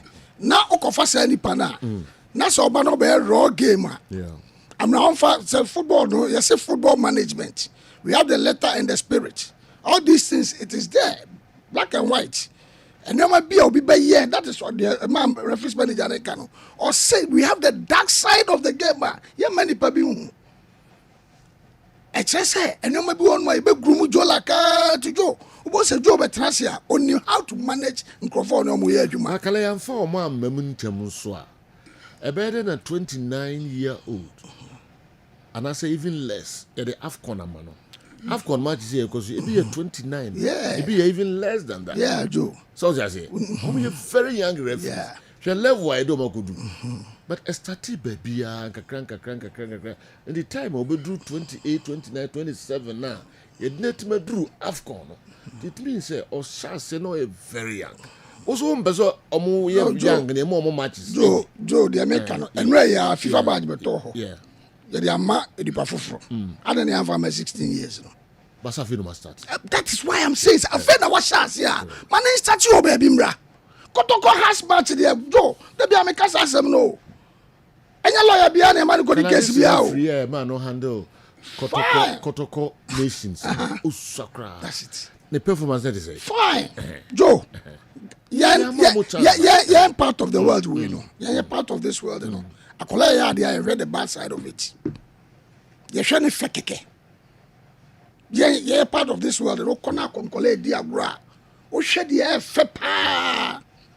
Asa? Then you know, raise concerns. That's it. Before the game. Oh, yes, but Joe. You know. Fine, Joe. Yeah, because I become a part of Manusiwa.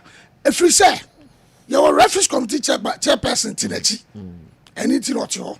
And the other color could match there. You're reference committee chairperson, man, maternity. That means to be performed, said the open.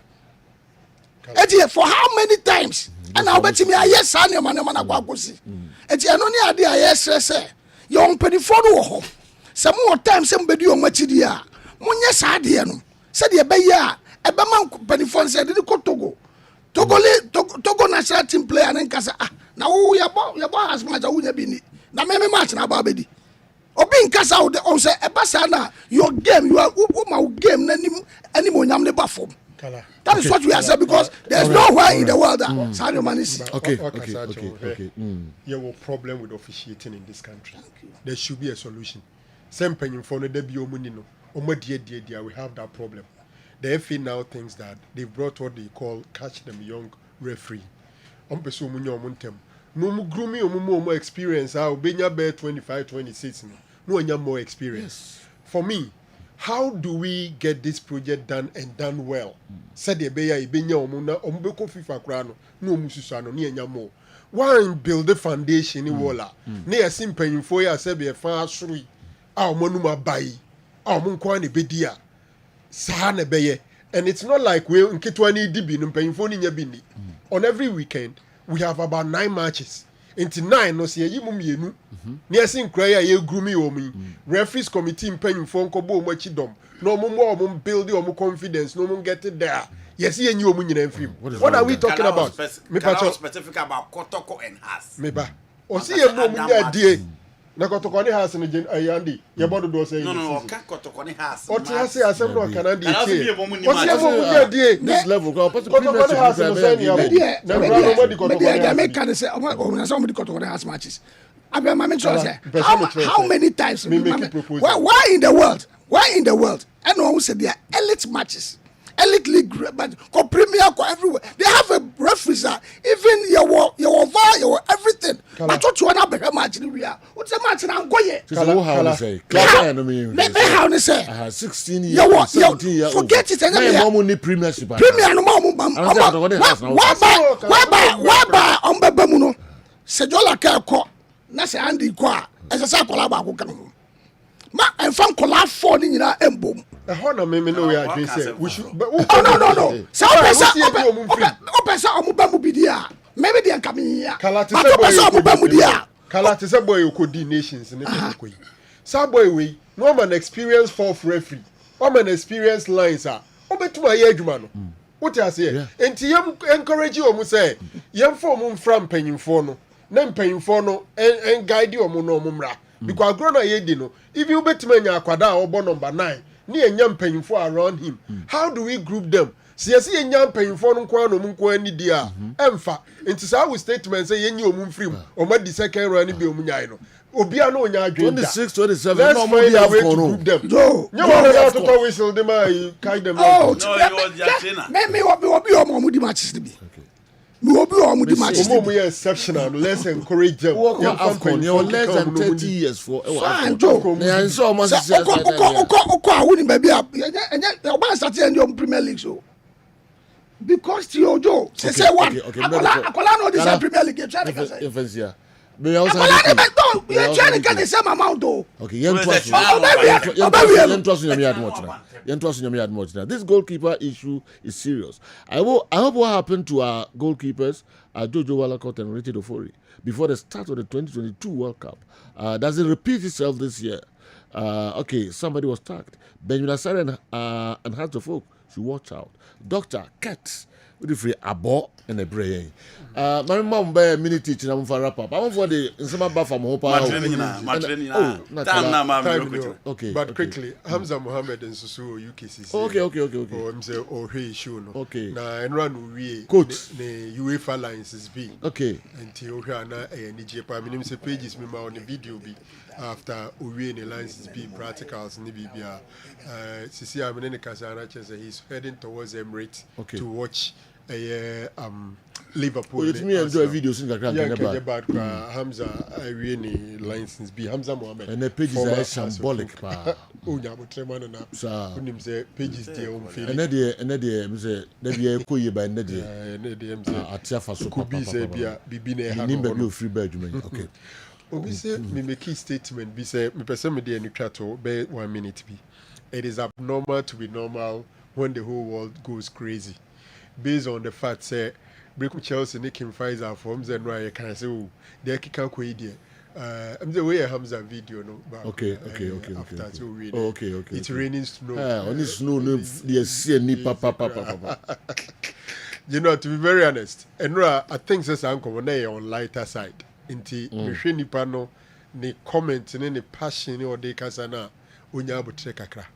As enena asema bana football no say yeto aba mu obi no obefa position na akoye say one ne kokos nko a nke ye kan football enti say amamu a ye wo political party we mu eweni ana we mu yesi na we yesi ba ye kroma ye ya ama na akoye sa okay because otherwise see fan secret nya president a esese obi aboan because football na a collective effort say football wo man no ekoyi a mu nyina mo enjoy say a mu nyina ekotia mo enti se obi ebeye FA president and yie mu a ese mu nyina mo support no. I don't believe where there is an FA president there were constant people who are anti, but the unfortunate thing is FA president at a point in time made a statement say who wins power and work with his enemies. That was a very unfortunate statement and it put people in that perspective. But the light advice was that okay, my friend. Even see nyame yad mochna na ya toaso akasima ba kope na mre no aso ayepje ma DJ KA enso ababeto aso de amaye. The coach Zito say he's getting his feet. Is he okay for the way his team is playing? Were they playing this way to win the Champions League? I don't think so. He needs to improve on the team. Peter Jiman, so that we are brave. Please, when is the AFCON time tomorrow? Okay. And 4 p.m. and 7 p.m. no.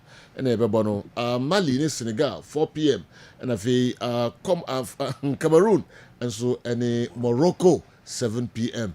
And yami had much na enya some kitu akra. Mama last word na yanko. You know, my three questions in me. Right now, Mr. Chairman from Remy. Alex Manu. Yes. Circles. Chairman. Yes. Nensem no kai no. Echina me ba be address ne come. Oh, sorry. Okasa dan say ubodi. Circle to call pe coach no dey enra. Circles for no mo aye adwuma. Mienu. Me si free esoro ho a me ti fema. Ba ko se and ye ka se ko fa broni aba mo se mo ntia se. Circles for oni o mo ne nam. Okay. baako crowd you know o me need permission to mention his name or say mpanimfo de agya esi MP coach or damn ya mention that person's name Alex Wenu or the also journalists are there all them china it did me and better and they're very unfair some fortunate oh I don't know Alex why Alex Wenu would want to talk that Alex we have the papa and I say we are okay dear say journalists omo edidi me osaka ba ko bi kra saka ho some of the ways were obi kra the message ba ko pe o say friend ba ko pe jo Chairman Alex doesn't know how to talk at all. What was he saying? Okay, the media bandanya o say nyambo etina o so be kan was management member of Kotoko who me say was tell was here dey kat yakofa broni aba mo say mo mpren you know oh mama nya birthday quick you know Alex Menu Alex mini papa na o say ye di ami na better try okay girlfriend say always said Apostle Eric Pepra Amponsa Pastor Worldwide Class Power Asafo Ministry also always say papa no happy birthday sanso na Richard Kwakupoku you know we university ready okay University of Mind system nyina say congratulations for adwuma awabo and results are okay